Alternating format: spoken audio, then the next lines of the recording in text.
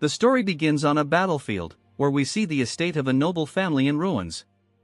Maids are being slaughtered in the yard, some even burned alive, falling one after another like flies.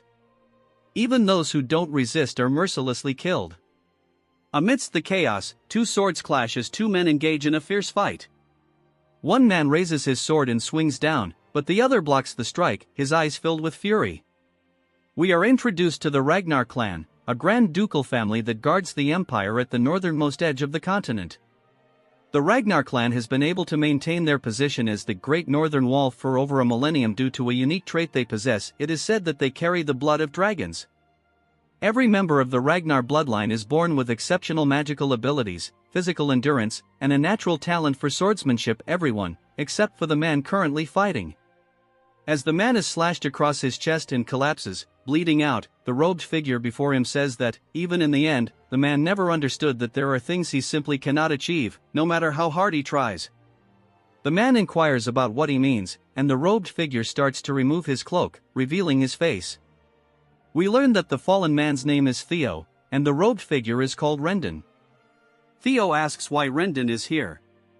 Rendon smirks and replies that watching Theo train tirelessly every day despite his lack of talent was a pitiful sight, especially when hard work alone would never get him anywhere.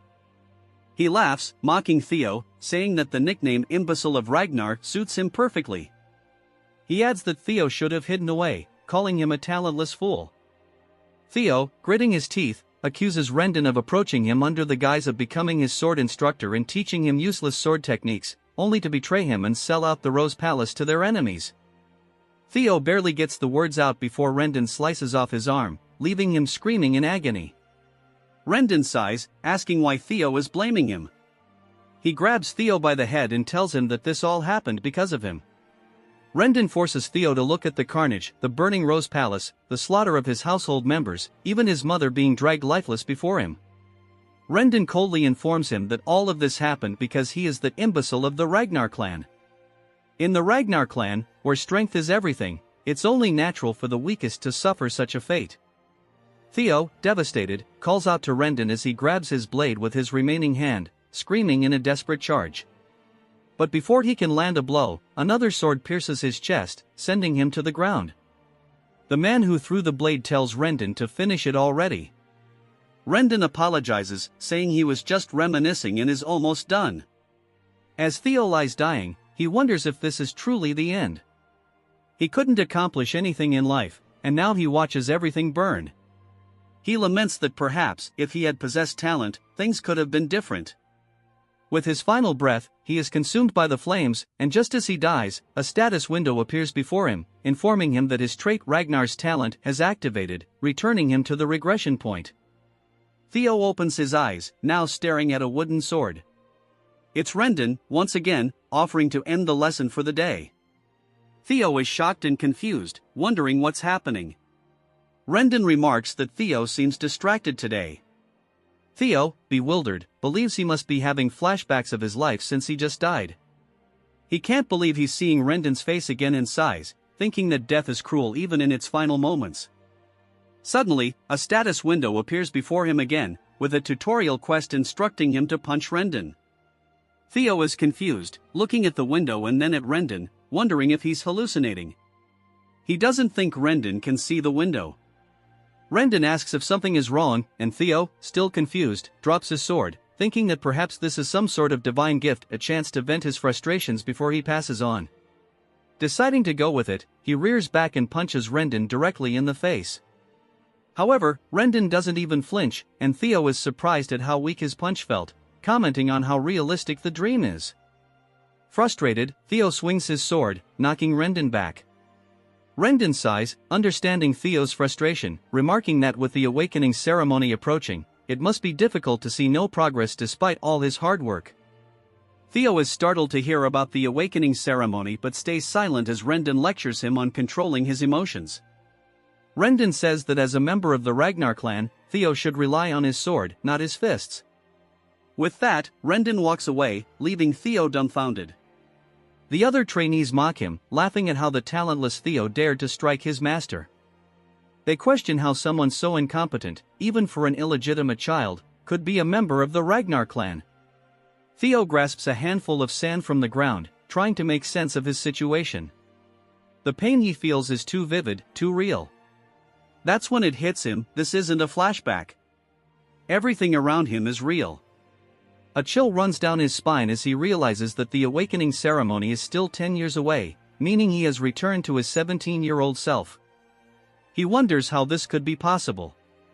Once again, the status window appears, congratulating him for completing the tutorial quest and informing him that Ragnar's talent has activated.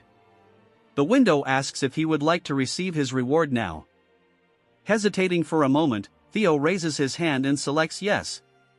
Immediately, he feels a strange sensation in his chest, as if he is being blessed with the talent of his ancestors.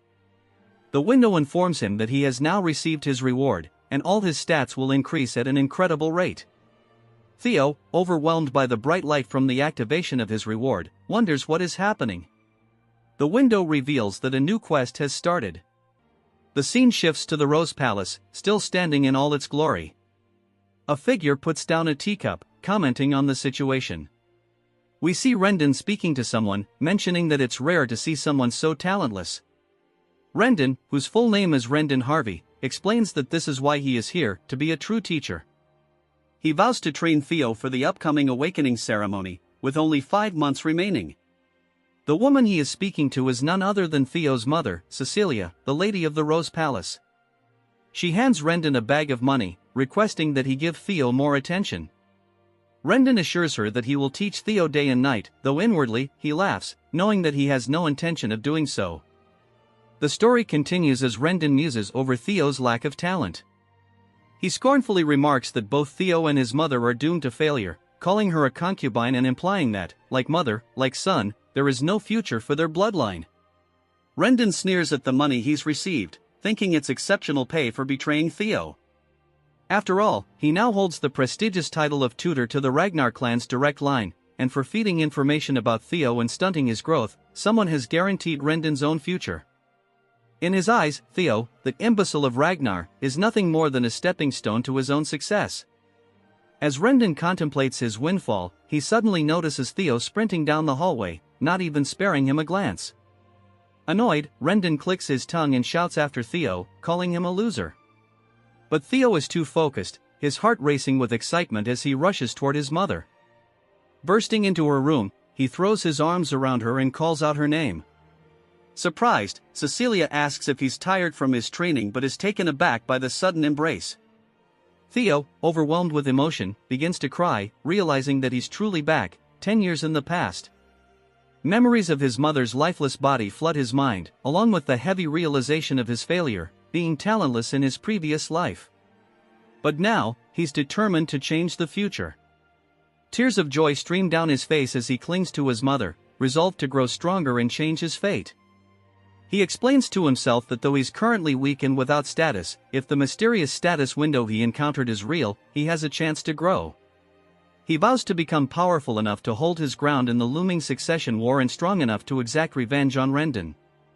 The next quest from the status window appears, train his body to the limit. He starts at 0%. That night, Theo is seen running furiously through the training grounds, determined to get stronger. He burns with the desire to defeat Rendon, but he knows that with his current weak body, that goal is far off. He recalls his previous life and the intelligence agency he had worked with, Blackwood. Though he was part of the information team due to his lack of combat ability, now the information he gathered will serve him well. He recalls a potion from his past, the Bloody Sword Emperor's Elixir, and its secret manual, understanding its potential to greatly enhance his body. All the extreme training he had given up on before is now achievable, thanks to the activation of Ragnar's talent. As he continues to run, the other trainees notice and comment, surprised by his sudden stamina. Theo, pushing harder than ever before, is now 65% of the way to completing his goal.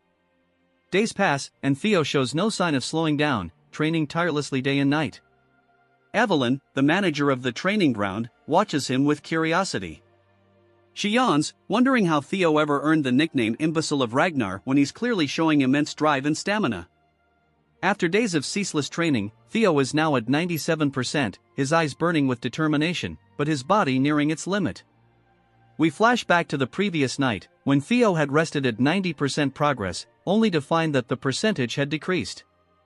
This meant he couldn't afford to rest, he had to push himself to the absolute limit.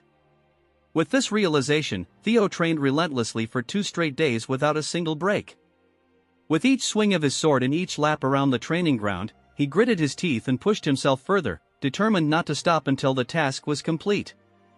At last, as he teeters on the brink of collapse, the percentage ticks from 99% to 100%. Theo feels an overwhelming sense of relief as the status window appears, congratulating him for completing the second tutorial quest. As a reward, he has been granted a dragon's heart, and for completing the quest so quickly, he receives an additional bonus 10 years worth of magical power from his past life. Completely exhausted, Theo falls to the ground, barely able to move. The status window asks if he would like to receive his rewards now. With trembling hands, Theo clicks yes. The rewards flood into him, a brilliant blue aura emanating from his body as he lies on the floor. Evelyn, who is still watching from a distance, is stunned by the sight, feeling the shockwaves of energy radiating from Theo. After some time, Theo wakes up in a bed, disoriented. He looks around, wondering where he is, when Evelyn walks in, telling him not to worry. She explains that he is in the break room of training ground number 4. Even a Ragnar, she notes, would collapse if they pushed themselves as hard as Theo had.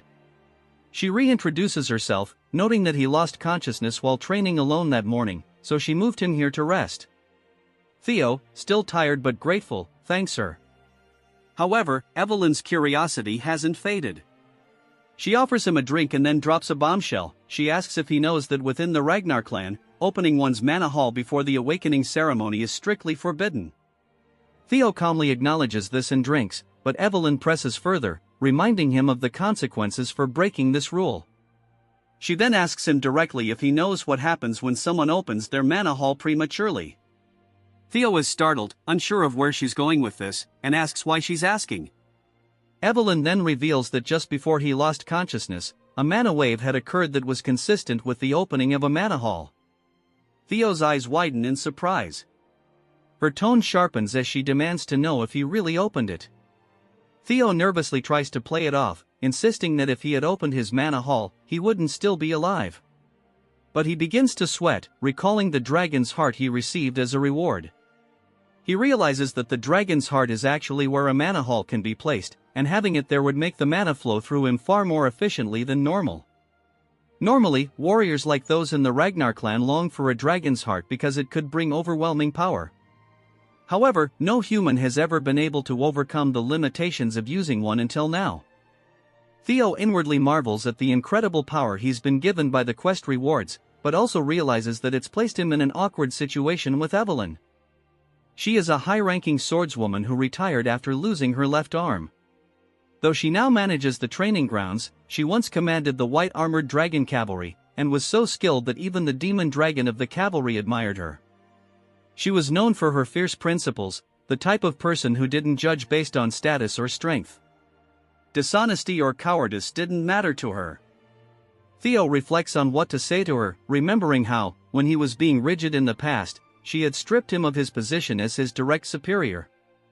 If she discovers his mana hall, she will execute him right here and now.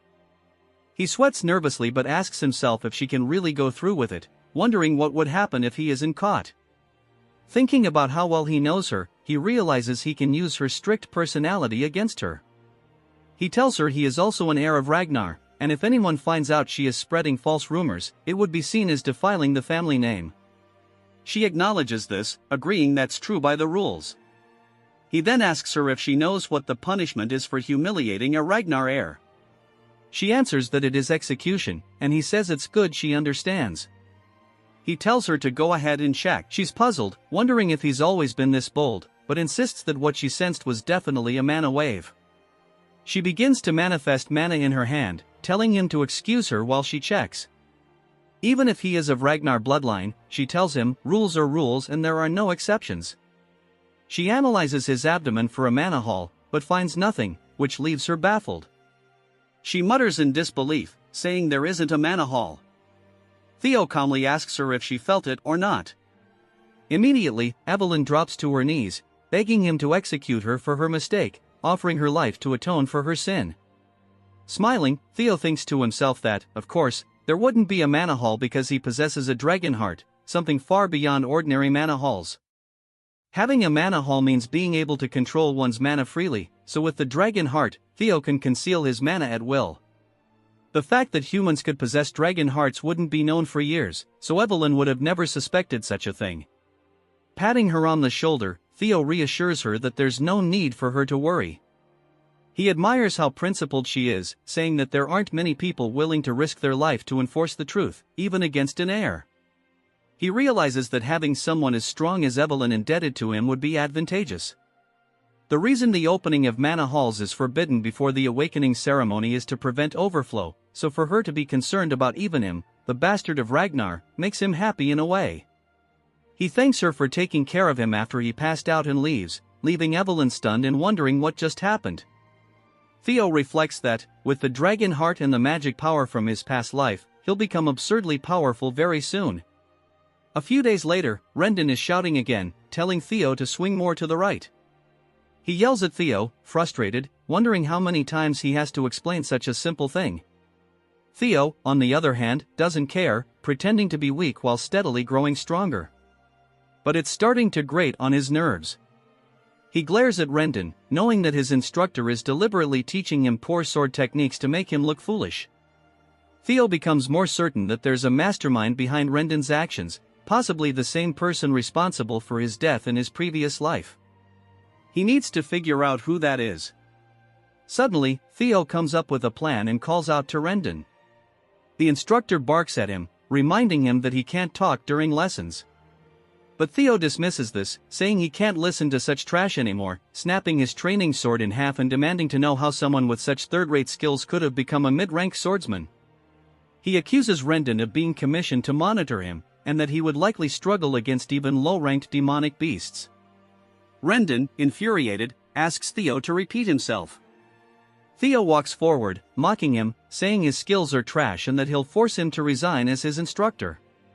Rendon, growing even angrier, realizes that if things go wrong for him, he'll have to contact the mastermind. The scene shifts to a place called the Chameleon Palace, where a man bursts into a room, calling out to someone named Axion, asking if he's heard that the bastard of Ragnar is going to duel his master next week. Axion sits, drink in hand, as the man continues talking, suggesting that Theo might be left half-crippled after the duel. Without warning, Axion throws his glass, headshotting the man with pinpoint accuracy and knocking him out. Axion, known as the Dark Tiger of the Four Hounds of the North, tells him that it doesn't matter if some bastard becomes crippled. Beside him is Remington Narrow, the Silver Lion of the same group, though he remains silent. Another man enters the room, saying it should matter because if they let their guard down, things could go wrong. This man is Ed Troyvon, one of the 9 dragons and also known as the Sky Dragon.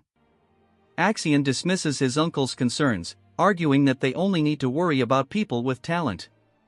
Ed warns that even the smallest spark can ignite a blaze with Ragnar, but Axion is unfazed, confident that their instructor will handle the situation. 1 week later, back at the training grounds, the duel between Theo and Rendon is about to begin. Trainees are laughing and chatting, with some skeptical about Theo's abilities. Evelyn, on the other hand, looks worried.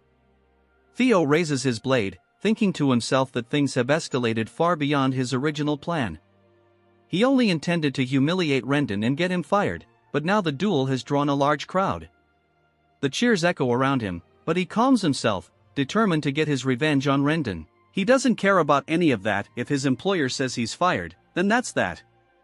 Given his past life, Theo feels an intense urge to beat him to death right there and then, but he knows he's not confident in his skills yet. First, he decides to distance himself from Rendon and gather more information about him. Rendon quickly realizes this is bad news. If Theo gets fired like this, his mission will end in failure.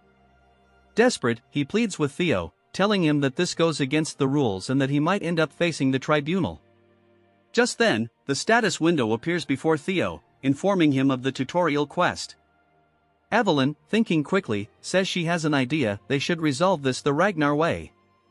She smiles knowingly. Theo asks if she means by the rule of the strong, and she nods, saying exactly that.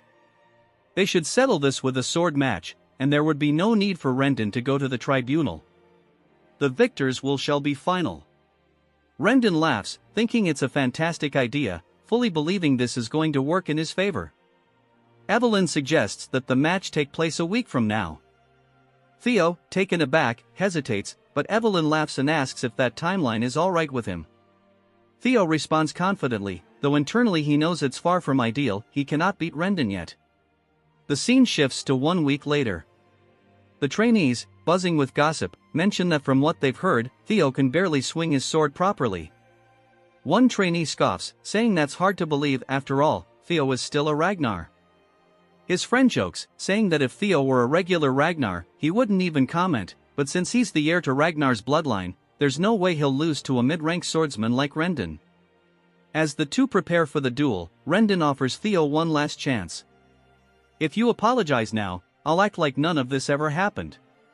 There's no need to risk your life over something as trivial as pride, he says.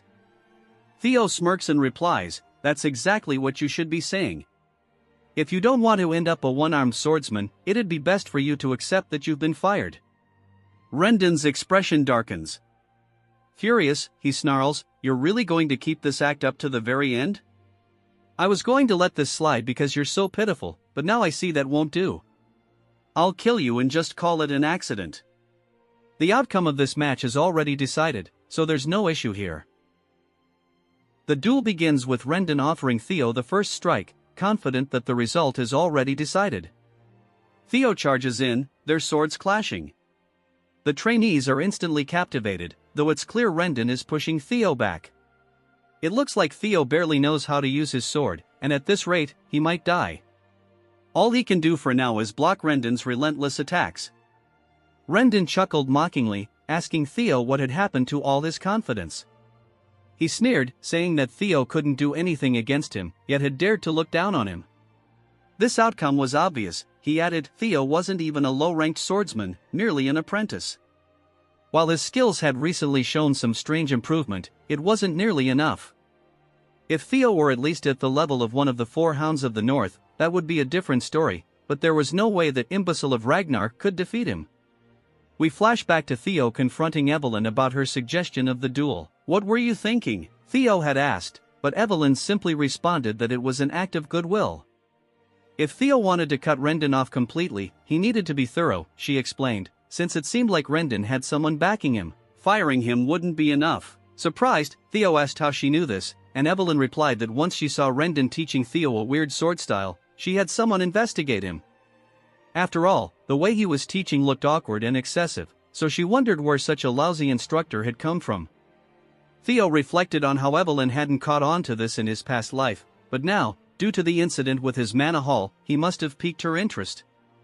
Evelyn set her tea down, revealing that every trace of Rendon led back to a single place, the Camellia Palace. Theo, shocked, asked if this was all because of their miserable war for the throne, anger swelling inside him. He quickly calmed down, surprised by how much Evelyn had discovered.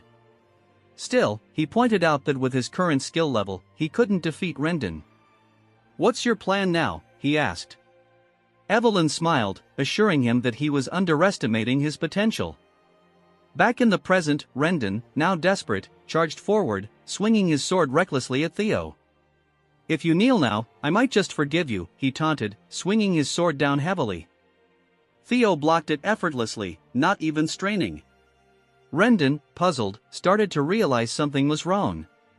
How was Theo blocking all his attacks so easily? This wasn't the Theo he knew.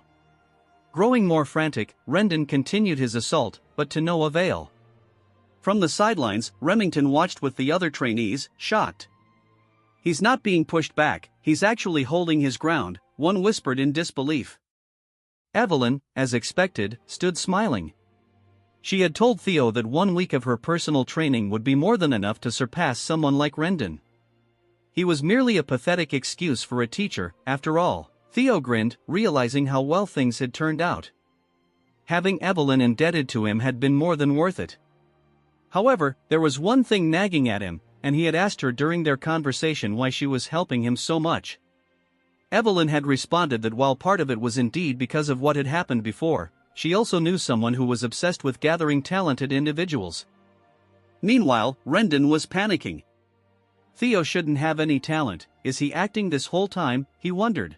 His mind raced as Theo suddenly asked, who's backing you? Caught off guard, Rendon stammered, what are you talking about? Theo, unimpressed, continued, did you really think I wouldn't notice? You've been giving me those worthless lessons on purpose. Show me a palace, perhaps?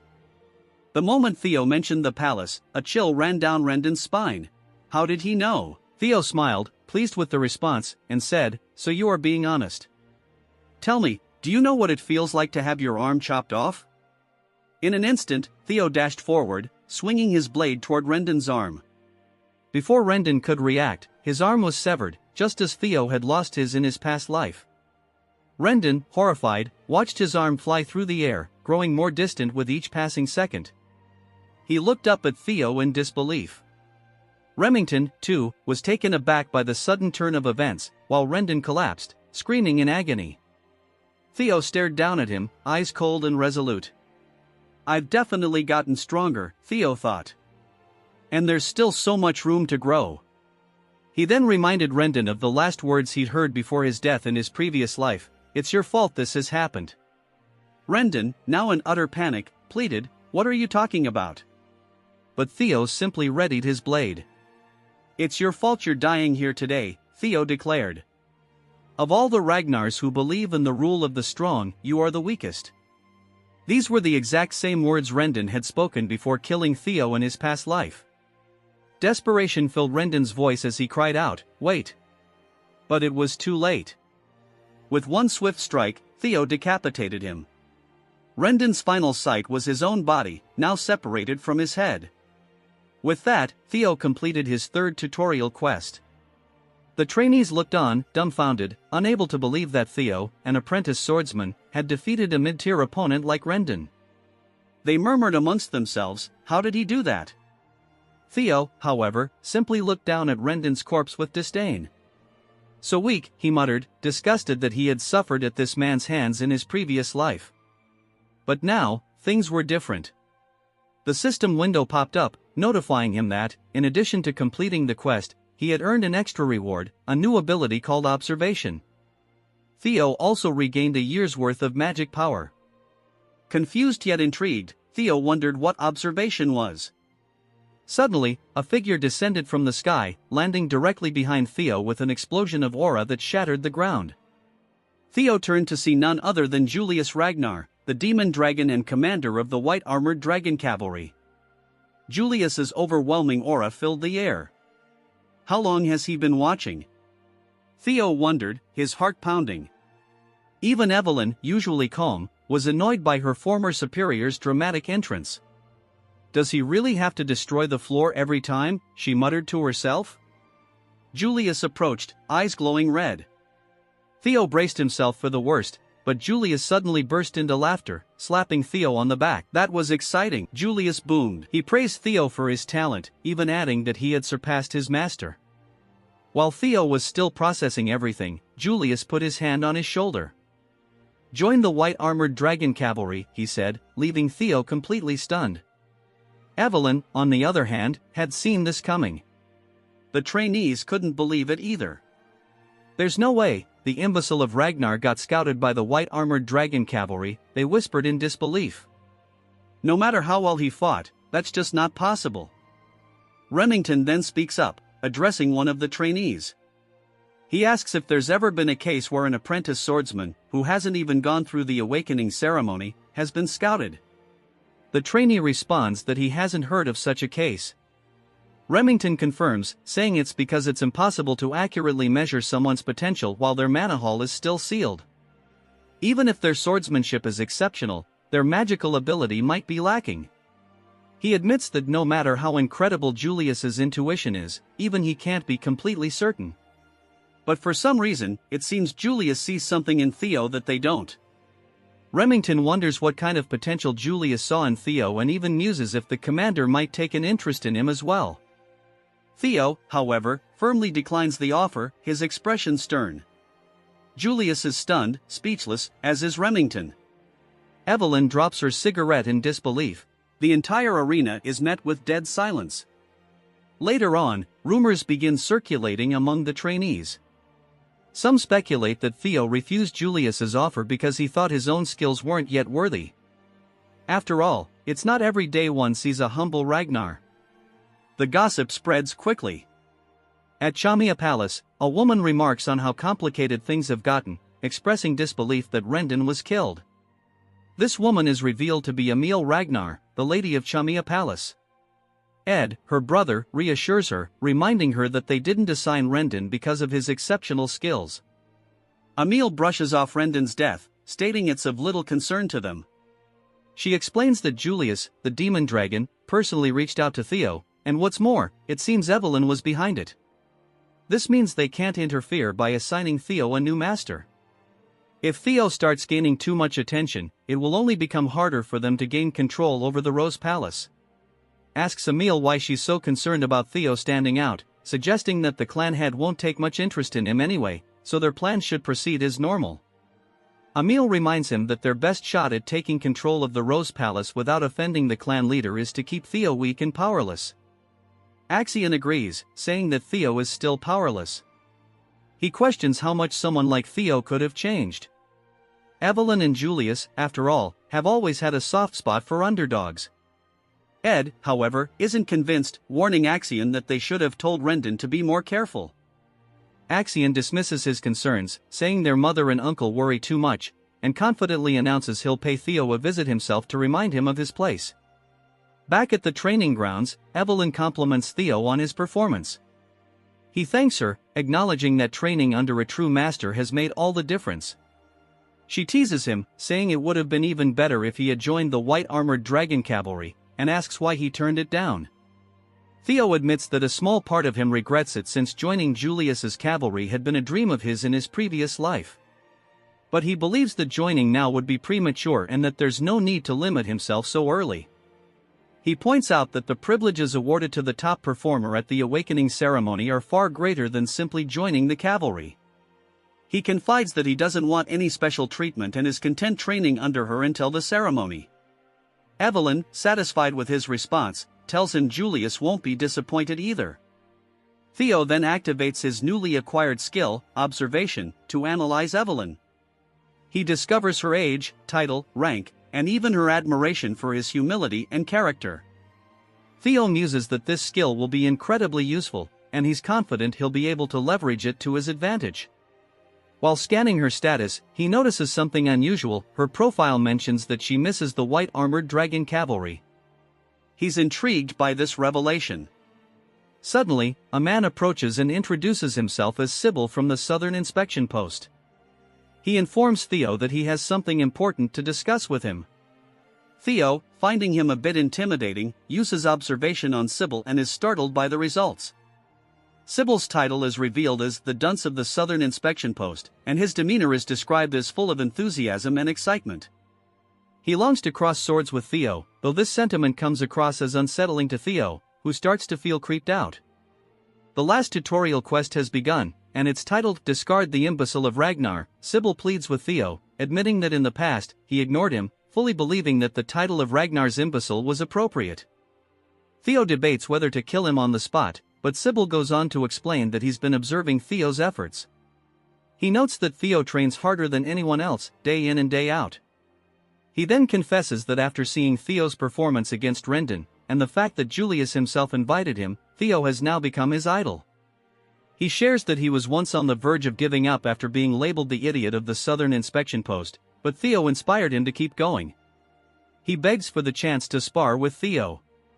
Theo, initially skeptical of Sybil's intentions, uses observation to verify his sincerity. He's surprised to find that Sybil's admiration is genuine. Reflecting on how people react to him, Theo realizes that after defeating Rendon and gaining Julius's attention, he expected people driven by jealousy to come and challenge him. Instead, he's finding that there are those who genuinely want to follow him. He concludes that perhaps the Ragnar family members still have some pride left after all. Realizing that he'll need loyal allies if he's to rise to the position of clan head, Theo sees this as an opportunity. This quest, which is the final part of the tutorial, gives him a chance to shed the unwanted title of Ragnar's imbecile, something he was never able to escape in his previous life. He asks Evelyn for a moment to spar with Sybil, and she agrees, encouraging him to showcase his skills. Theo and Sybil take their positions, each formally introducing themselves and their masters. Evelyn smiles upon hearing Theo proudly name her as his master. Sybil, too, introduces himself, revealing that he wields the swordsmanship of the core clan and specializes in the quick sword. He expresses his excitement for the fight. Sybil charges in with a flurry of swift attacks, which Theo effortlessly blocks.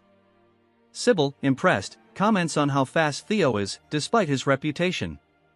He adds that even though he was called the fool of the Southern Inspection Post, he takes great pride in his speed. But as expected, Theo's skills are the real deal, as he easily fends off every strike. Theo reflects that if this had been his previous life, he would have struggled against even a few of these hits. But now, things are different. With a single, decisive swing, Theo sends Sybil flying across the training grounds, crashing into the wall with such force that Sybil vomits a little. Sybil, still in awe, thanks Theo for the fight, saying he learned a lot. Theo then catches his reflection in his sword and wonders if he can use observation on himself. To his surprise, it works. He sees his own title, his talents, and a few locked abilities that Red Access denied. He's also surprised to see that he's still at level 1, and there are sections of his profile that are hidden. Having finally accessed his stats for the first time, they will now be notated with numbers. He notices that his magic power is high, likely due to inheriting his past life's magic in his dragon heart. But oddly, his luck is in the negatives, bro is cursed. Theo speculates that the bad luck he experienced in his previous life may have been due to this and decides he'll need to figure out a way to improve his luck in the future. While lost in thought, Theo suddenly realizes he's completely surrounded by the other trainees. He wonders what's going on. Evelyn explains that no matter how weak Rendon was, he was still a mid-rank swordsman, and now that Theo has defeated him and earned the approval of the commander, the Ragnar family, being focused on strength, has two ways of reacting. They either become envious or begin to admire him. The ones gathered around clearly fall into the latter category. The trainees murmur amongst themselves, admitting that if they were in Sybil's place, they don't know if they could have even blocked Theo's strikes. A battle-hungry energy begins to fill the air as they express their desire to spar with him as well. Theo, feeling a bit overwhelmed, sighs and calls forward one of the men he recognized, named Eody, surprising the man that Theo knew his name. Theo calls Eody forward, saying he looks forward to sparring with him. Eody, feeling honored, introduces himself as the third son of Viscount Naylan and a practitioner of the double ascension swordsmanship. Theo, as he did with Sybil, introduces himself formally, expressing his hope for a good fight. They charge at each other, clashing swords several times. Theo's basic swordsmanship proficiency increases during the duel. As Eody prepares for a powerful strike, aiming for Theo's neck, Theo calmly raises his sword and deflects the blow, disarming Eody in the process. His proficiency increases once again. Eody, in shock, admits his defeat, stating that it's clearly his loss.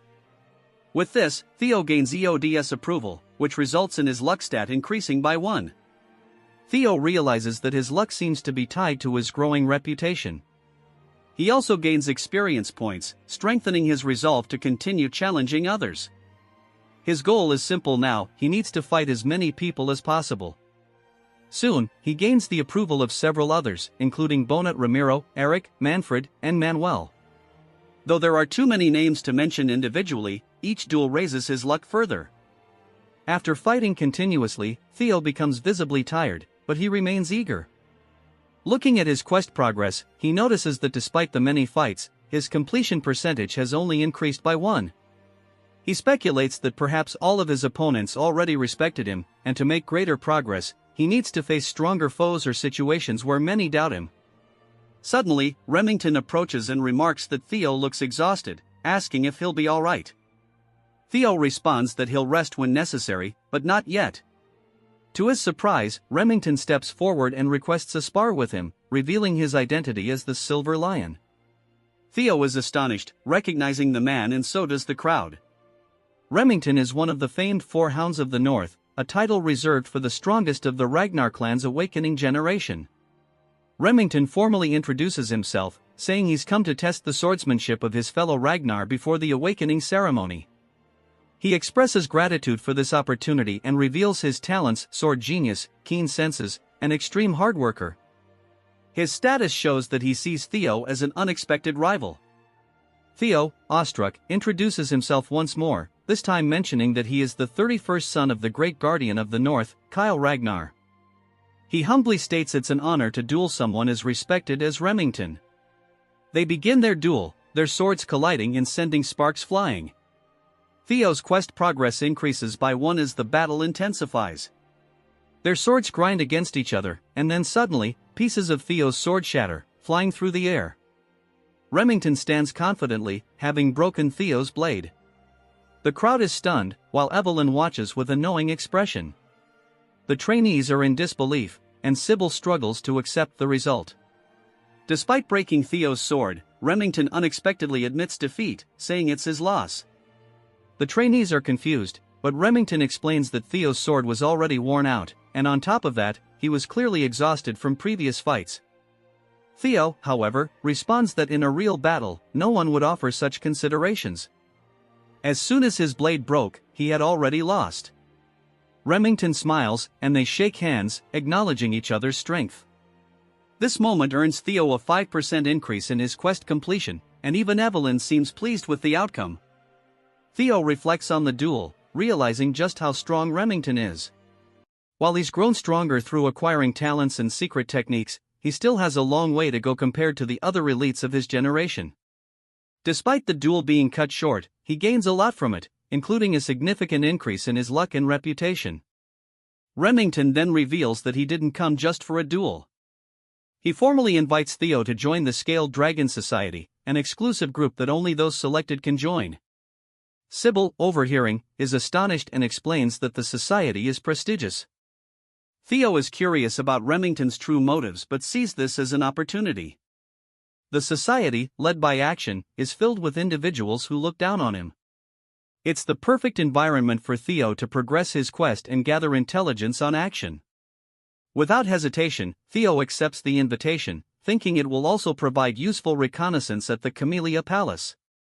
Later, at the Rose Palace, Cecilia bursts into Theo's room, overjoyed by the news of his invitation to the Scaled Dragon Society.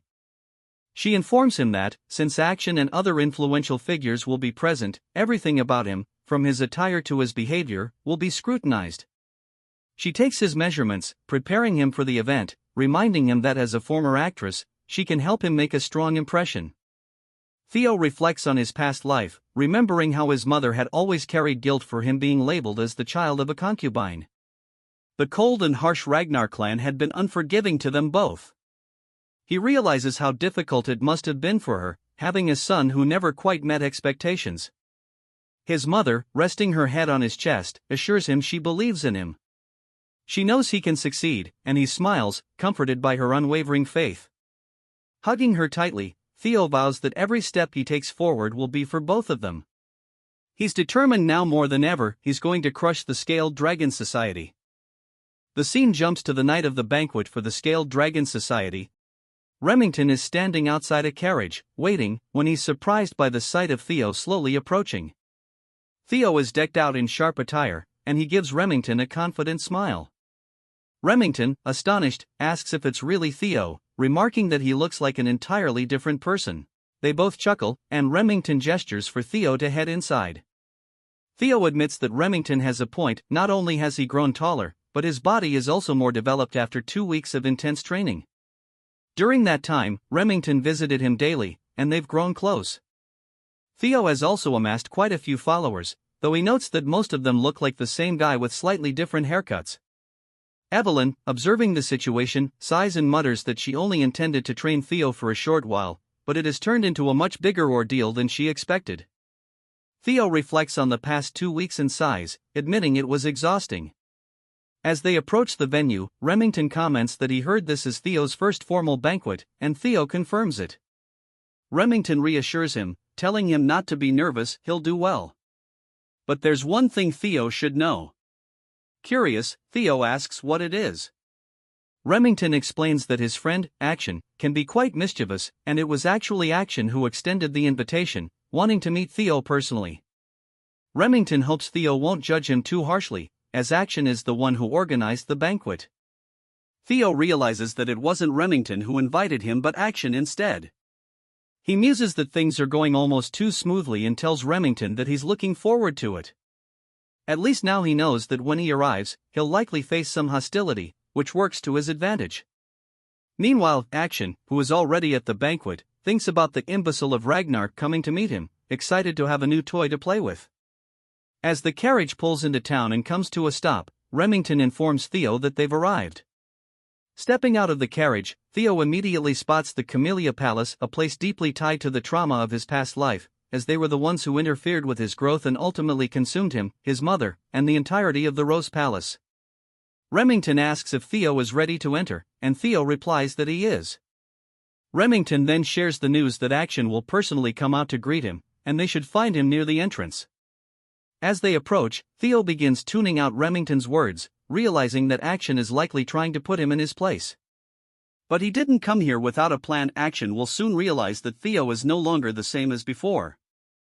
Theo's attention shifts when he notices a blue light shining from one of the windows, the same light that signals a quest, making him wonder if a new quest awaits inside the palace. While Theo is distracted, something suddenly explodes near him, releasing a white powder into the air. Remington shouts Theo's name and rushes to him, but Theo reassures him that he's fine. Remington yells at the culprits, demanding to know what they were thinking. Theo, on the other hand, muses that in his past life, he wouldn't have been able to dodge that. He initially suspected that Remington was in on the prank, but now he realizes that Remington is genuinely confused. The ones who threw the powder laugh from a window, saying it was just a friendly greeting and a basic courtesy. Remington, furious, asks them what they mean by greeting. Action steps in, telling Remington not to be angry, it was just a greeting between brothers. Action's behavior reveals that he has a talent for manipulation, and Theo mentally prepares himself for the challenges ahead. Looking at Action, Theo pauses for a moment, then smiles, thanking him. His response catches Action off guard. Theo adds that with such a warm welcome, he can only be grateful, and he's looking forward to the party. This subtle shift annoys Action, though he quickly masks it with laughter, remarking that Theo has become quite entertaining since he last saw him. Inside the palace, people are already socializing, though most are murmuring about why Action would even invite Theo in the first place. Although Theo is from a direct line, his reputation as the imbecile of Ragnar leaves many questioning the decision. Remington apologizes to Theo, saying the group usually doesn't behave this way. Theo brushes it off, saying he's actually more than grateful. Remington, puzzled, wonders why Theo is so nonchalant about the situation. In reality, Theo is pleased. The more they underestimate him, the easier it will be to crush them later. His attention drifts back to the blue light upstairs, confirming that it must be related to his quest, but he doesn't yet have a natural way to approach it.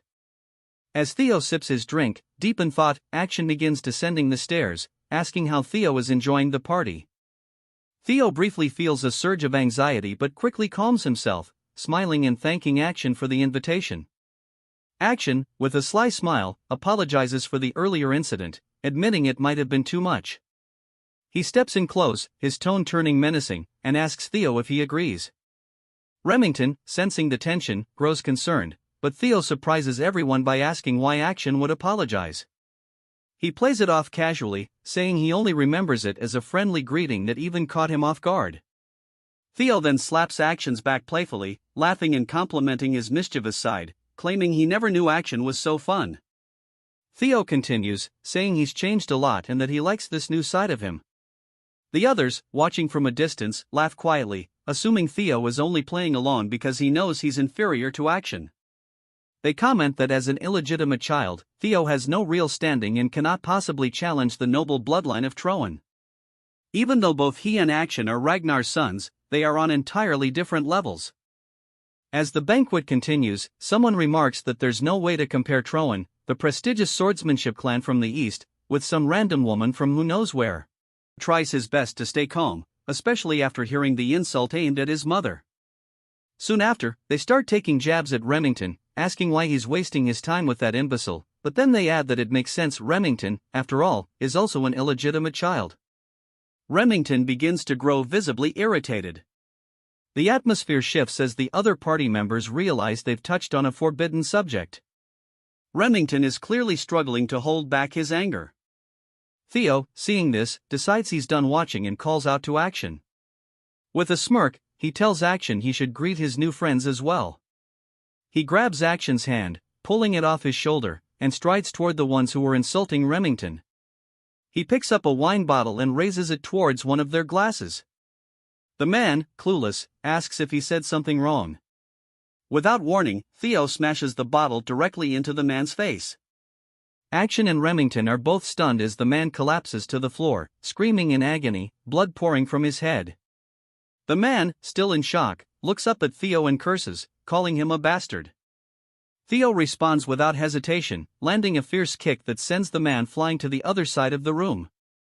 He mocks him, asking who he thinks he is to insult him, and sarcastically adds that it was just a little greeting, nothing more. His viciousness starts to change how many in the room view him, and the progress on his quest suddenly jumps from 41% to 43%.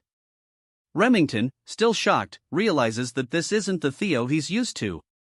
He wonders if Theo's aggressive actions were because of him.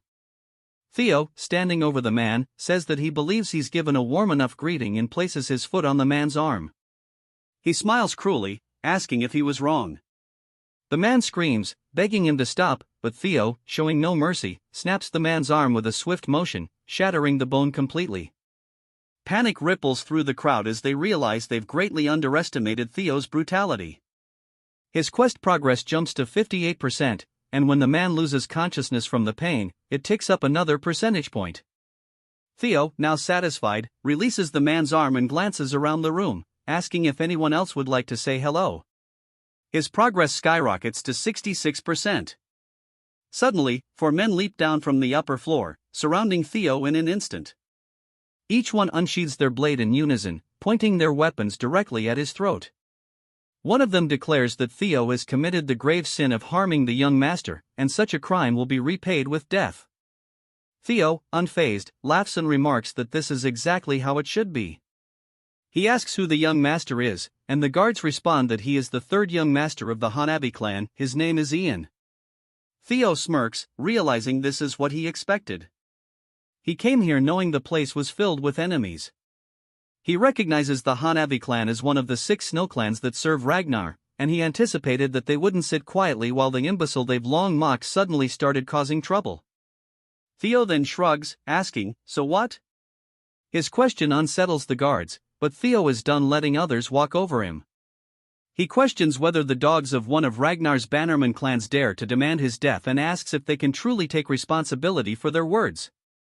His aura grows heavy, causing all the guards to sweat nervously, unsure of what kind of pressure they're feeling.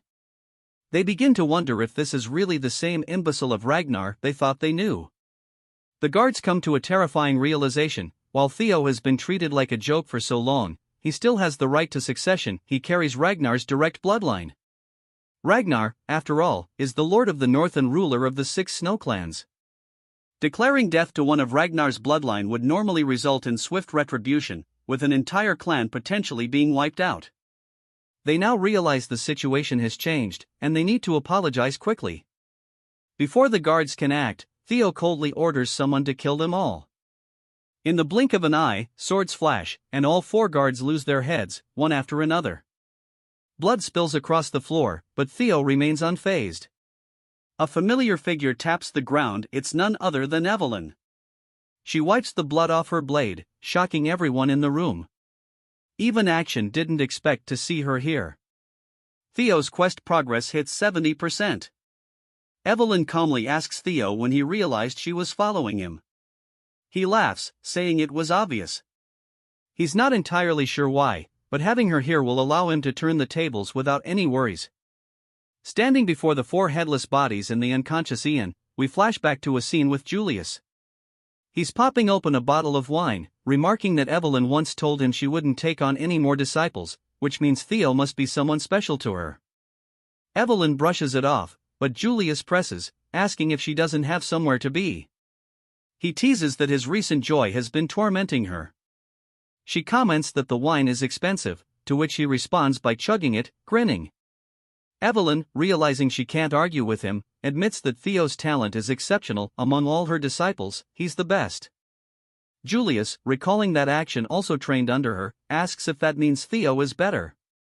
Evelyn confirms that in terms of potential, Theo far surpasses Action. These are not empty words, either. Julius laughs, saying she's always had a sharp eye for things and should have seen this long before him. He then sighs, asking if that means Theo has been hiding his strength this whole time, as people can't change that drastically overnight.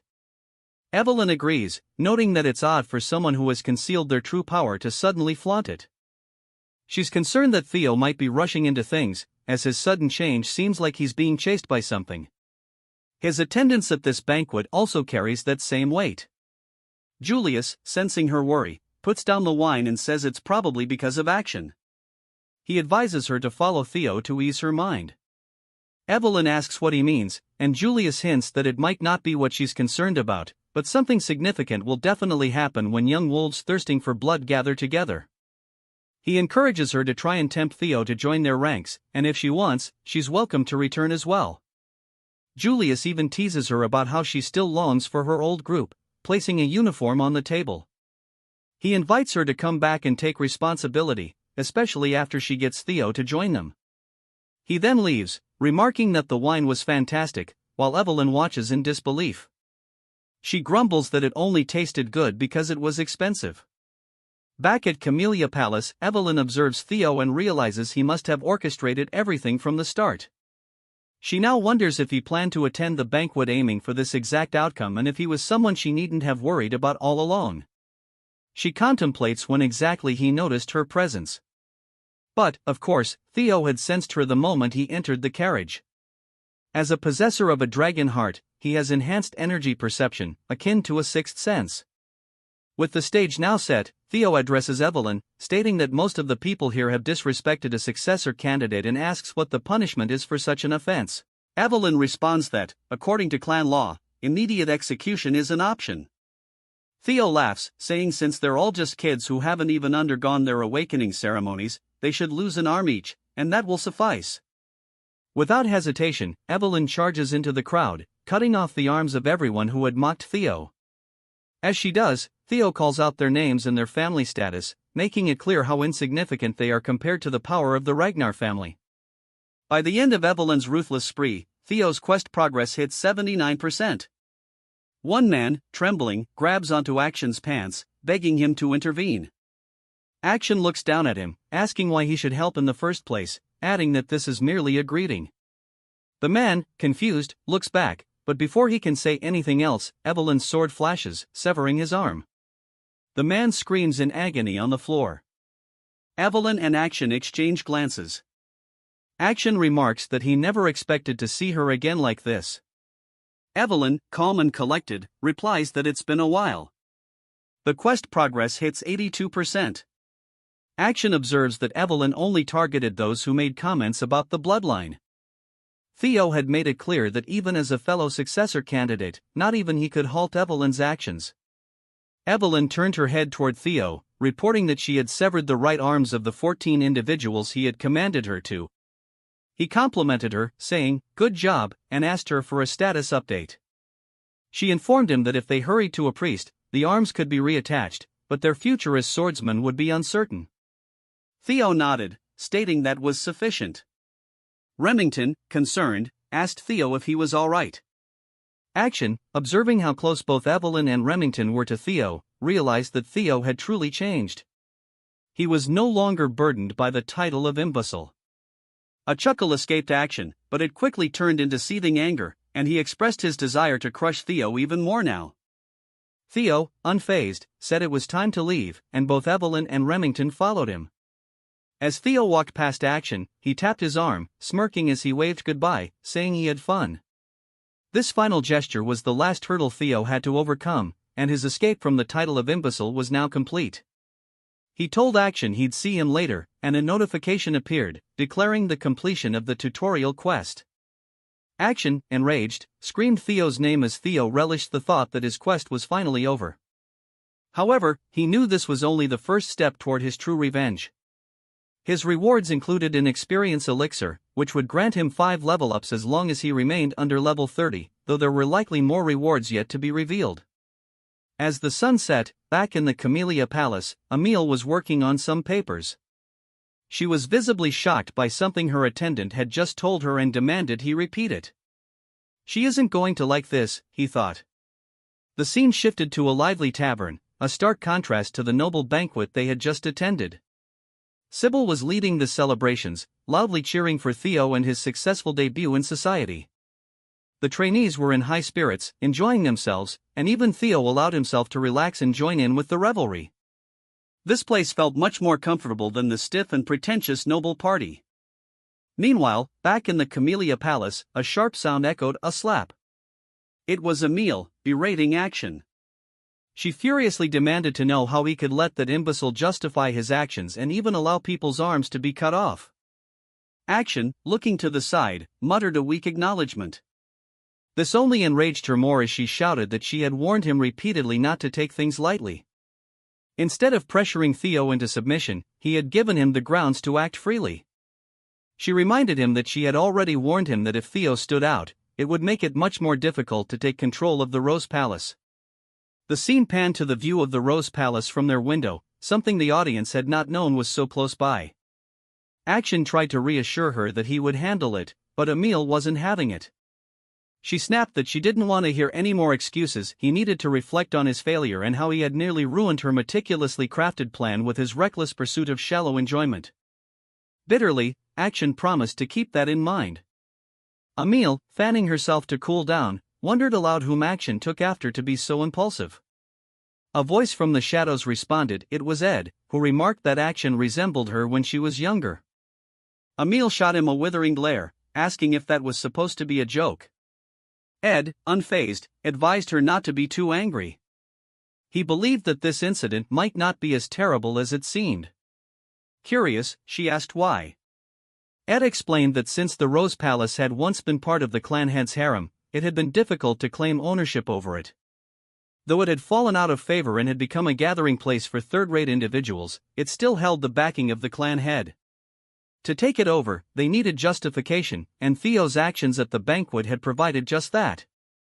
Ed continued, explaining that Theo was slowly becoming the representative of the Rose Palace, and using the incident where he cut off the arms of several people, they could now move forward with legal proceedings to suppress him.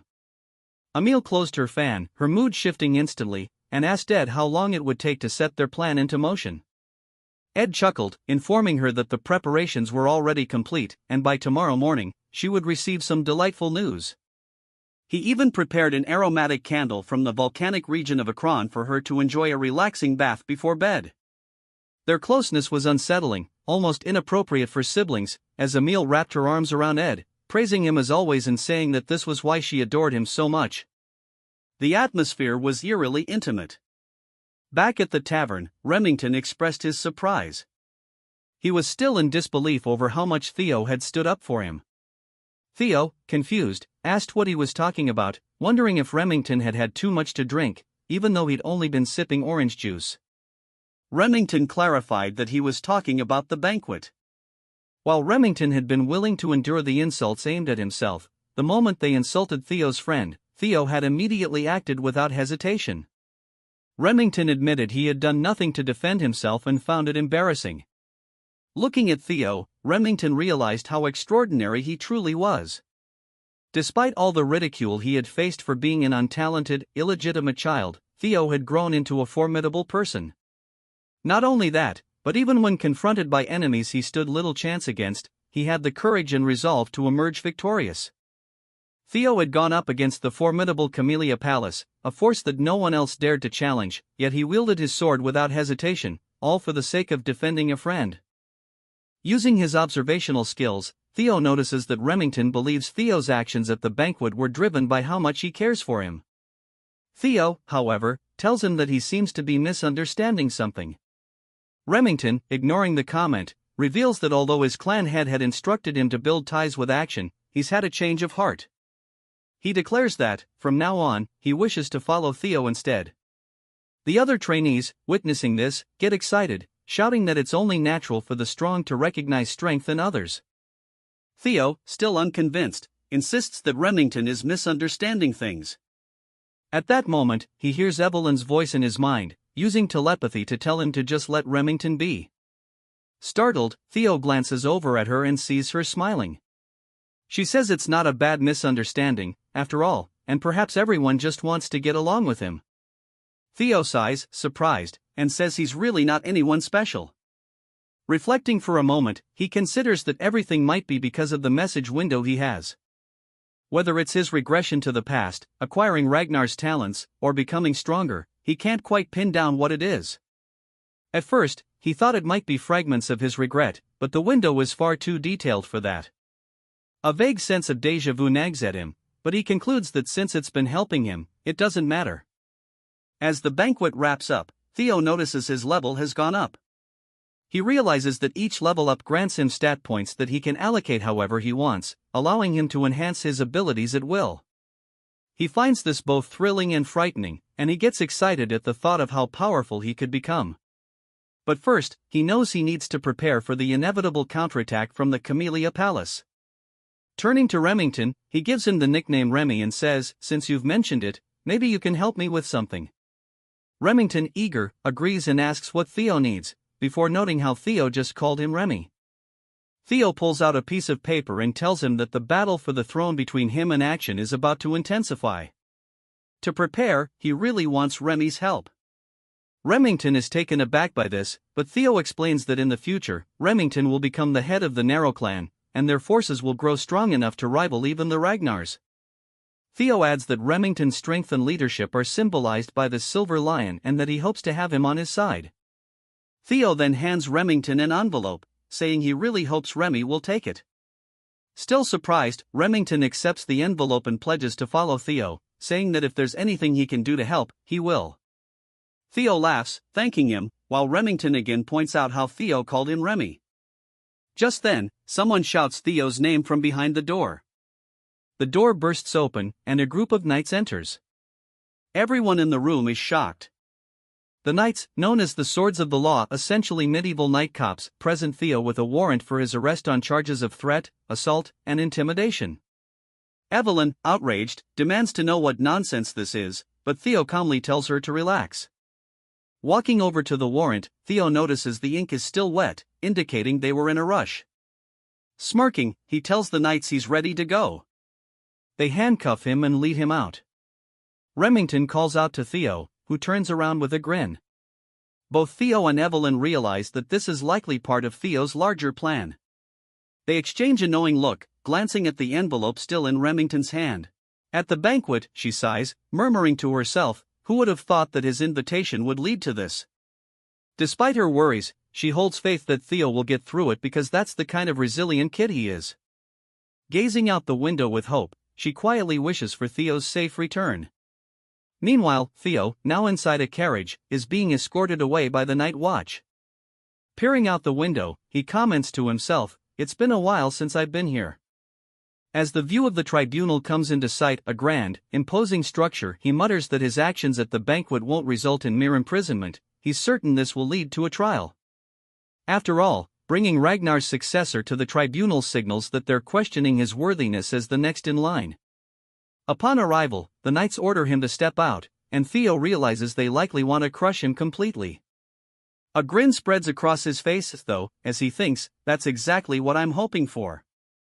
As they escort him in, one knight announces, "We've brought Theo," and a commanding voice from within instructs them to bring him forward. As the doors open, Theo thinks to himself, if I'm going to reveal what I've prepared, it should be on a stage this grand. He steps into the chamber to find 4 figures seated above him in throne-like chairs, scrutinizing him from above. Theo feels a bead of sweat trickling down, noting, quite the impressive gathering. Among them, he recognizes Julius and Ed, as 4 of the 9 dragons who protect Ragnar are present. Reflecting on his past life, Theo acknowledges that he would have been so overwhelmed in this situation that he might not have been able to breathe. The scene introduces us to the Lady of the Plum Blossom Palace, Osa Ragnar, also known as the Sword Dragon. The elder dragon and head counselor, Wolfgang Ragnar, is there as well. Wolfgang calls out Theo's name, and Theo nods in response, saying it's been a while and that he didn't expect to encounter him here. Theo notes that Wolfgang highly values bloodlines and likely considers him an illegitimate half-blood, distasteful, something the man doesn't even try to conceal. Wolfgang cuts off any pleasantries, sternly stating that Theo is here to answer for his misdeeds. He recounts all the people who suffered and lost limbs, emphasizing that due to Theo's reckless actions, many now threaten to sever ties with the family. He questions if a bastard like Theo can bear the consequences of the damage he's inflicted, adding that he will hold Theo accountable for dragging Ragnar's honor through the mud. Unfazed, Theo replies exactly as Wolfgang has described, admitting he was far too reckless. Wolfgang sighs, but then Theo, with an intense gaze, adds that he should have gone further by severing heads, not merely limbs. Everyone in the chamber reacts with surprise as the atmosphere shifts, becoming sharp and tense. Theo continues, passionately asserting that the subjects of a lord are granted land and honor, and in return, they owe loyalty in their lives. That's the essence of chivalry. He bellows, "How dare they threaten their lord? Had I known they'd be this insolent, I would have beheaded them without hesitation. They must be punished if the principles of chivalry are to be restored. How could I sit by while Ragnar's 1,000-year-old honor is being trampled?" Wolfgang nearly rises from his seat in anger, but Julius chuckles, admiring Theo's boldness and muttering that a simple punishment won't suffice for this. Wolfgang, fuming, accuses Theo of mocking him with such sophistry. OSA speaks up, saying that while Theo's opinion may be controversial, he is theoretically correct. Wolfgang, startled, wonders why OSA seems to agree with Theo, but she goes on to explain that Ragnar, though strong, would never truly be great if it ignored the voices of its knights and vassals. To rule through tyranny alone is a surefire path to downfall. Taking this in, Theo responds, "I'll be sure to keep that in mind." We finally learn more about OSA. She is the clan head's first wife and one of the North's greatest swordsmen. Surprisingly, she doesn't appear hostile toward Theo, though he recalls that she had something to do with the fall of the Rose Palace in his previous life. OSA tells him she hopes he understands that his punishment will be justified.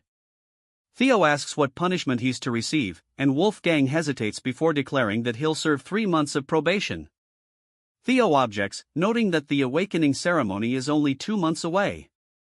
Wolfgang snaps at him for talking back, but OSA reassures Theo, saying she considered the timing and has arranged for him to participate in next year's ceremony. It's also been decided that the 15 children Theo injured will join him in next year's event. Ed, seated nearby, remarks that, due to the demon dragon's interference, Theo's punishment ended up lighter than expected.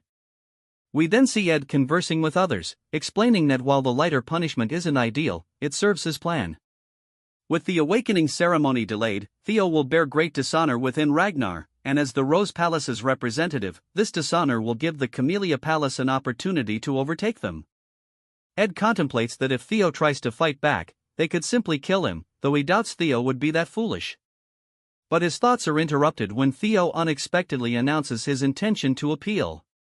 Shock ripples through the room at Theo's brazen decision, and Ed begins to laugh, covering his face with his hand, calling Theo an idiot and saying his arrogance knows no bounds. This, he notes, will make things even easier for him. Julius turns to Theo, asking if he understands what an appeal truly entails. Theo nods, responding that he's well aware this isn't a matter that can usually be resolved with just 3 months probation, something Julius likely helped to arrange as a mere slap on the wrist. In the proud and powerful Ragnar, appealing means war, and he has no intention of accepting a simple slap on the wrist. He adds that only the victor's voice is heard, and he expects to be rewarded, not punished. At this, a blue notification in Theo's status window appears, showing he's about to enter the main scenario, and we see OSA and Julius exchange surprised looks. The status window explains that by completing the scenario, Theo can uncover many secrets hidden in this world, wishing him success as the Successor's Path quest begins. Meanwhile, we jump to the Sarah Merchant Guild's branch, now engulfed in flames. Amongst the burning chaos, mercenaries lay slain on the ground, some cut to pieces. Remington observes the destruction, muttering, "So this is where they were hiding," just as young Lord Theo said. He and Evelyn look down at a small chest, concluding that with this discovery, Camellia Palace is finished. Back at the tribunal, a heavy silence lingers before Wolfgang finally speaks, asking Theo if he truly plans to turn a matter that could be settled with 3 months of probation into a full-fledged war. He accuses Theo of being arrogant beyond belief, questioning if he really thinks he can face the might of the 15 clans alone. Theo calmly replies that he will handle it, noting that in cases like this, where there's a vast imbalance of power, appeals are usually resolved through proxy battles. Julius nods, explaining that while appeals typically mean settling matters through war, when a battle is near impossible due to power disparity, each side may send a representative for a one-on-one duel, the proxy battle Theo mentioned. In this case, Theo would represent himself as the defendant, while it's likely that Axion will represent the plaintiff, a match almost guaranteed to end in Theo's loss. Julius wonders why Theo would make such a reckless choice, suspecting he might be banking on Julius or Evelyn stepping in as his proxy. Yet, he knows they won't, meaning Theo will inevitably face Axion alone. Ed confirms this, announcing he will send Axion, who will make Theo understand his place through death. As Ed continues to outline the representatives, a cold, powerful voice suddenly cuts through, sending chills down everyone's spine. Someone remarks that he thought Theo was a quiet child, but now, seeing him involved in such clever schemes, it's clear he's changed a lot since their last encounter. Calling Theo his son, we are introduced to the Ragnar clan head, Kyle Ragnar, a towering figure who commands attention. All 9 dragons present at the tribunal greet him respectfully, as does Theo, who bows, greeting Kyle as the incarnation of the great dragon god. Theo's status window lights up once more, revealing that his next objective is to take over the Camellia Palace and uncover its secrets, marking the beginning of his first tutorial quest. Reflecting that the blue notification from earlier was the key to the palace's secrets, he regrets not pursuing it during the banquet. He quickly brushes off the thought, focusing his attention as he looks up to meet his father's intense gaze, watching Kyle Ragnar approach. Theo steels himself, muttering that he has to handle this first. An unexpected variable has just appeared, and his carefully laid plans could quickly unravel. He wonders what brings his father here. Kyle then commands him to stand, explaining that he had heard of Theo's predicament by chance on his way here and is aware that Theo's situation is rather complex. He mentions that he learned Theo wants to make an appeal through a proxy battle. Theo hesitates momentarily before confirming. Kyle considers this, saying that if Theo's plan involves a proxy, it'll be challenging, and he asks who Theo intended to choose as his representative. Realizing this is a test, Theo replies that there's no one who could represent him and that he planned to fight himself. At this, Ed senses something amiss, growing uneasy. Kyle tells Theo he'll likely lose, but Theo meets his gaze steadily, replying that he can't know that without trying, and even if forced to yield, he won't willingly bow. Kyle starts to grin, then laughs heartily, proclaiming to everyone present that these words define his son. Even if he's made to bend, he will not lower himself. He commends Theo, calling this attitude the very essence of a Ragnar. Theo thanks him, explaining that the proxy battle is just bait, he doesn't intend to actually fight, and it's refreshing to be able to admit it freely. The work he assigned to Evelyn and Remington will prove Camellia Palace's treason, securing his victory without bloodshed. But then, Kyle takes it a step further, declaring that he will personally grant Theo an opportunity. As Ragnar's leader, he wishes to test Theo with a single strike. Theo is taken aback, unsure if Kyle is serious, but Kyle calmly orders him to follow outside, declaring that if Theo can withstand this one strike, all charges will be dropped. Ed, visibly panicked, shouts in protest. He realizes that if Kyle is testing Theo, it means he's ready to approve of him as a potential leader. Even though Ed doubts Theo can survive the blow, he knows that if he somehow does, he'll gain the clan head's approval, a fact Ed can't tolerate. With a controlled tone, Ed objects, insisting that the tribunal should continue as planned. Kyle, unfazed, cuts him off coldly, telling Ed that any vassal brazen enough to speak out against the Ragnar bloodline should simply be dealt with. Ed bites his lip, grumbling that he understands. Kyle then turns his attention to Julius, who has been stifling laughter, asking if he has something to add, since he seems amused. Julius brushes it off, saying it's just been a while since Kyle has shown such keen interest. Kyle waves him off, calling it nonsense, and dismisses the small talk, turning back to Theo, asking if he intends to go through with the challenge. Theo pauses, thinking about the fact that this single strike from his father has altered everything, dismantling his original plan entirely. Yet he begins to chuckle, welcoming the unexpected change. Smiling, he tells his father that his blow seems too heavy, asking how a single strike from him could compare to a proxy battle with mere vassals. Kyle raises an eyebrow, asking if Theo intends to refuse. Theo clarifies that he merely wanted to express how unfair it is, but he has no intention of declining. Kyle, intrigued, asks what he means by unfair, and Theo boldly suggests that, since the trial has become so severe, shouldn't his reward be greater? Amused, Kyle asks what Theo has in mind. Theo scans the room, fixing his gaze on Ed, who stares back warily, and confidently states that he would like something akin to Camellia Palace. Ed clenches his fists, struggling to keep his anger in check. Wolfgang watches, thinking Theo must be mad to propose a deal with the clan head. A deal assumes both parties are equals, and he mutters that Theo's arrogance will lead to his ruin. But his shock deepens as Kyle, surprisingly, agrees, saying that if Theo truly aims to become his successor, he'll need that kind of boldness. He then turns to Ed, asking if he has any objections. Ed, seething, replies that everything within Ragnar's domain belongs to Kyle, so he couldn't possibly question his decision. Kyle smirks, declaring that everything is settled and ordering preparations to be made. He will test Theo Ragnar here and now. Theo stands in the arena, visibly anxious, while across from him, Kyle watches, preparing to unleash his strike. 4 of the 9 dragons observe closely, along with Ed, who sneers to himself that his trap to ensnare Theo has somehow transformed into a platform to elevate him. Ed reminds himself that, even if Theo has grown stronger, there's no chance he can withstand a single blow from the clan head, a feat that even high-ranked swordsmen would find daunting. Theo must fail here, he thinks, as Theo clearly occupies every inch of his thoughts. But Theo, sensing Ed's intentions, smiles subtly. Unbeknownst to Ed, Theo is fully prepared to handle this, thanks to a tutorial reward he recently received. Kyle narrows his eyes, noting something different in Theo's demeanor, and asks if Theo took an elixir in secret. He remarks that even if Theo had, such rapid improvement would be unlikely, and adds that he's interested in seeing just how strong Theo has become. Theo admits Kyle is sharp, even the 9 dragons hadn't noticed, but confirms he's ready. Kyle then points out that, though he usually wields a greatsword, he'll be using a rusty steel blade this time, out of fairness, since Theo doesn't yet know how to use mana. He asks if Theo has any objections. Theo, keeping his voice steady, says he has none. Kyle releases his fiery red aura in a powerful wave, the pressure forcing Theo to stagger slightly. With his blade aimed downward, Kyle tells Theo to prepare himself.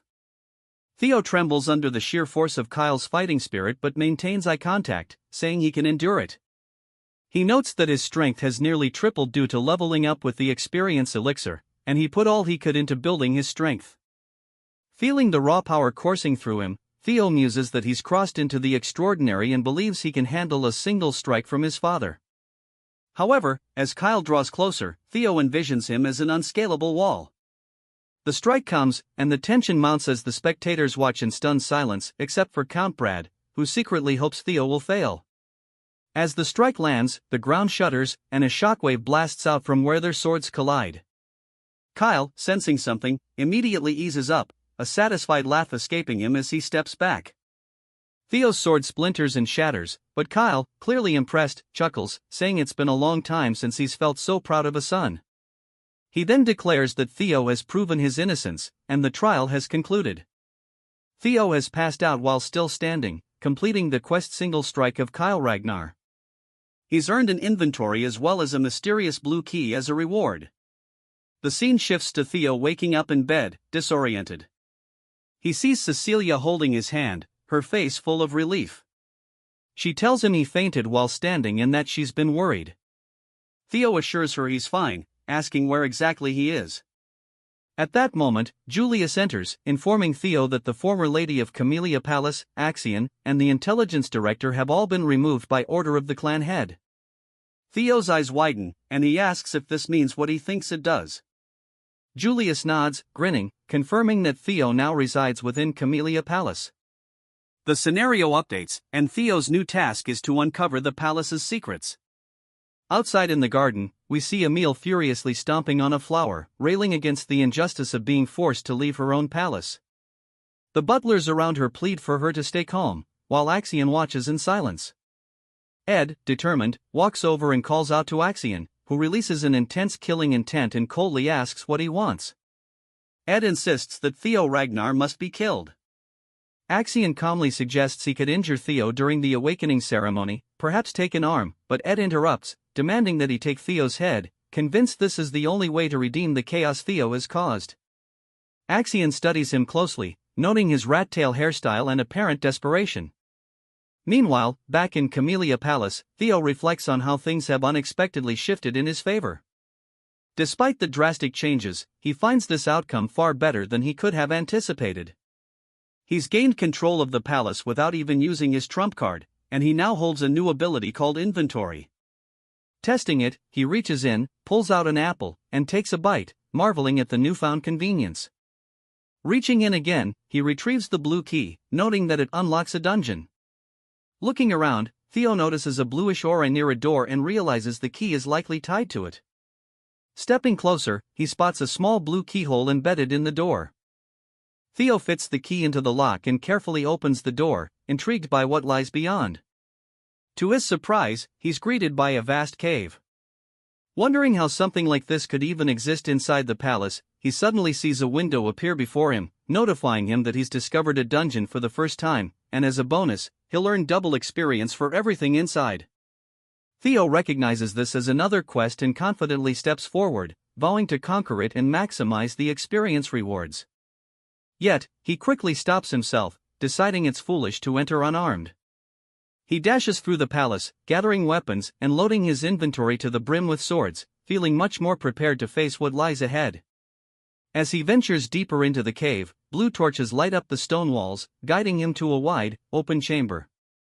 But then, to his shock, he spots a huge, silver wolf, its teeth bared in a menacing snarl. Noting its size, he realizes this wolf might be as powerful as a demonic beast. Without warning, the wolf lunges at him, and Theo raises his shield, but the beast's powerful bite punctures a hole right through it. Theo pushes forward, unwilling to lose in a test of strength, and swings his sword at the creature. But the wolf deftly evades, countering with incredible speed. Frustrated, Theo acknowledges that the wolf's hide is thick and impervious to weak attacks, while its agility makes it nearly impossible to land a strike. This creature is no ordinary wolf, it may even have the strength of a demonic beast from the dangerous northern seas. As it swipes a massive paw at him, Theo dodges and dashes underneath, mentally replaying his father's awe-inspiring, pure white strike. He raises his sword overhead, trying to emulate his father's flawless technique, but the wolf dodges effortlessly. Leaping back to create some distance, Theo realizes that simply imitating the skill won't work. He recalls the essence of his father's technique, known as the single strike, meant to deliver certain death in one blow, and he guesses the key may lie in channeling everything he has into one decisive move. Casting his shield aside, he decides to focus purely on speed and technique, incorporating Evelyn's teachings. He lunges forward with such blinding speed that the wolf momentarily loses sight of him. When the creature finally detects his presence, it's too late. Theo's blade is already thrust into its eye. Blood spurts from the wound as the wolf howls in agony, now one-eyed. Realizing he's finally gaining the upper hand, Theo steels himself for the finishing blow. He and the wolf launch at each other, ready for a decisive clash. 2 months later, on training ground number 4, a crowd of onlookers has grown. Among them, a man named Manhwa notices the increased number of spectators, and Sybil, standing nearby, agrees, suggesting they might need a new training area altogether. Theo's single strike technique has drawn a steady stream of sparring challengers. Just then, an arrogant voice interrupts Henry Morris, an apprentice swordsman from Plum Blossom Palace, home to OSA, loudly questions when Theo will actually show up, commenting that he's been absent for 2 months. Mocking Theo's commitment, Henry suggests he probably fled, fearing his own exaggerations about winning the trial. Sybil, seething, listens as Henry continues, calling Theo's triumph over the tribunal a fake story and even questioning his win over the Camellia Palace as mere rumor. Before Henry can finish, Sybil's fist slams into his face, sending him sprawling across the ground. Henry's companion rushes over, shocked, yelling his name. Furious, he points a finger at Sybil, demanding to know how a mere dropout dared to strike him. But the trainees all glare back in support of Sybil. Without hesitation, Sybil insults Henry's skill and appearance, declaring that he's nothing compared to the young master. Manhwa chides Sybil, telling him not to comment on someone else's appearance. Sybil shrugs, saying he never liked these troublemakers showing up and stirring things up, but now that they dare to insult Theo, they've crossed a line. At his words, all the trainees draw their swords, declaring that if this is war, their challengers better be prepared to back up their words. Henry's friend smirks, saying these dropouts must really have a death wish. Suddenly, a chill fills the air, and Henry's friend's sword, along with Sybil, is frozen in place.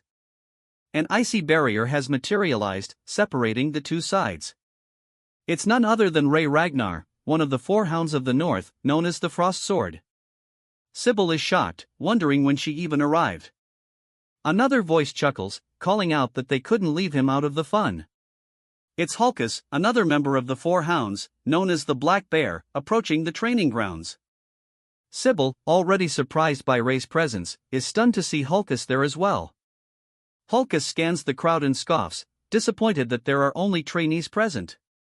He demands to know where Luster Tiger is, the supposed master of the training ground. Hulkus, wielding an oversized blade reminiscent of the Dragon Slayer, shouts, asking if the guy is deaf and repeating his demand for Luster Tiger. Without a word, Ray stands by, and it's clear Hulkus is referring to Theo. It cuts back to Theo, deep in the dungeon, panting heavily, clearly exhausted, his sword shattered. A notification window pops up, telling him he's leveled up, and not just once, he's gained multiple levels. Theo, resting atop a large wolf's corpse, realizes he's taken down a total of 170 demonic beasts, leaving only one remaining. He uncorks a potion, chugging it, thinking about how close he came to death on multiple occasions, and marvels at how this potion has saved his life. What seemed impossible at first has gradually gotten easier with each level he gained. Thinking about the intense grind, Theo notes it's already been 2 months since he entered the dungeon. Looking around at the cave's dim glow, he senses a powerful presence nearby, realizing that with only one beast left, the final challenge must be close. He readies himself, knowing this encounter can only mean one thing: a boss fight is coming. Theo steps onto the 5th floor of the dungeon, heading up the stairs and examining his broken blade. He sighs, realizing it's completely unusable now. After tossing it aside, he reaches into his inventory and pulls out the last sword he has left, a ceremonial blade his mother gave him as a birthday gift. This answers his earlier question about whether he had any swords left. In his previous life, there had been a lot of tension between him and his mother leading up to the awakening ceremony, and he'd left this blade to rust in his room. Now, as he inspects it, he realizes it's actually a quality sword, forged from rare white snow steel. Regret fills him as he recalls that he never treasured it. We get a flashback of his mother opening his door, her face lighting up with joy as she wishes him a happy birthday, eager to shower him with gifts. Instead of appreciating her gesture, he had yelled, saying he had no time for birthday presents with the awakening ceremony approaching. He told her that no equipment could change his bloodline, and demanded she leave. The look of pain on her face had been clear, and it stings him even now. Reflecting on his past, he vows not to repeat his mistakes in this life. As he approaches the boss room, a warning screen appears, notifying him that a powerful demonic beast is about to emerge and to proceed with caution. Theo tenses up as the creature comes into view: scales, a dragon-like snout, and a hulking blue form. It's a lesser drake, peacefully sleeping. Theo is thankful it's not a full dragon, but still notes the resemblance, recalling that Ragnars are said to be descendants of dragons. He wonders if it's a mere coincidence that the final boss of this quest is draconic. Regardless, he knows one thing: defeating this beast is the only way to complete his quest and perhaps uncover the dungeon's secrets. Although unsure if he can actually win, Theo steels himself, acknowledging that, dragon or not, he must face it. He decides his best option is to use the single flash technique he's practiced. He's perfected it against the wolves, and although it's nowhere near as powerful as his father's skill, Dragon Strike Flash, it should be enough. Blue aura flares around him as he charges forward, his entire focus on the creature. The lesser drake opens its eyes just as Theo brings his blade down with all the strength he can muster, aiming to harness his dragon heart to its fullest. Blood sprays through the air as Theo's strike lands, wounding the lesser drake, which begins to react to the assault. The drake roars in pain, and Theo is relieved his attack landed. But before he can fully react, the drake retaliates with a swift tail swipe. Theo dodges to the side, muttering that he'd hoped to pierce its brain, though his attack didn't quite go deep enough. Still, with the creature now partially blinded, he feels he has the upper hand. Ready to press his advantage, he grips his blade and uses a technique called Jester's footwork, dancing around the drake and slicing it repeatedly. He begins to think he might actually win. Positioning himself behind its leg, Theo plans to distract it with a normal attack before going for a weak point. However, the lesser drake unleashes its fear ability, releasing a bone-chilling yell that shakes Theo to his core. The fear status effect slows his movements by 10%, and Theo finds his body less responsive. The drake doesn't waste time, slamming a paw down on him. Though he manages to raise his sword in defense, the force of the impact sends him crashing into the wall with a loud bang. As the dust settles, blood drips from Theo's head, and he mutters, "This really is a boss battle, and I can't afford to let it drag on." Both he and the drake charge at each other, and Theo knows he needs to aim for its weak point. As he studies the beast, his gaze falls on its mouth, then to its neck, where he spots the reverse scale. A dragon's weak spot, he realizes. He thrusts his sword directly into the scale, and, to his surprise, it pierces through. The drake, feeling the blow, roars in agony as Theo strikes repeatedly, like a man possessed. Though injured, the drake isn't down yet. It turns, enraged, snapping its jaws at Theo. Back at the training ground, the trainees find their swords frozen solid. Hulkus yells, demanding a match with Theo, but dismisses him as a loser, noting that his skill hasn't changed much. This provokes Hulkus, who challenges her to a duel, insisting he's closed the skill gap in the last 3 years. He swings his massive sword at her, but easily blocks it with the side of her blade. Watching the exchange, Syl and Henry exchange nervous glances. Suddenly, another figure steps forward. It's Remy, who steps in to block both Ree and Hulkus, scolding them for causing trouble on Theo's turf and insisting that they take their fight elsewhere. Hulkus, undeterred, declares he's wanted a duel with Remy as well. Remy's tone turns deadly as he warns them both to leave, and his killing intent silences the arena. But then, an even more powerful killing aura fills the air.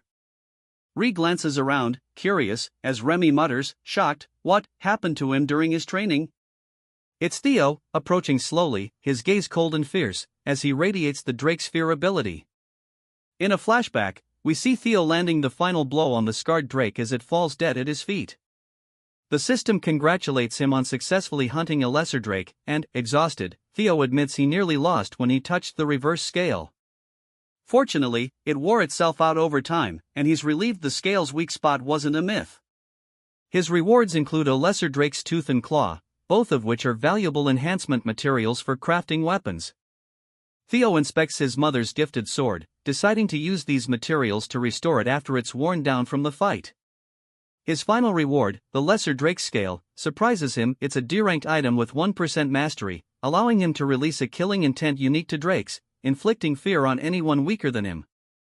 Only a select few can wield this power, and Theo marvels at the opportunity to harness it. Tossing his spoils into his inventory, he admits he's not certain how useful the scale will be, considering the powerhouses in Ragnar. Regardless, with the dungeon of Camellia Palace now cleared, Theo is ready for what comes next. Theo exits the room, closing the door behind him, and says that with this, the quest is now completed. As a reward for clearing the scenario quest, he'll receive a special item. Something materializes in front of him, and as he reaches out, he finds it's called the Nest Compass, a tool that guides the holder toward the nest. He wonders what this could be, guessing it might have something to do with his next quest. Shrugging, he stows it in his inventory, figuring he'll look into it later, and notes how exhausted he feels. He decides to return to his room to rest. Just as he's about to head off, one of the maids rushes down the hallway, visibly alarmed. She tells Theo there's an urgent matter he needs to handle and is shocked to see him out of the dungeon. When she asks where he's been, Theo simply responds with a quick, "What's going on?" She tells him there's a brawl happening at training ground number 4, and in a flash, he recalls the current situation there. Back in training ground 4, the scene resumes with Theo using the Drake's fear ability.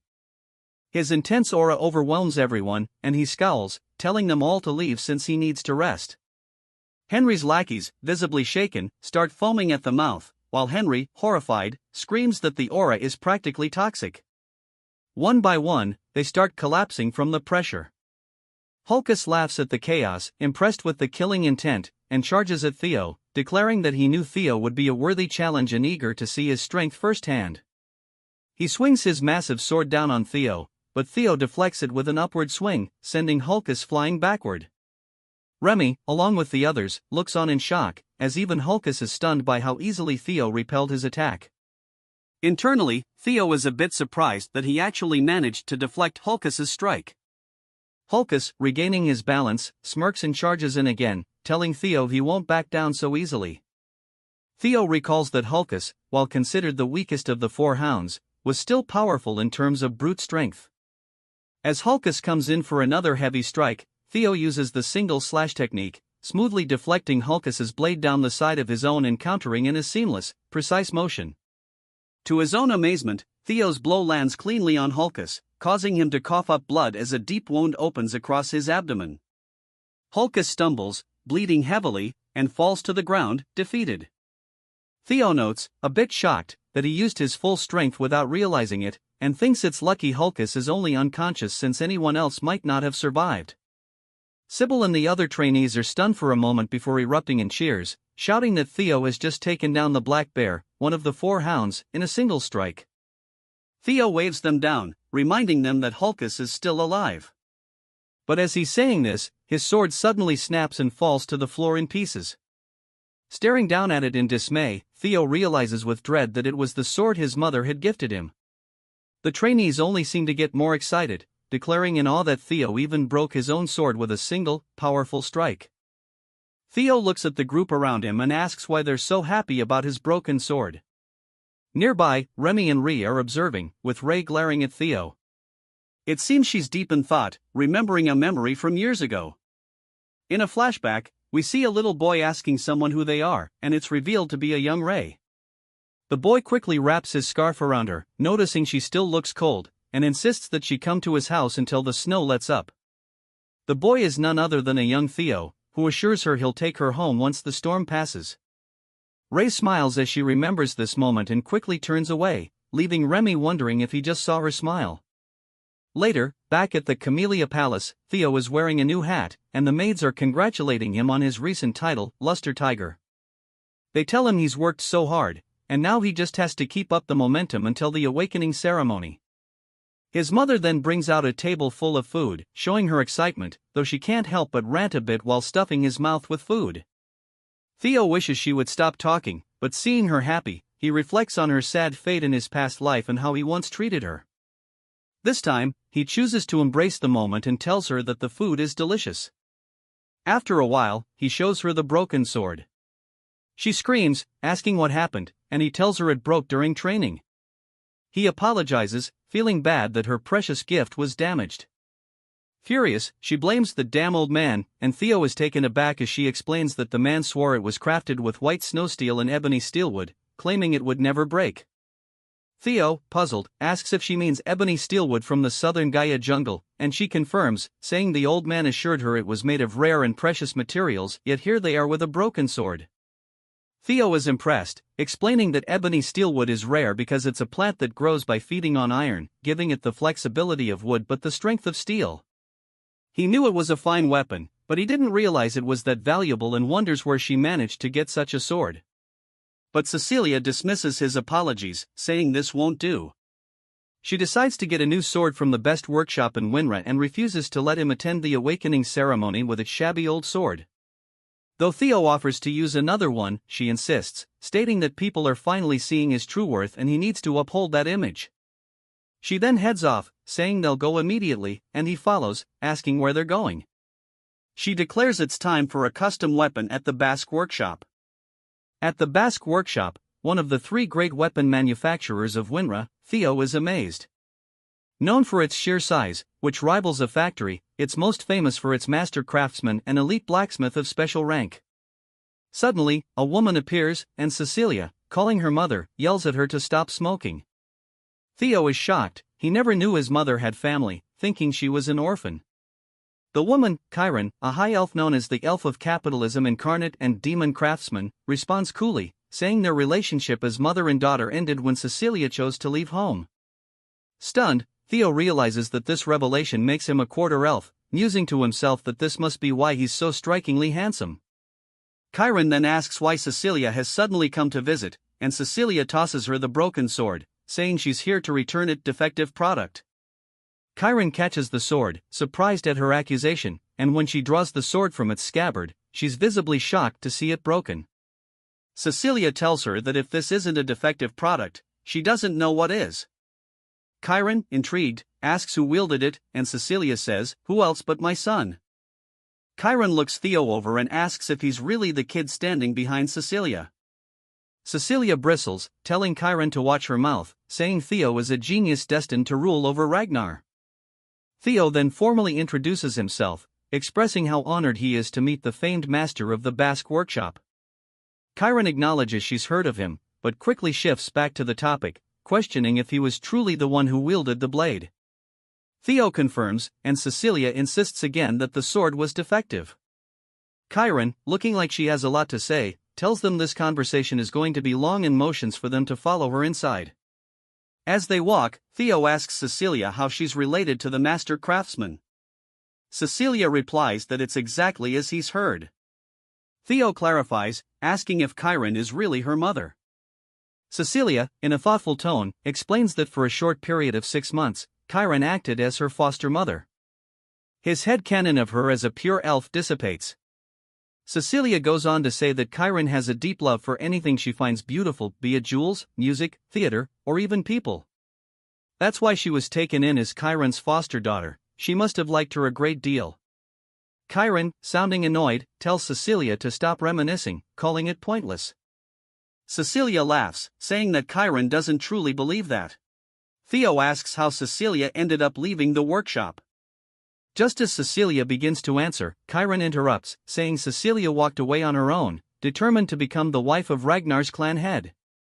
She scoffs, calling it foolish to leave for such a miserable place, though she grudgingly admits it's impressive that Cecilia has survived this long. Cecilia grins, saying she left because the clan head was just too handsome, dashing, manly, and utterly devoted to her.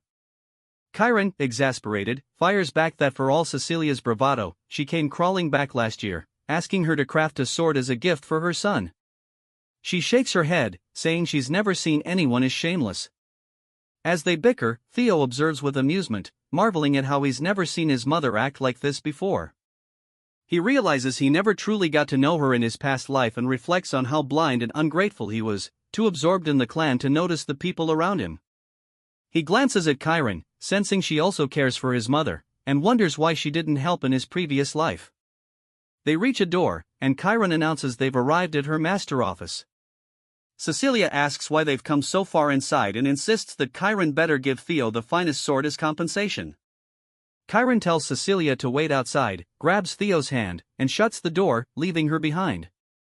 Inside, Chiron's gaze sharpens on Theo, who is a bit startled. She bluntly asks him if he possesses a relic of the primordial dragon. Confused, Theo asks if she means an artifact related to the guardian dragon that protects their clan. He explains he's heard the legend of their progenitor distributing the primordial dragon's treasures across Winra for the Ragnar descendants. Growing impatient, Chiron unsheathes a blade and demands to know if he's going to keep pretending ignorance, questioning how her sword ended up in such a state if not for clashing with a relic. She emphasizes that she poured her heart and soul into forging it, and it would never break against anything but a relic. As she begins to tear up, she asks if he understands the cost and effort put into creating it. Theo apologizes, explaining that it was damaged in a battle with a drake and wondering aloud why she's mentioning a relic. Chiron sighs, saying it's easier to just show him, and pulls on a set of chains. She asks Theo what he sees behind her. He notices a coffin glowing with a blue light, the same glow he saw from the door to the dungeon in Camellia Palace. Chiron explains that she cannot see or sense anything from it herself, but based on his reaction, he clearly does. She confides that she's tried countless times to open the coffin and obtain the item within but has always failed. Then, she places it on the floor in front of him. Chiron delves into the legend of the primordial dragon's relic. In ancient times, during the Age of Myths, the primordial dragon removed one of its fangs and forged a blade from it, the legendary Moonlight Blade. She tells him that if he can break the seal on this coffin and retrieve the sword, she'll grant him the white Moonlight Blade. Theo is taken aback, and Chiron warns him that he might lose his life if he proceeds, asking if he still wants to try. Despite the danger, Theo feels a thrill and grins, declaring the sword will be his. The next scenario quest begins, to be chosen by the sword. We learn more about the White Moonlight Blade, a weapon held by the leader of the Black Snow and one of the 9 dragons, known as the Black Dragon. However, few know what the sword looks like since nearly everyone who has seen it disappeared or died. We flash back to a moment when the Black Dragon, glancing over his shoulder, asks if someone can actually see the blade, and it's none other than Theo. By sheer chance, Theo had seen the true form of the White Moonlight Blade. He wonders why the Black Dragon allowed him to live, recalling it was troublesome and he was unsure what to do. Now, back in the present, Theo finds himself puzzled as to why the sword, a relic of the primordial dragon, is here with Chiron. He realizes he met the Black Dragon 4 years later, which means the sword was with Chiron during that time. Chiron asks again if he's willing to give it a try, and Theo observes that the place resembles the Camellia Palace, noticing a keyhole on the coffin. He wonders if the blue key might work, and Chiron is surprised when he pulls it out. As Theo inserts the key and turns it, the lock begins to glow, causing the chains around the casket to snap, releasing an intense aura that even Chiron can feel. Suddenly, the energy flows from the casket and engulfs Theo. He is overwhelmed by darkness and finds his vision blurry. He wonders where he is as he sees the Rose Palace in flames, shocked to be witnessing it again. Gazing at his mother's lifeless form, he reflects that he was far too weak back then, realizing he craved more power to defeat the tyrant and crush Camellia Palace. The sword's true form manifests, attempting to take hold of Theo by feeding on his desire for strength. It tries to pierce his mind, but Theo shuts its beak firmly, challenging it. He tells the creature that trying to manipulate someone through their hunger for power is futile, especially since he already has his own quests. The creature scoffs, calling him insolent, and asks how he escaped its influence. Theo explains that he conquered that despair long ago and mocks the creature's attempts to tempt him with mere power. Surprised, the creature asks what he's talking about. Theo notes that it looks different from the griffin in his memory, as it once stood over 10 meters tall but now appears similar in size to him. He suspects that the sword's prolonged confinement has weakened it. Regardless, he sees it as an opportunity and declares he'll claim the sword by force. The griffin, taken aback, tries to reason with him, saying it's actually quite civilized. Meanwhile, Cecilia is trying to wake Theo up, tapping his face frantically and asking her mother what she did to him. Cecilia says she wanted a sword forged for her son, not for him to die.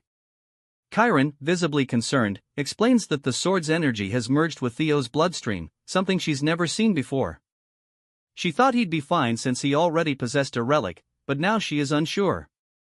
With tears in her eyes, Cecilia looks at her mother and vows that if anything terrible happens to Theo, she will never forgive her. As tension fills the room, Theo's grip tightens on the blade, and a dark aura swirls around him, forming a black orb that descends into his chest. Cecilia calls out to him, confused, and he finally opens his eyes. She embraces him, relieved that he's awake, and cries with joy. Theo reassures her that he's alright and that she doesn't need to worry. With the completion of his second quest, Theo now holds the White Moonlight Blade. Chiron sighs with relief, acknowledging his success in claiming the legendary sword as his own. Theo notes that he was fortunate the griffin was easy to overpower, thanks to its recent unsealing, and, of course, its attempts at psychological manipulation didn't work on him. By absorbing the sword's monstrous energy, Theo's magic power has increased significantly, giving him an additional boost of 30. With his power now surpassing 200, a faint white aura begins to emanate from him, indicating that his magic has started to gain a hint of divinity. He realizes that his magic is now on par with that of a high-ranking swordsman, though he regrets not being able to fully wield this newfound power until after the awakening ceremony. His stats are phenomenal. Chiron, visibly impressed, congratulates him on his success. Theo asks if she'll honor her promise, and Chiron reassures him that elves don't lie. Just then, he feels the sword vibrating and is puzzled. Chiron explains that it's merely resisting not because it hasn't accepted him as its master, but rather because it feels stifled after being trapped for hundreds of years. Now, finally freed, it wants to unleash its pent-up energy. She points to a wall with sword marks on it and tells him to give it his all against it. Theo asks if it's truly safe, but Chiron laughs confidently, saying his concern is unnecessary. Even the White Moonlight Blade, she boasts, couldn't possibly harm the Basque workshop from a swing by a brat who hasn't even undergone his awakening. Theo finds her words slightly annoying and asks if she's sure, thinking this is a perfect chance to test his sword. Walking toward the wall, he wonders whether he should channel his magic, politely asking for her forgiveness. The bandages on the sword begin to unfurl, revealing its true form, and Theo's eyes darken as he imbues it with his magic, widening his stance in preparation for a powerful swing. Realizing too late what's about to happen, Chiron frantically tells him to stop, but Theo unleashes a single flash, mimicking his father's technique and completely obliterating the wall. In fact, it's not only the wall, the entire side of the Basque workshop has been sliced cleanly down the middle. Cecilia stares in shock while Chiron, now wearing a mystical mask, screams in horror about the damage to her workshop and the money she's lost. Theo, sheepishly, admits that may have been a bit too intense, as the sword drained all his magic power in one go. Suddenly, Chiron is in front of him, pressing her hand against his stomach. Theo, taken aback by her speed, realizes she's assessing him. She remarks on his lack of proficiency with magic, noting she can't detect a mana core, and asks if he achieved that cut through the blade's sheer sharpness alone. She gazes into his eyes, confirming he is indeed a genius, and realizes that this genius is her grandson. Calculating how much wealth she could earn from this prodigy, she places a hand on his shoulder and declares she will be his patron. All he has to do is show the world his skills, he'll become her workshop's greatest advertisement. Theo is surprised by her sudden interest, and even Cecilia is a bit taken aback, pointing out that she can practically see dollar signs in Chiron's eyes.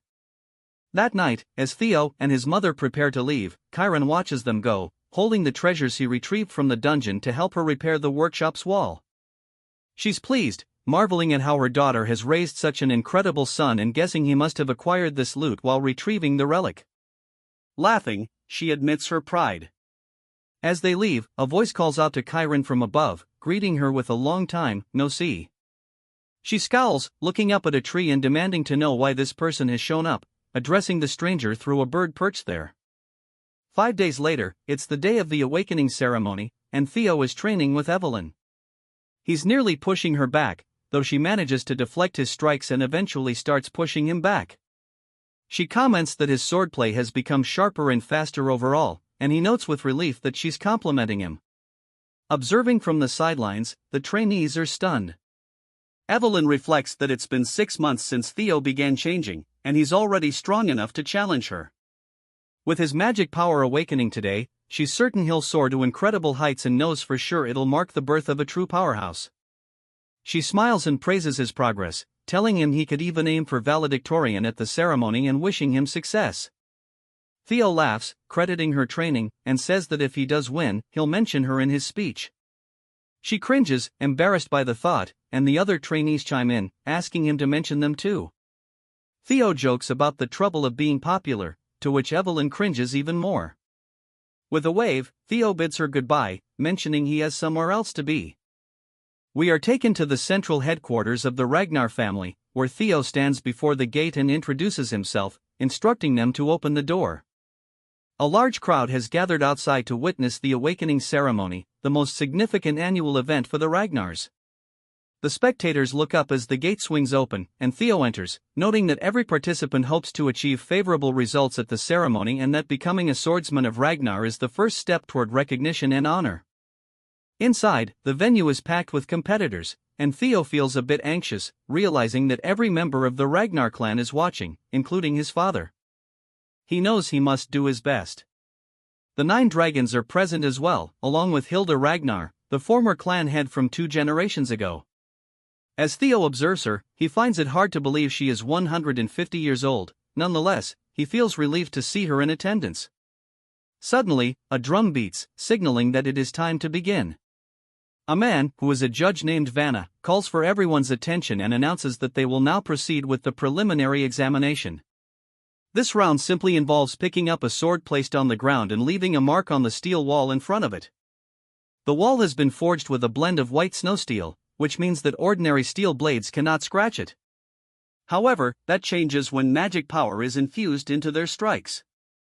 Vanna explains that he will distribute some to each participant. One some pill grants 10 years of magical power. It is an elixir designed to help them open their mana hall, which they must do in their abdomen. Only then will they be able to cut through the white snow steel wall with their blades. The depth of their cut will determine their results. He calls out the names of participants one by one, starting with none other than Theo. As Theo steps forward, he reflects on how, in his past life, Axion had been the valedictorian. He reaches out to take his pill and grabs one of the blades, stepping forward with determination, vowing that he won't let Axion be the star this time. His quest is to become the valedictorian of the awakening ceremony. Hilda turns to Kyle and asks if Theo is the one he mentioned in their earlier conversation. Kyle nods, acknowledging that Theo must have piqued her interest. Hilda admits that she grew curious after what he said and expresses her eagerness to see how competent this descendant of hers truly is. Theo lets out a quick sigh, starting to limber up his body, admitting he feels a bit nervous since it has been a while. Vanna instructs him to swallow the pill, and Theo responds with an okay. In his past life, swallowing the psalm had led to him losing control over his mana, severely injuring his Danon. He swallows the pill, assuring himself that he won't face the same fate this time. As the magical power swells around him, he staggers slightly. Vanna calls him an idiot, explaining that causing a mana wave of this magnitude means he will struggle to control it. When one consumes the pill, they must use it cautiously to allow the mana hall to settle in the Danon.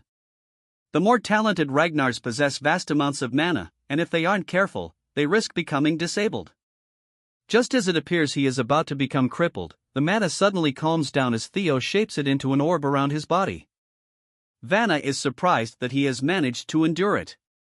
Clenching his fist tightly, Theo realizes that he is now both a dragon heart and possesses a mana hall. He admits it's somewhat disheartening that he succeeded so easily compared to his last life, but from this moment on, he is officially allowed to wield mana.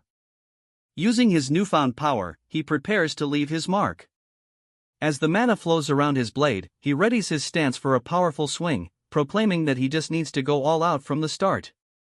A vision of a dragon appears behind him, projecting an immense presence upon the audience. The other four hounds instantly recognize that the gap between them has widened significantly. As the aura of the dragon swings its claws forward, Theo executes a technique called Single Flash, leaving an enormous mark on the wall. Axion looks furious as he sees the mark on the wall. It is so deep that it can be spotted from a considerable distance, nearly cutting the wall in half. Vanna is taken aback, stuttering for a moment before announcing his past. Theo walks away with confidence, while the trainees murmur in awe, stating they have never witnessed anything like this. They refer to him as young Master Theo and question whether this is truly the sword slash of someone unleashing mana for the first time.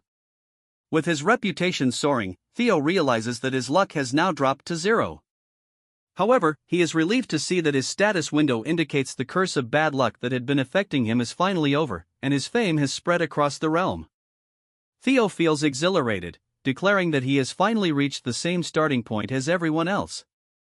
Many people have taken notice of his remarkable performance. OSA wishes to take him on as a disciple, while Julius is enraged by the amount of attention directed toward Theo. Even someone named Rubber Ragnar is shown to be cautious of him, just like the bird Chiron had mentioned. Hilda, too, shows interest, smiling as she observes the scene. Theo reflects that, although the Black Dragon and the Sword Dragon were unexpected, he is particularly thrilled to have caught Hilda's attention. After all, she possesses the heart of Garuda, and if he can gain that, he can achieve so much more. It is now Sybil's turn, and he gives it his all with a powerful swing that leaves a mark on the wall, securing his pass. Overcome with emotion, he cries manly tears, exclaiming that he has succeeded. Hulkus, and Remington also manage to leave their marks, each one befitting of their sword techniques. However, poor Sybil realizes that while their marks were impressive, none made nearly as significant an impact as Theo's. The only participant remaining is Axion, who steps forward after his name is called. The crowd murmurs that at this rate, it seems to be a contest solely between Theo and Axion. Some even speculate that even Axion cannot compare to the performance they just witnessed, unable to believe Theo has reached such an advanced level. Angered by the chatter, Axion grabs his blade and quickly consumes his pill. As he begins to infuse his aura into his sword, Vanna tells him to wait, but it's too late. Axion unleashes a dragon-type aura reminiscent of Theo's, but it produces a terrible sound as it scrapes against the wall. Vanna exclaims that this is outrageous, he has been surprised multiple times today. Axion's attack is just as grand as Theo's, leaving an X mark on the wall. The onlookers wonder how this is possible, noting that their marks are almost identical. In this case, precision grading will determine who emerges victorious. Axion inspects his mark, looking somewhat displeased before turning away. Once everyone has had their opportunity, Vanna declares that the first stage of the ceremony is complete. He praises the participants for their hard work and expresses his satisfaction with the number of individuals who have improved their scores. Those who have passed are instructed to prepare for the second stage in 4 days, at which time he will announce the rankings that everyone has been eagerly anticipating. The crowd beams with excitement for the results as Vanna prepares to announce the valedictorian for the first stage of the awakening ceremony. Both Theo and Axion wait in anticipation to hear the results. The scene begins with a booming announcement marking the end of the first stage of the awakening ceremony and the results about to be revealed. Among the participants, Theo Ragnar and his cousin Axion stand in tense anticipation. Suddenly, Theo's name is called, and the crowd gasps in shock as Theo is declared valedictorian. He has achieved a perfect 10 out of 10 in every category, earning the nickname Flash Tiger. Whispers spread through the crowd, marveling that Theo outperformed Axion, who was deemed unbeatable. The announcer notes that Theo's sword mark is nearly identical to the legendary Thorol Ragnar's, leaving everyone in awe. Meanwhile, in the snow-covered mountains, Thorol Ragnar, a major figure in the clan's succession, is seen walking alone, his presence hinting at his importance. Back at the ceremony, Axion is announced as second place, his perfect score edged out by Theo's slightly longer sword mark. Axion's blazing eyes reveal his fury as the crowd falls silent, tension thick in the air.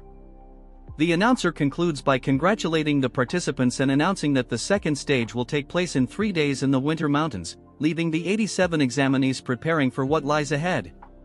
Later, Theo celebrates with Remington and friends in a cozy cabin, humbly thanking them and emphasizing that the journey is far from over. Reassuring Remington, who feels ashamed of his performance, Theo brushes it off and reminds him of their friendship, reigniting his determination as they toast to the next stage. Alone in the snowy mountains, Theo reflects on his victory, knowing it isn't the end and recalling his true enemies, Axion and Skydragon. Pulling out the nest compass, Theo sees it pointing toward the Winter Mountains, realizing the second stage might reveal the nest's location. Suddenly, sensing someone behind him, Theo vanishes and reappears with his sword at the intruder's throat. The man, introducing himself as Jotun from the Gil Sword Unit, explains that his captain was impressed by Theo's performance and offers him the chance to take the entrance exam for their elite squad. Theo, still wary, questions why he must take a test if the Gil Sword Unit is so eager to recruit him. Jotun explains that merely being invited to the test is a rare privilege. Before their conversation can go further, a sharp voice cuts through the tension, addressing Jotun and his group as Sword Platoon Fools. It's the fiery vice commander of the Black Iron Cavalry, nicknamed the Fire Goblin, who wastes no time offering Theo a position in her unit, claiming her offer far outweighs anything the Gil Sword Unit can provide. Suddenly, representatives from other elite units arrive, each vying to recruit Theo into their ranks. Chaos erupts as the heated competition intensifies, with each group trying to outdo the others. Theo, growing increasingly amused, considers quietly slipping away from the escalating madness. Just as he's about to make his exit, a calm yet commanding voice echoes through the air, silencing everyone. Flower petals drift gently around as Prunus Ragnar, the lady of the Plum Blossom Palace, steps forward, her arrival stunning the crowd. She gracefully announces her interest in Theo, leaving onlookers in awe. Meanwhile, elsewhere, Axion Ragnar, consumed by rage over Theo's victory, vents his frustration in a furious rampage, striking down anyone near him. His uncle intervenes, effortlessly stopping Axion's sword with 3 fingers.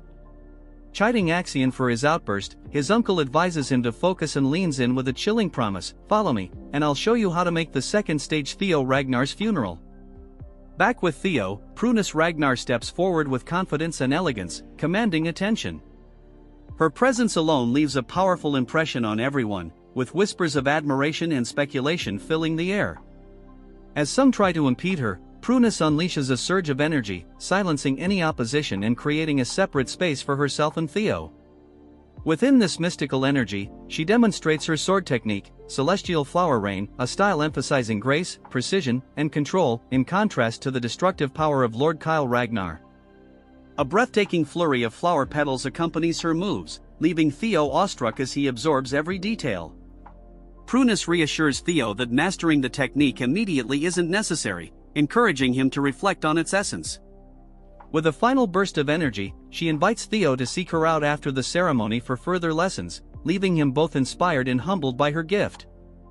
3 days later, the scene shifts to the vast winter mountains near the northern Great Wall, an expansive, imposing range that has served as a bastion of protection for humanity against horrors beyond for over a millennium. Here, amidst this historic and treacherous landscape, the second stage of the awakening ceremony is about to begin. Jackie Ragnar, the ceremony supervisor, steps forward to address the participants, emphasizing the sacred duty of the Ragnar clan as humanity's shield against the Demon Sea, a cursed land teeming with monstrous creatures. He reminds the apprentices that they will one day shoulder this responsibility. For this test, they must remain within the Great Wall, as venturing beyond is too perilous. The objective is simple: hunt beasts, collect the bells around their necks, and survive in the harsh winter mountains for 15 days. The bells vary in color, with higher value ones indicating tougher challenges. Jackie warns of a beast so powerful it requires teamwork to defeat, hinting at significant rewards for those who succeed. Participants are allowed to use any means necessary, including stealing bells from others, in this survival of the fittest trial and embodiment of the Ragnar way. Jackie also points out totems marking safe zones where they can rest and resupply. As soon as the test begins, the participants scatter, diving into the snowy terrain. Theo's allies head into the forest to gather supplies and support him, while the red-haired siblings Hulkus and his sister charge in eagerly. Axion Ragnar, however, races through the mountains with grim determination, his uncle's chilling words echoing in his mind, "Make this Theo's grave." Watching from the shadows is Ragnar, one of the clan's 4 hounds, keeping a close eye on Axion. Meanwhile, Theo prepares to enter the forest but is stopped by Remington, who confesses that after days of reflection, he now sees Theo not only as a friend but a rival. Theo warmly accepts the challenge, admitting he feels the same, and the two part ways with newfound resolve.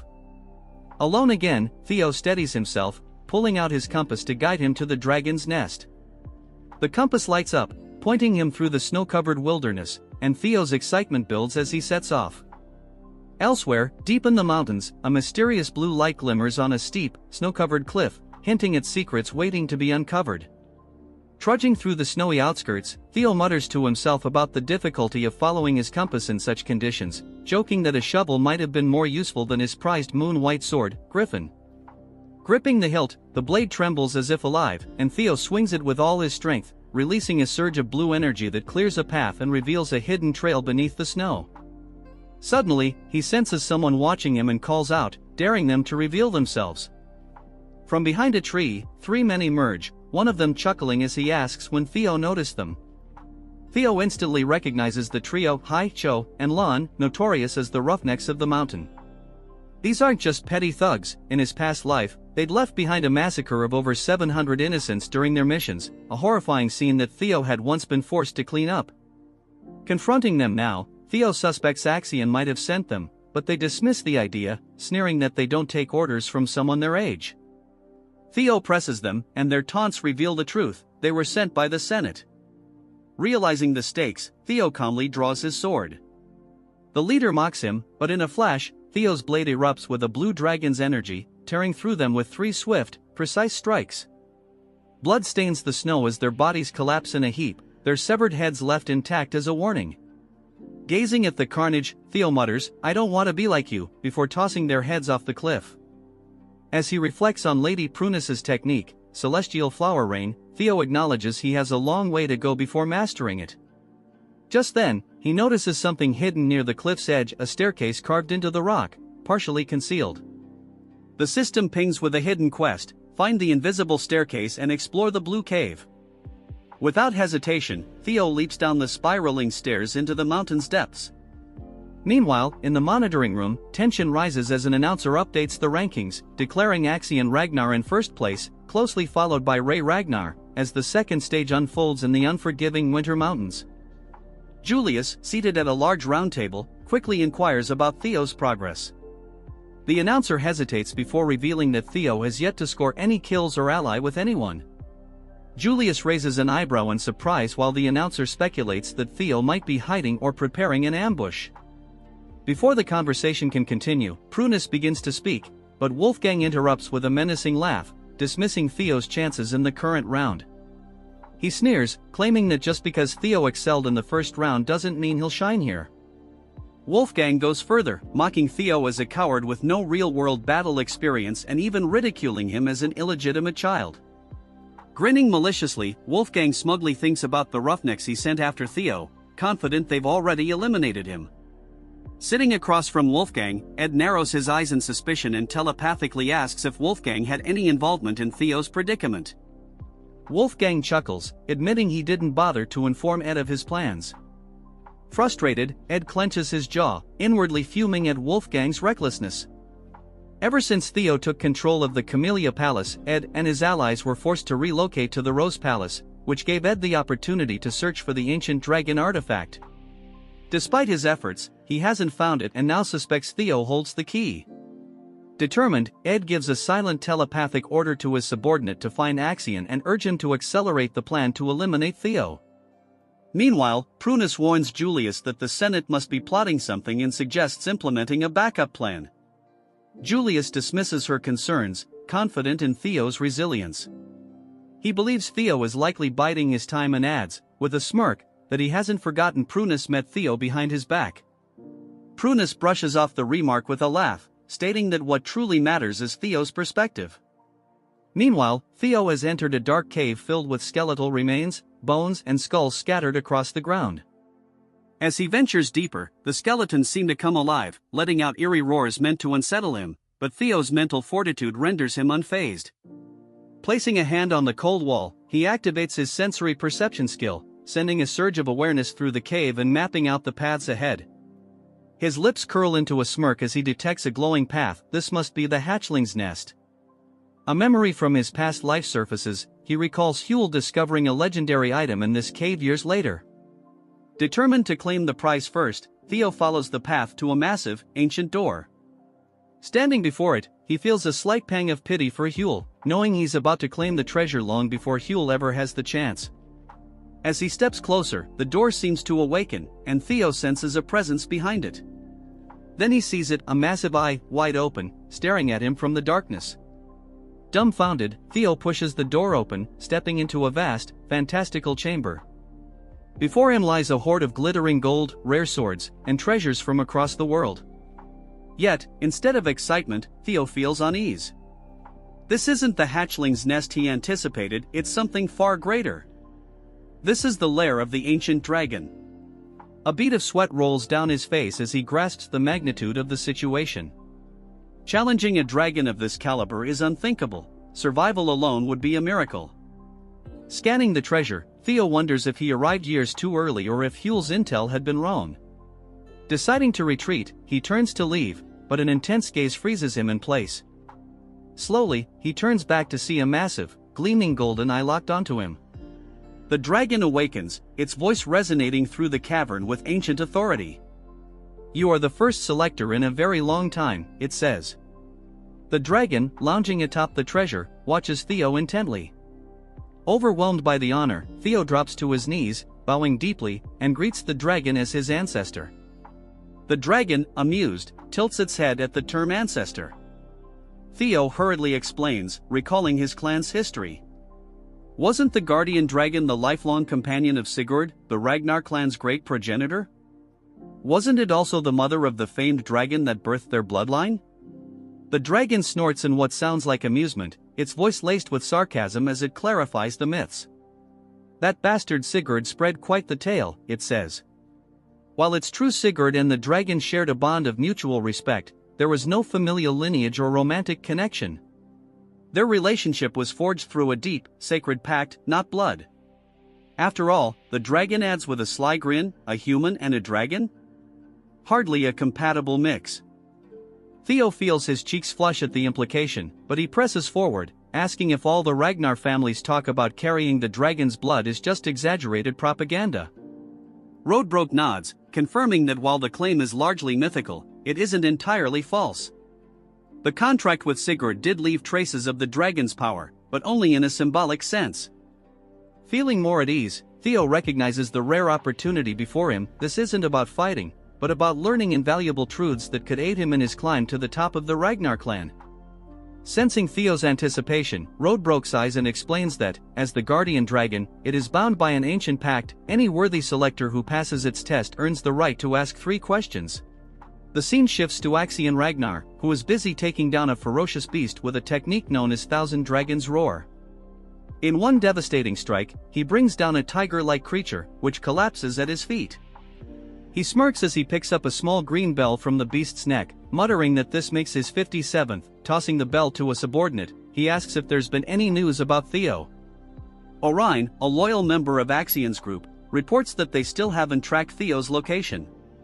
Orion can't help but admire Axion's incredible strength, thinking about how easily his leader dispatches creatures others would avoid. But his admiration gets the better of him as he mutters something about Theo's intelligence. Axion's expression darkens, and before Orion can react, Axion grabs him by the throat, lifting him effortlessly. With a deadly glare, Axion growls that true strength is fearless. Orion, gasping for air, stammers out an apology. Just then, another messenger arrives with news that the Central Intelligence Bureau has ordered them to hasten their mission. Axion releases Orion, still radiating menace, and brushes off the message, telling the messenger to inform the Bureau that no one is more eager for Theo's death than he is. His body seems to hum with unrestrained bloodlust, leaving his intentions unmistakable.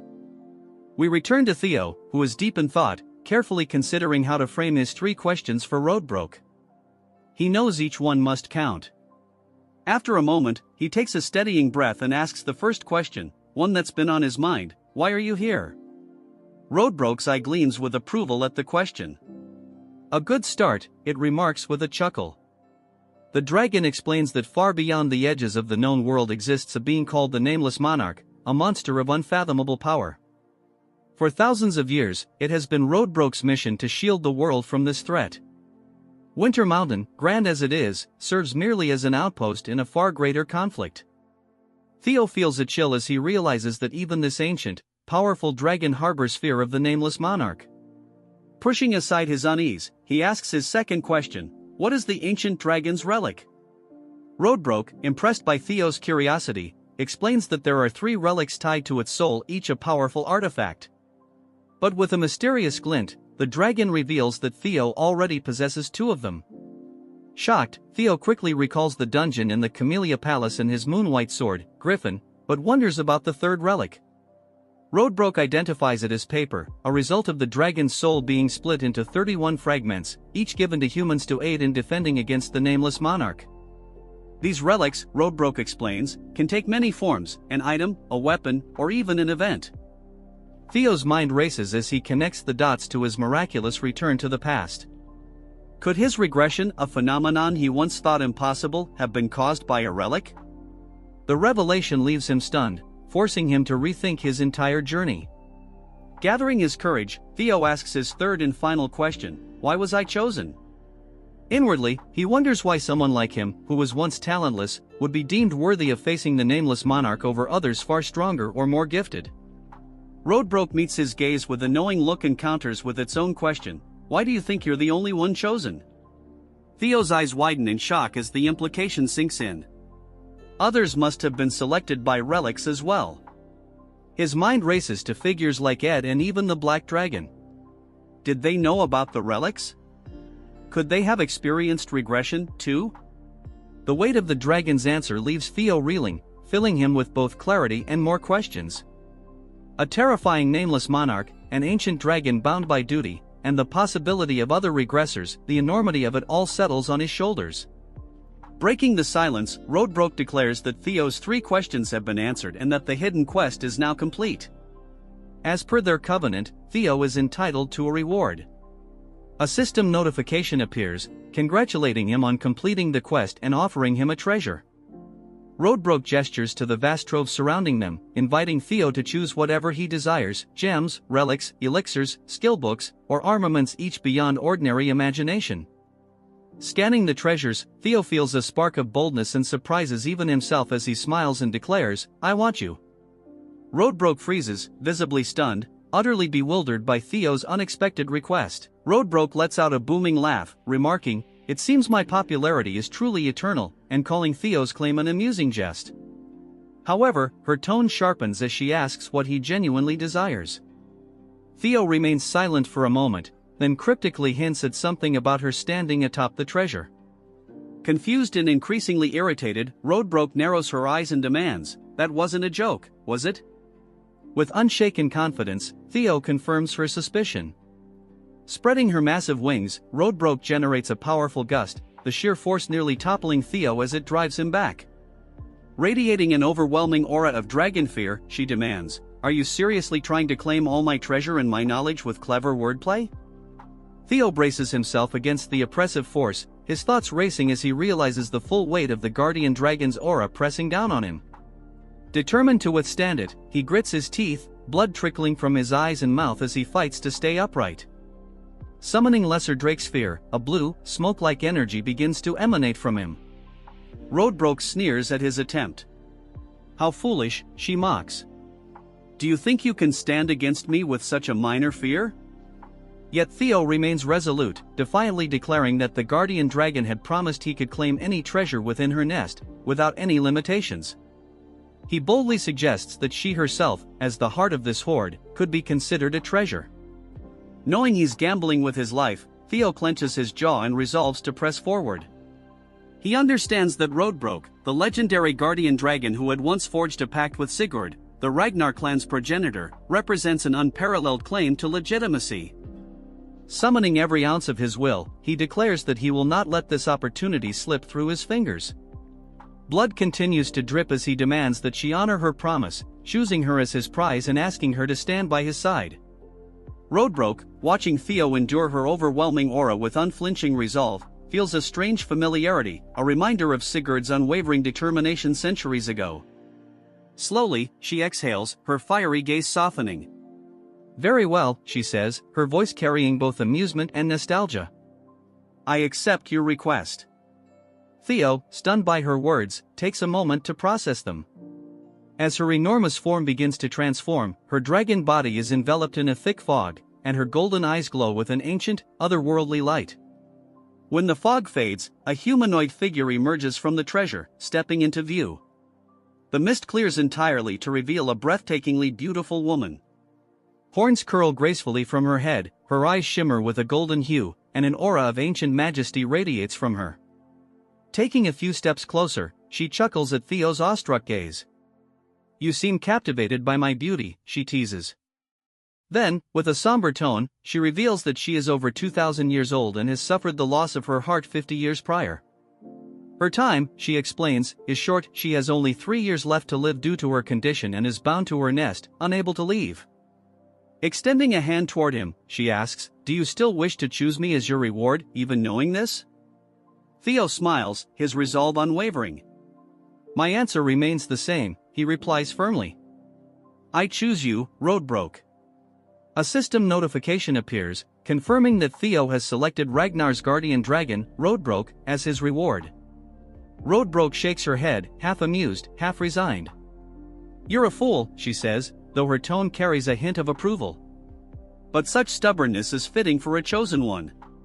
The system window updates, granting Theo 2 new titles, Guardian Dragon's Significant Other and Descendant of the Progenitor. Theo, bloodied yet triumphant, stands with fierce determination as Roadbroke gazes at him, her expression unreadable. Theo vows to grow stronger in search for more relics of the primordial dragon, determined to find something that can substitute for Roadbroke's lost heart. A system notification appears, indicating that a soul link has been established between him and the guardian dragon. Eyes filled with resolve, Theo assures Roadbroke that he will uncover a relic capable of fulfilling the role of her heart. Another system message informs him that he has gained a significant amount of experience points, resulting in a level up. With newfound determination, Theo declares, "I must at least accomplish this to be worthy of the title Guardian Dragon's Significant Other." Roadbroke smirks and instructs him to care for her in his new role as her chosen partner. However, she warns that since she cannot leave her nest until a solution is found, she will soon enter hibernation. Before doing so, she produces a glowing blue book and, in an instant, appears directly before him. Pressing the book against his chest, she explains that reading it will awaken his mind gate, enabling him to form a true soul link with her. She gestures around the cave, informing him that food is available near the nest and encouraging him to take his time studying. A system notification appears, announcing that Theo has acquired the Grimoire of Aman. Stunned, Theo stares at the book in his hands as the system elaborates. The Grimoire of Aman is a mystical tome containing principles tied to the sound that resonated at the dawn of creation, a holy resonance embodying the universal truths of existence. Marveling at his fortune, Theo asks Roadbroke about the timeline for awakening his mind gate. She clarifies that the initial awakening process takes roughly a month. Theo's expression shifts as the weight of her words sinks in. He recalls the urgency of his current situation. The second stage of the awakening ceremony is underway, and he has only 15 days left to complete the exam. Anxiously, he asks if he can return to her nest after finishing the trial. With a teasing yet authoritative tone, Roadbroke perches on one of the treasure chests, her golden eyes gleaming. "I won't permit you to leave until you open your mind gate," she declares. Theo freezes, realizing she's serious.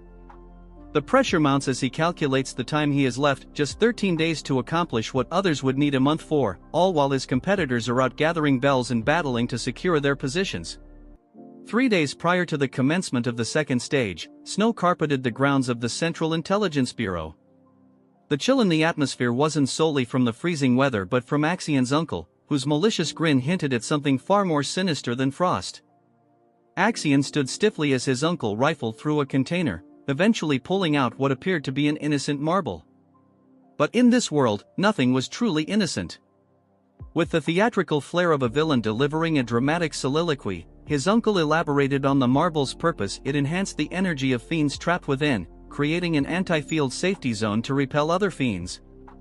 Then, to demonstrate its power, he shattered the marble, releasing a swirling haze of purple and black motes. The disturbance condensed into a hideous, four-eyed creature with a maw wide enough to swallow Axion whole.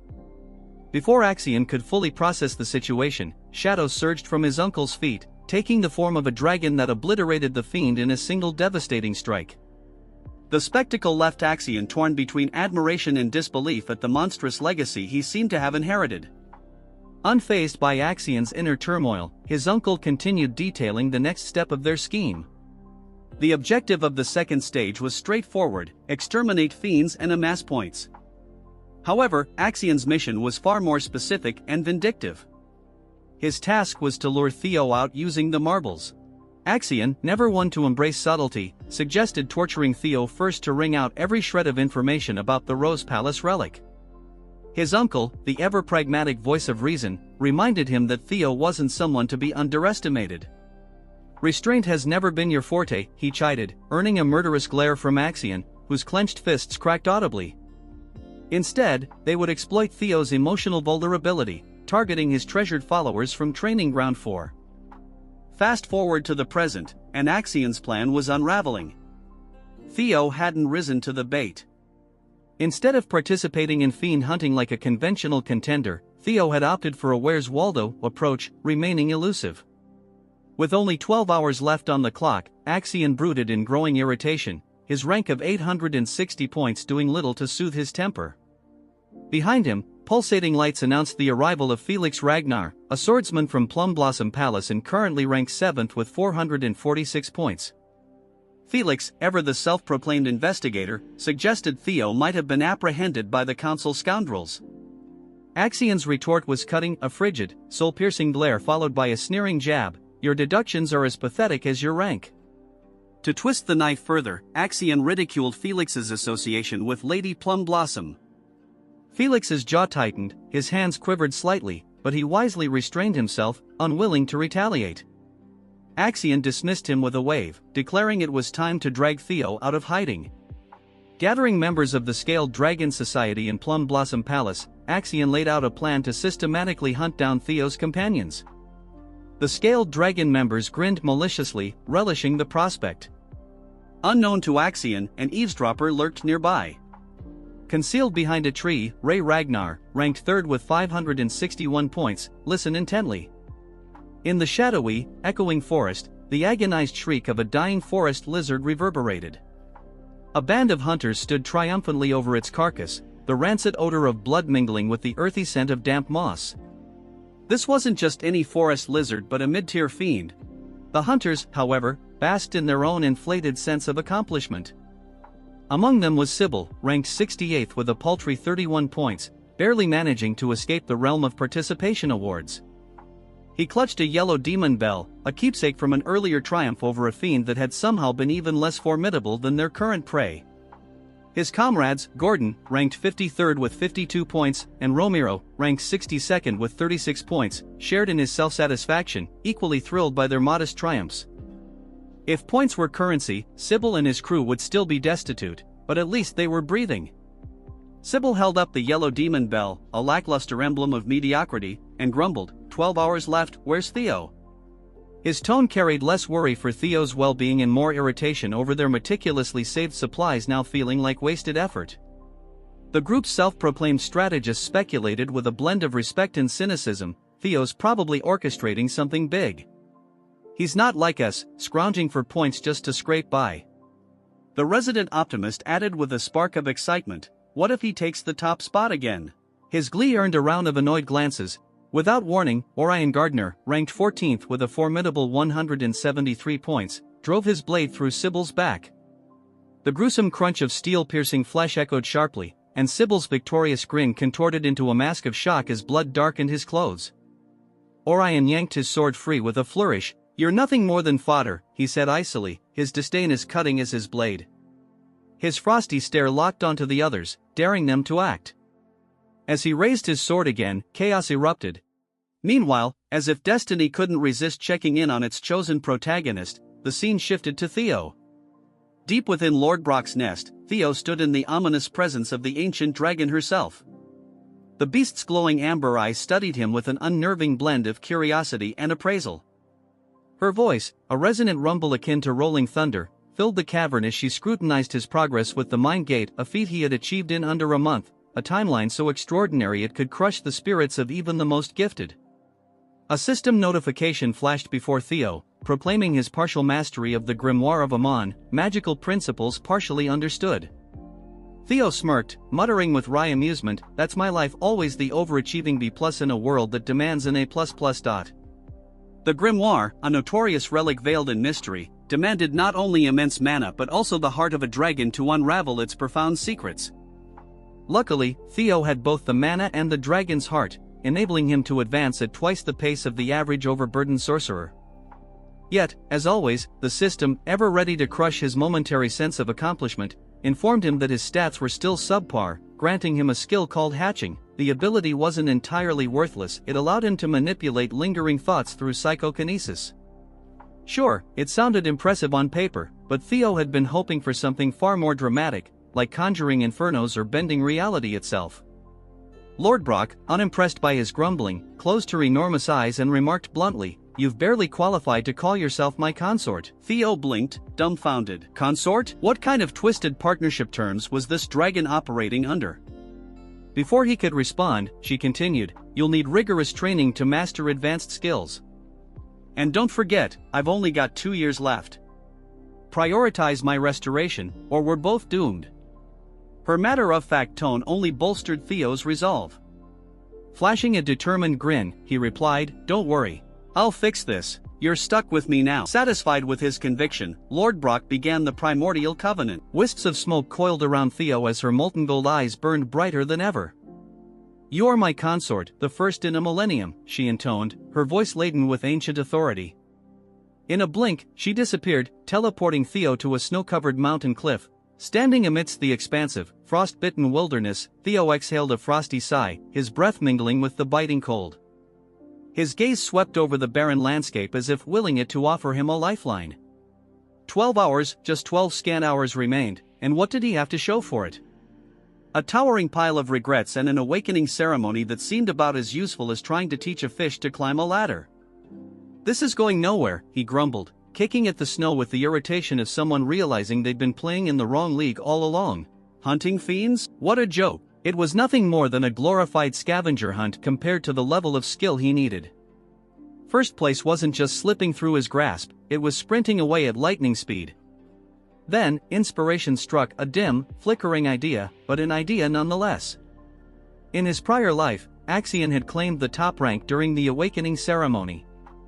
If he wanted to take that title, he needed to abandon the Boy Scout routine of scavenging fiend tokens. No, it was time to target the real prizes, other participants' spells.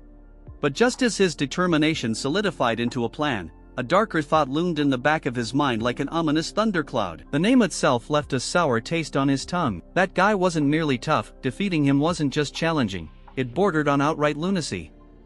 The thought lingered, heavy and suffocating, casting a shadow over his freshly devised plan.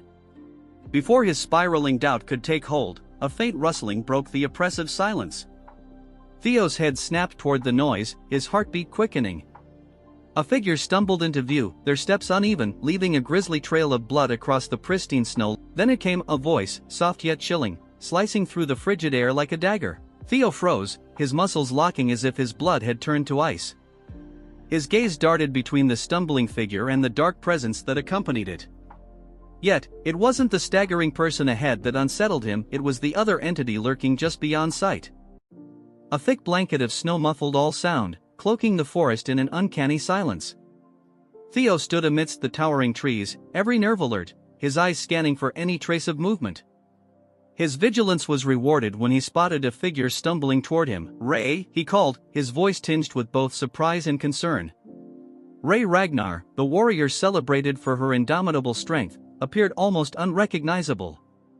Her shoulders drooped under an invisible weight, and her steps faltered as though her body could barely support her. Her face, typically a portrait of determination, was ashen and lined with exhaustion. As she approached, Theo noticed a subtle quiver in her hands and a sheen of sweat glistening on her brow despite the biting chill. "Ray, what happened to you?" Theo hurried to her side, his gaze quickly scanning for injuries. "Were you attacked by beasts?" Ray didn't reply immediately, her breathing shallow and ragged, her trembling hand clutching the hilt of her sword with desperation. Theo's sharp eyes caught the dark stain spreading across her side, a fresh wound, raw and jagged. A cold knot formed in his stomach. "This wasn't the work of a monster," he muttered, his tone heavy with apprehension. "Ray, did someone ambush you?" Ray attempted to steady herself, but her knees buckled. Theo moved swiftly, his strong arms catching her before she collapsed completely. "You need to rest," he urged, his voice firm yet filled with compassion. "Tell me everything later." Ray shook her head weakly, her voice strained and barely audible. "Go west, now," she rasped, her urgency palpable, even as her body betrayed her exhaustion. As Theo eased her to the ground, her grip on her sword slackened, and the blade slipped from her grasp. Reacting instinctively, Theo caught the weapon. The instant his hand closed around the hilt, a brilliant flash of light engulfed him. System notification, hatchling synchronization initiated. Accessing memories within the sword. Reading the thoughts of its owner, Ray Ragnar. Theo's vision blurred and twisted, pulling him into a vivid recollection. The scene around him transformed, and he found himself in a secluded part of the forest. Concealed within the shadows of towering trees, he saw Ray Ragnar crouched behind a colossal trunk, her piercing gaze fixed on a group gathered a short distance away. In the center of the clearing stood Axion, his imposing presence dominating the space. Around him, Theo's comrades were bound and bloodied, their faces swollen and battered from relentless abuse. Axion's subordinates loomed over them like predators, their weapons gleaming menacingly in the pale light. "No trace of Theo yet," one of Axion's men reported gruffly. "But we've left enough tracks to lure him here." Another henchman snickered darkly. "We even let monsters roam the area. If Theo's alive, he'll come." Axion's icy, calculating eyes remained fixed on the hostages.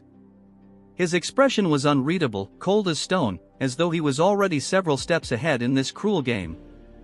After a prolonged silence, Axion finally spoke, his voice cold and deliberate. "Should I execute them? Why bring so many? 2 or 3 would have sufficed." One of his subordinates shrugged nonchalantly, raising his blade. "Then why not dispose of a few? It'll make the message clear." The blade shimmered menacingly in the dim light as it descended swiftly, promising death.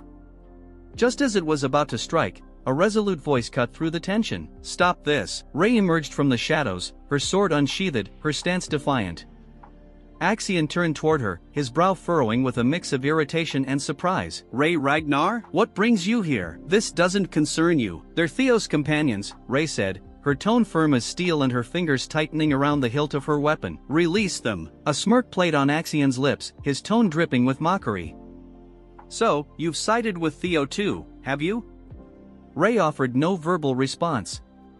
Instead, she charged, her blade flashing as it carved through the air. Axion met her head-on, his sword drawn in a fluid, practiced motion. Sparks erupted as their weapons clashed, the metallic screech echoing through the clearing. Rei attacked with unwavering determination, her strikes relentless, but Axion's skill and sheer power were formidable. With a crushing blow, he sent her sprawling to the ground. She attempted to rise, her body trembling with exertion, but her strength was fading rapidly. The memory dissolved like mist, and Theo found himself back in the present. Rei leaned heavily against him, her breath shallow and labored. Theo's mind reeled as he processed the vivid memory. "Rei," he began, his voice taut and brimming with tension, "why did Axion take my comrades? What's his objective?" Rei hesitated, guilt shadowing her features. "He was desperate to find you," she admitted softly. "When you didn't appear, he seized your friends to force you out of hiding." Theo's fists clenched tightly, his nails biting into his palms as anger, guilt, and determination churned within him like a storm. "Where are they?" he demanded, his voice sharp and unyielding. "Where is Axion?" "You can't go," Rei whispered, her voice fragile and strained. "The Central Intelligence Bureau's supervisors are backing him. Not even you can handle them all." Theo's jaw tightened, his resolve like iron. "I don't care. Every moment we stand here, they're in danger. This isn't just a trial anymore," Rei shouted, her voice breaking under the weight of her emotions. "It's a carefully laid trap to eliminate you. We need to regroup, rally support, and strategize. There's no time," Theo barked, urgency blazing in his voice. "I won't stand by and let them perish." Rei's frustration boiled over, her voice trembling as she countered, "Even if it means sacrifices, I can't bear to lose anyone else." Theo's voice exploded, reverberating through the hushed forest. "I've already lost more than I can bear. Not again." Meanwhile, in a secluded grove, Axion stood surrounded by Theo's captured allies. The once pristine snow beneath them was tainted with streaks of crimson, evidence of a fierce and ruthless struggle. A subordinate approached cautiously, bowing slightly before speaking. "Sir, Theo has been sighted. He's at the northern cliffs, currently in communication with Ragnar." A wicked smirk spread across Axion's lips. "Finally, Theo Ragnar. I'll make you understand the price of defying me." A guttural, raspy voice resonated in his ear, audible only to him. "Remember, young Master Axion, there's no need to confront him head-on. Extract the information about the relics, we'll handle Theo ourselves." Axion's expression grew darker, and he inclined his head slightly. "Understood, but I intend to make him suffer first."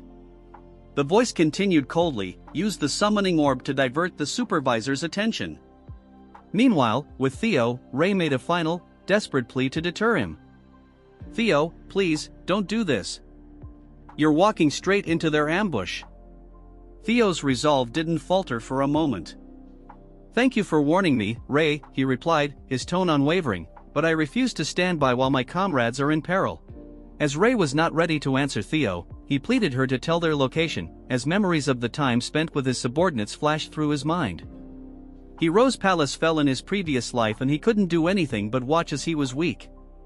With resolve and power this time he tells her that she also interfered, so Theo cannot just stand by and watch his subordinates die in front of his eyes. The air around Theo grew dense, charged with an unmistakable energy. A faint, dragon-like aura flickered behind him, embodying the sheer force of his determination. Rei's eyes widened, her breath catching as she felt the weight of his presence bear down on her.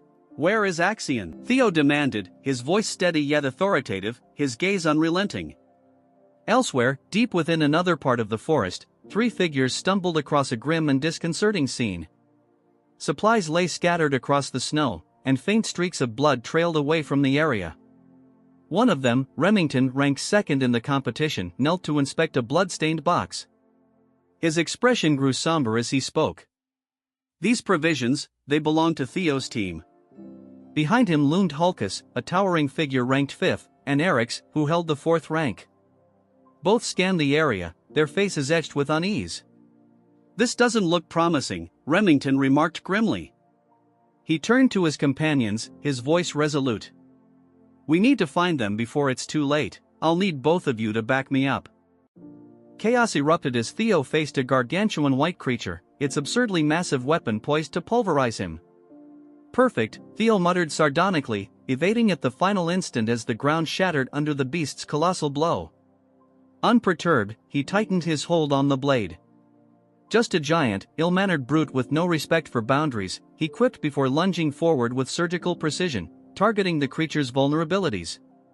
The beast collapsed with a guttural wail, but Theo spared it no glance, already forging ahead, his thoughts fixed on his imprisoned friends.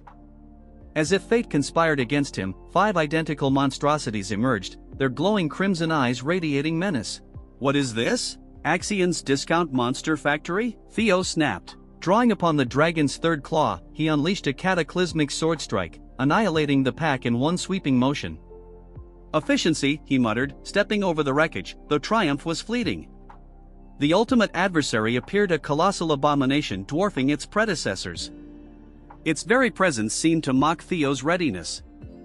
Massive, but I've seen worse, mostly my own poor decisions, he sneered. As the beast bellowed, Theo launched himself skyward, descending like an avenging meteor, his blade embedding deep into its skull, silencing it instantly. The tumult faded, transitioning to Ray, who lingered in the eerie quiet of Theo's departure. Memories flooded in young Theo, grasping her hand, courage blazing in his small frame. Always so reckless, she whispered, frustration and nostalgia mingling. Resolving not to stay idle, she clenched her fists. Go on, play the hero, but don't think I'll let you have all the glory. With a determined stride, she vanished into the forest. Meanwhile, in Axion's lair, Theo's captured companions, brimming with fury, strained against their bonds. One, channeling fiery defiance, yelled, "You'll regret this, Axion." Predictably, the flamboyant villain responded with a mix of disdain and gratuitous cruelty. Axion's boot slams into the captive's face, forcing him to the ground as a derisive smirk spreads across his lips.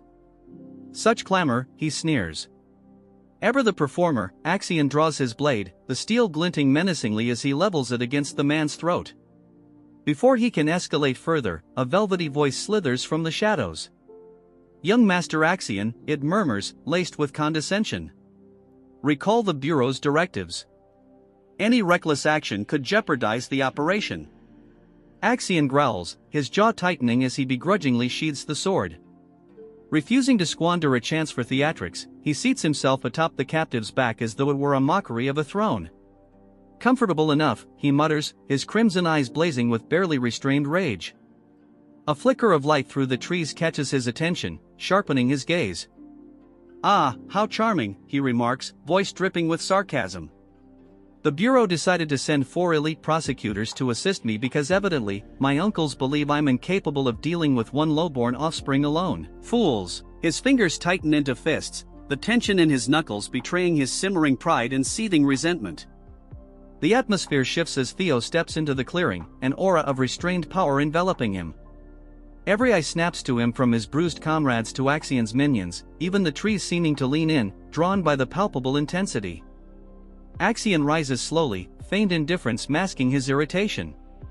So, he drawls, you've finally graced us with your presence, Theo Ragnar. Theo doesn't respond with words, his eyes scanning the scene with cold calculation. Comrades to the left, guards to the right, and the arrogant would-be tyrant at the center. His grip on the sword tightens, the air humming with his subdued fury. You kept me waiting, Axion taunts, his tone like a serrated blade. Theo's gaze locks onto the captive beneath Axion's boot, his deliberate strides cutting through the tension. Sensing the shift, Axion's hand drifts to his weapon, but before he can act, the irksome, composed voice from the shadows cuts in once more.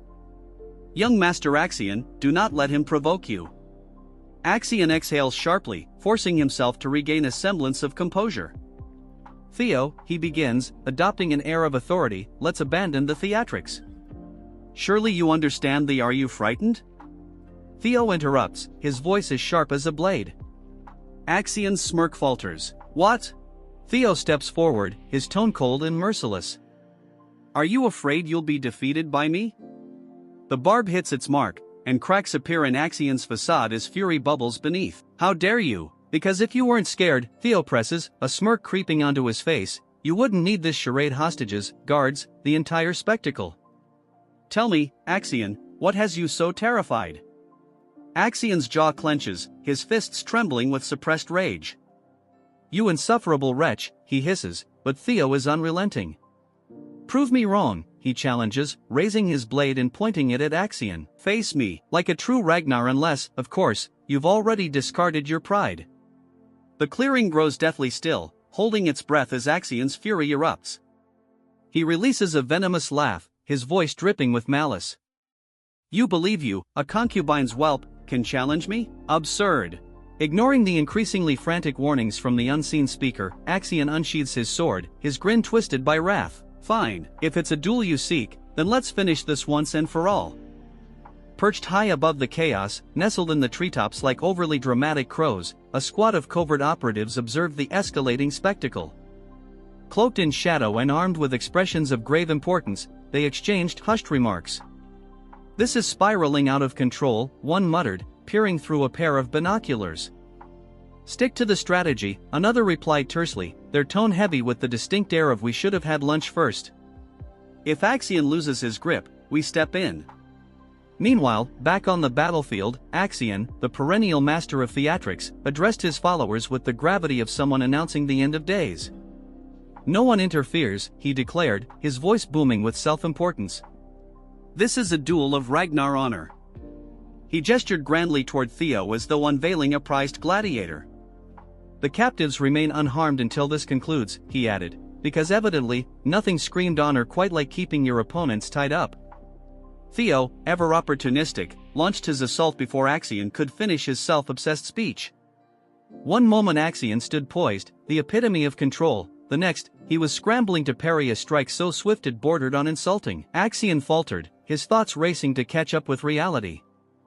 Theo smirked, his blade catching the light with an almost vindictive glint. Quit stalling, fight me for real, he challenged, his tone a perfect blend of mockery and provocation. Infuriated, Axion decided it was time to unleash his ace. Fine, he bellowed, channeling his ultimate technique, Thousand Dragons Roar. From his blade erupted a colossal, blazing red dragon, its fiery maw snapping with a ferocity that would send most fleeing or praying. For a heartbeat, Theo froze, his eyes widening at the sheer magnitude of the assault, blinking at the inferno barreling toward him. So this is your idea of fair play. Good to know. But Theo wasn't one to remain idle for long. Summoning his glowing blue sword, its radiance bordering on obnoxious, he steadied himself. With a single, devastating sweep, he unleashed the dragon's third claw, meeting Axion's fiery monstrosity head-on. The resulting collision was blinding, and when the light faded, the red dragon was gone, reduced to a disgruntled wisp of smoke. Axion gaped, disbelief etched into his features, his jaw practically unhinged. Theo, by contrast, stood calm and collected, brushing off non-existent dust as though nullifying apocalyptic attacks was an everyday chore. His smirk widened, exuding a confidence sharp enough to cut. Are you even competent enough to teach me anything, Axion? He quipped, his voice laced with the kind of smugness that made Axion's blood boil. The scene starts with Orion Gardner, ranked 14 with 179 points and an executive of the Scale Dragon Society. As Theo effortlessly countered Axion's Thousand Dragon Roar, Orion's usual composure broke. Unbelievable, he muttered, his voice laced with disbelief and a touch of dread. This was not how the day was supposed to go. For weeks, Orion had dismissed Theo as a minor obstacle someone Axion could crush without much effort. But now, here was Theo, calm, precise, effortlessly dismantling Axion's flashy attacks as if swatting a fly. This is bad, Orion thought, his fingers twitching as if he was on the verge of making a foolish decision. The reality of Theo's overwhelming strength raised uncomfortable questions in his mind, chief among them, am I backing the wrong side? For a fleeting moment, the idea of betrayal crossed Orion's mind. What if he switched sides? Theo was clearly capable, his group well organized, and they seemed far less likely to implode from overconfidence. But just as quickly, Orion dismissed the thought. The oppressive presence of the Central Intelligence Bureau's protectors nearby was a stark reminder that straying from the plan was a death sentence. Even if Axion failed, the Bureau would step in to fix the mess and ensure their operations stayed on track. With a resigned sigh, Orion clenched his fists, bottling up his frustration. Turning to the scattered members of the Scale Dragon Society, who were doing their best to ignore the disaster unfolding before them, Orion snapped, "Listen up. We're not cleaning up Axion's mess. Spread out, lay low, and avoid this chaos." The members exchanged wary looks, silently agreeing to follow orders for the sake of survival. One by one, they disappeared into the shadows, each vowing never to follow Axion into another fight. Orion lingered briefly, watching the battle between Theo and Axion. The scene shifts to a sunlit training ground, where an 8-year-old Axion tightly grips a wooden sword, his small body trembling with a mix of fear and determination. Across from him stands his uncle. "Axion," his uncle barked, "remember your purpose. You're not just a Ragnar, you're a thron. That bloodline runs stronger in you than anything else." Axion glanced up with wide, confused eyes that seemed to ask, "Why me?" "The Ragnar name is just a mask," he declared, his voice heavy with ambition. "Behind it lies the true power of the Thron clan." The scene returned to the present. Grinding his teeth, his crimson eyes burned with anger, frustration, and unresolved childhood pain. He glared at Theo, who stood calm and composed, as if meditating amidst the chaos. "Impressive," Axion growled through gritted teeth, his tone a mix of reluctant respect and seething rage. Without hesitation, Axion charged, his sword gleaming like a terrible decision in motion. His movements were quick, precise, and honed by years of grueling training. "Theo," he yelled, his voice cutting through the tense air, but Theo didn't flinch. He stood his ground, his blade raised in a defensive stance that seemed to mock Axion with a silent "bring it on." His eyes were steady, calm, and calculating, as if he already knew the outcome. Axion's sword came down with all the fury of a man fighting his own insecurities, but Theo met it with ease. The clash of steel rang out, sending shockwaves through the battlefield as sparks flew from their blades, momentarily lighting up their intense expressions. How could Theo, a so-called concubine's child, stand so confidently, matching him blow for blow? Meanwhile, Theo allowed a faint smile to cross his lips, not smug, but worse. The scene shifts again to the shadowy halls of the Central Intelligence Bureau, a fortress of secrets. Within its most secure chamber, Julius, the dramatic chief advisor, paced like a child who just heard juicy gossip. His ceremonial robe swished with every step as he grinned from ear to ear. "Theo Ragnar lives. That boy is far more resilient than we ever gave him credit for." Across the room, Wolfgang stiffened, sweat beaded on his weathered face as his mind struggled to process the implications. "Theo survived," Ed Ragnar muttered in disbelief, his hands trembling slightly, a rare crack in his normally steely composure. "I sent my 3 best scoundrels after him. How could they fail?" Meanwhile, seated in a highback, Ed's expression remained eerily calm. The scheming uncle of Axion, he didn't let his emotions show until the weight of the report sank in. Slowly, with the grace of someone who'd been plotting for years, a smirk stretched across his face. "So, Theo is alive," he murmured, his voice smooth and almost pleased. In his mind, the gears started turning. "Axion will uncover the relic's secrets, and then my swordsman will finish Theo for good." Before he could spiral into another villainous monologue, the room's informer interrupted, their voice trembling. "Sir, there's more." Ed's smirk faltered as his head snapped toward the informer. "What is it?" he demanded sharply. The informer hesitated, clearly aware they were about to ruin Ed's carefully constructed sense of control. "Theo and Axio, they're currently dueling," they stammered. The words landed like a slap. Ed shot to his feet so quickly that his chair nearly toppled. "A duel?" he exclaimed, his calm demeanor shattering. The room fell silent as his mask of composure cracked. Back on the battlefield, Theo moved with a deadly grace, his precise footwork making his movements unpredictable. Axion, for all his anger, matched him move for move. He deflected Theo's first attack, parried the second, and narrowly avoided the third. "He's stronger than I expected," Axion thought, his grip tightening on his sword. But then his crimson eyes gleamed with confidence. "But he's not fast enough." With a sharp motion, Axion hurled his sword, the blade slicing through the air with deadly precision. Theo's eyes widened as the weapon hurtled toward him, and for a brief moment, time seemed to slow. A memory surged to the surface, vivid and burning. The sudden appearance of the thrown sword leaves both of them rattled, their confidence shaken as memories resurface. Theo recalls a haunting moment from his past, a thrown sword, his death, the pain. Axion lands lightly on the snow, the swirling flakes forming a shroud around him. His icy gaze locks onto Theo, sharp and cold like shards of frost. "There's a basic flaw in your strategy," he states, his voice dripping with contempt. He continues, his words cutting like a blade, "Relying on flashy, predictable moves only makes it easier for me to read you." A single drop of blood falls from Axion's blade onto the untouched snow, a grim reminder of the fight's deadly stakes. The pristine white around the fallen soldier quickly turns crimson, the scene stained by violence. Theo's eyes narrow as his gaze shifts to the fallen man. His mind flashes back to the cloaked figure he faced in his final moments before his regression. Axion, standing over the lifeless form, feels a twinge of unease.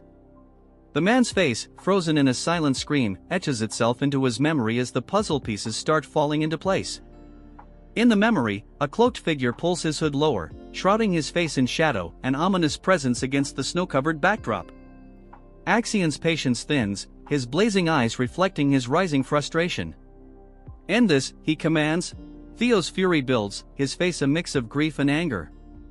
Memories of the burning palace, screams, and devastating loss flood back.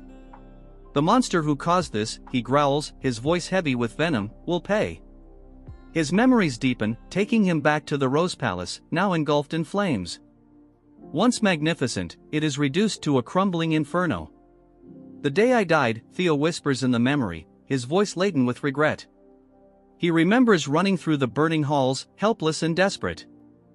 "I was supposed to die that day," he thinks bitterly, the weight of his powerlessness crushing him. And Theo recalls Evelyn's relentless investigation. Her efforts uncovered the truth. Randon and the Camellia Palace were intertwined, two faces of the same coin. The attack was orchestrated, the burning palace a cruel reminder of betrayal. Theo clenches his fists as the realization sharpens. Among all the swordsmen, only one would dare to use such a reckless technique, a thrown sword. The truth hits him like lightning. "Axion Ragnar," he whispers, the name bitter in his mouth. Analyzing his opponent's style, Theo concludes, only someone blinded by arrogance would rely on such a gamble. Any lingering doubt vanishes as certainty solidifies in his mind. Theo grips his broken sword tightly, the jagged metal cutting into his hands, but he barely feels the pain. The blade cracks, breaking into two useless shards. As the pieces fall to the ground, he whispers, his voice raw with anguish, "What is it with you people?" Axion's eyes widen in disbelief, his voice shaking as he stammers, "He broke a sword with his bare hands." Theo's bloodied hand tightens as he glares at Axion, his voice steady and resolute. "This isn't like before," he declares. "I won't repeat my mistakes." With smooth precision, Theo picks up a fallen sword from the snowy ground, a weapon left behind by a fallen comrade. With a surge of energy, Theo hurls the broken sword toward Axion. Axion scoffs, unimpressed by the act. "What kind of pathetic attempt was that?" he sneers, his tone dripping with disdain. "A poor imitation of my technique, you're truly a fool." But as Axion's words fade, his eyes narrow, and a flicker of unease appears. Something about Theo's movements feels off, sending a chill down his spine. A shiver runs through him as he senses the power radiating from Theo. This is no ordinary killing intent. "This is something far darker," he whispers, fear creeping into his voice. Theo's mana surges like a tidal wave, a palpable force exploding outward and pressing down on the battlefield. Axion feels as though he's suffocating, the sheer intensity of the energy leaving him breathless. How can his mana be this strong? He wonders, his blood turning cold as realization strikes. Axion is frozen in shock, his mind reeling with unanswered questions, failing to notice Theo's rapid approach. Theo unleashes a devastating wave of energy, a force so overwhelming it tears through the forest, shattering trees and shaking the ground. The air crackles with raw power as Theo raises his glowing blade, its light almost otherworldly. With a fierce cry, he swings the sword down, aiming for Axion's head. Axion, driven by desperation, lifts his own sword just in time to block. Sees an opening and presses his advantage. A cruel smile curls his lips as he taunts, "Is this all the mighty Axion Ragnar has to offer? I'm honestly disappointed." Axion's face contorts in rage, his voice a guttural growl. You'll pay for that.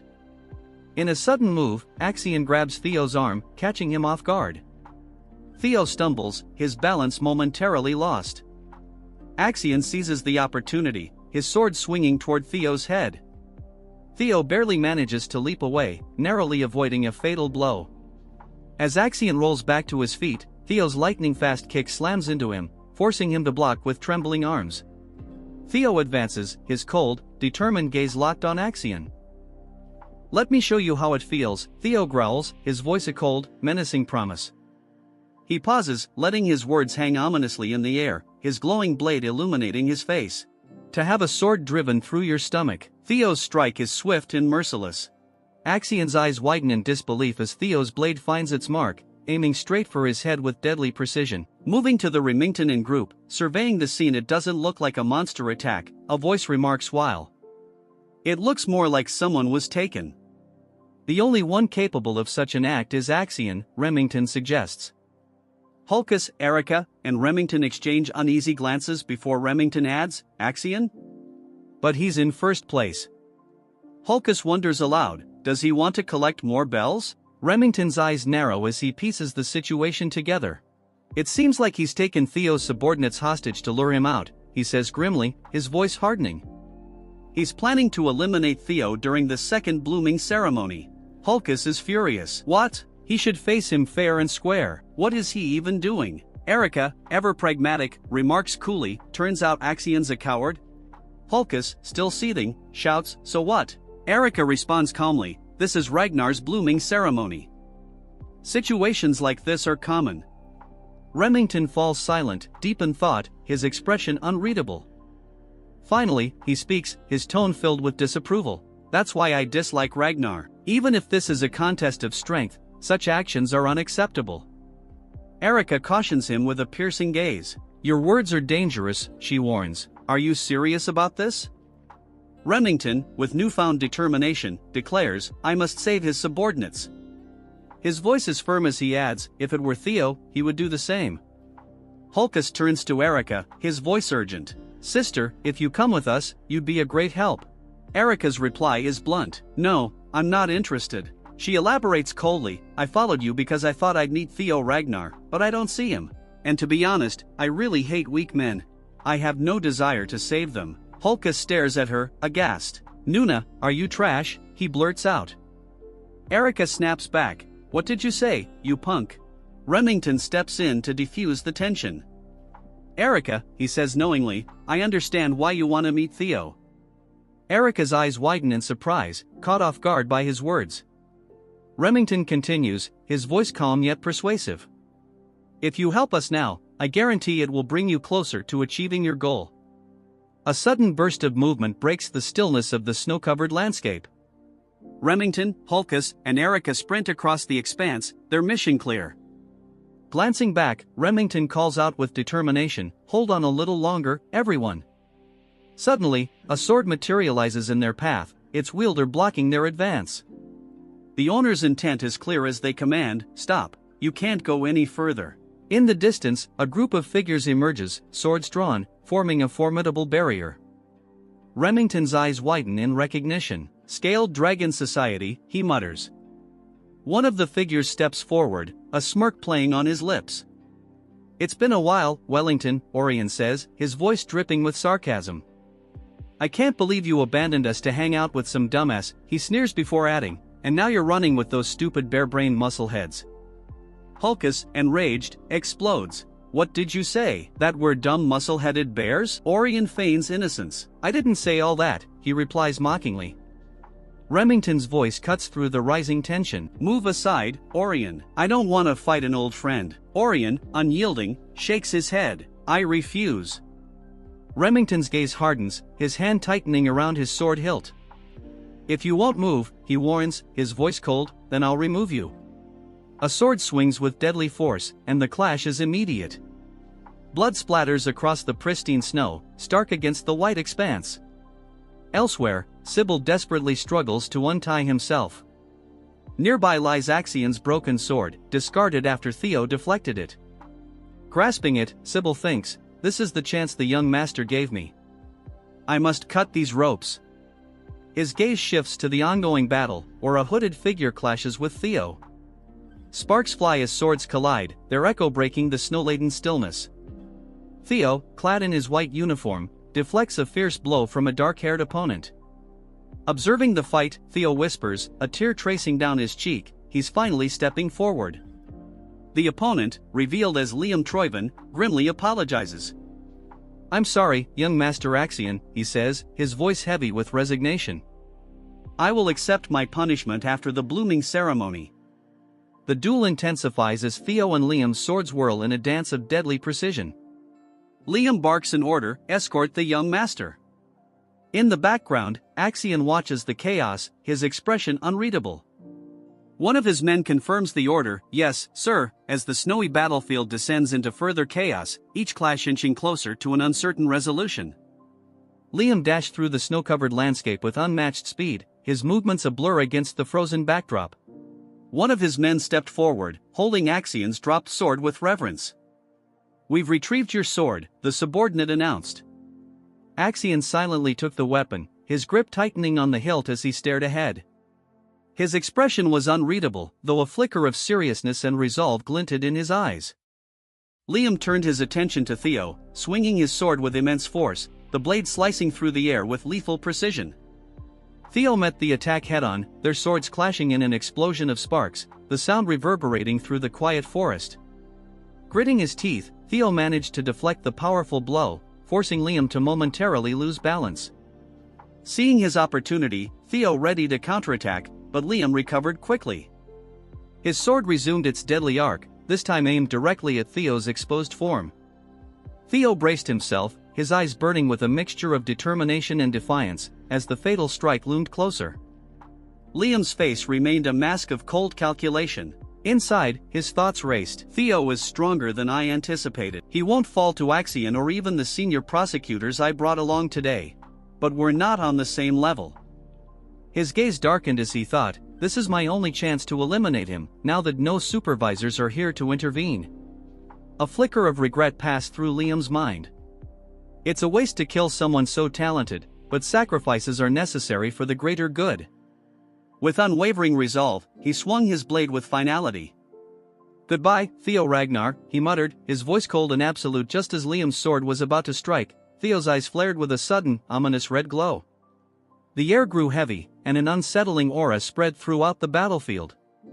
The fiery light in Theo's gaze was intense, radiating an overwhelming power.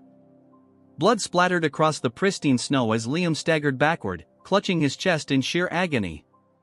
His eyes widened in disbelief as he looked down at the sword that had pierced him. Pain and horror twisted his expression as he gasped. His expression turned from shock to a mixture of anger and dread. Axion, visibly struggling to contain his emotions, stood frozen. Axion's sword pierces through Liam's back, a crimson bloom spilling across the snow. Liam's body stiffens in disbelief, his own blade slipping from his grasp and clattering to the ground. Theo is frozen in shock as Liam's face twists with pain and betrayal. Blood trickles from his mouth, and his wide, disbelieving eyes lock onto Axion. He cannot comprehend this treachery. With a sickening sound, Axion yanks his sword free, spraying blood across the pristine snow, a brutal testament to his cruelty. Liam collapses to his knees, clutching at the wound. Axion's subordinates remain paralyzed, their faces etched with a mix of horror and confusion.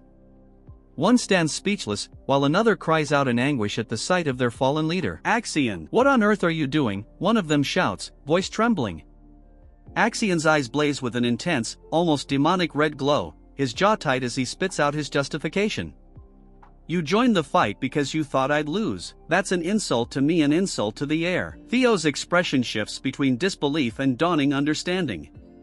Axion, you insane bastard. That's your own family. Axion turns to Theo, a cruel smirk curling his lips. Yes, I must admit, Theo Ragnar, you are indeed strong. His words drip with condescension, a mockery of respect. In a flashback, Ed stands before a younger Axion, his face hidden in shadows. His words linger in the air, filled with malice. The weak are worthless. But you, Axion, you were born with talent. A sinister smile curling on his lips. You should crush others beneath you and rise above them. Only then can you claim the throne of Ragnar.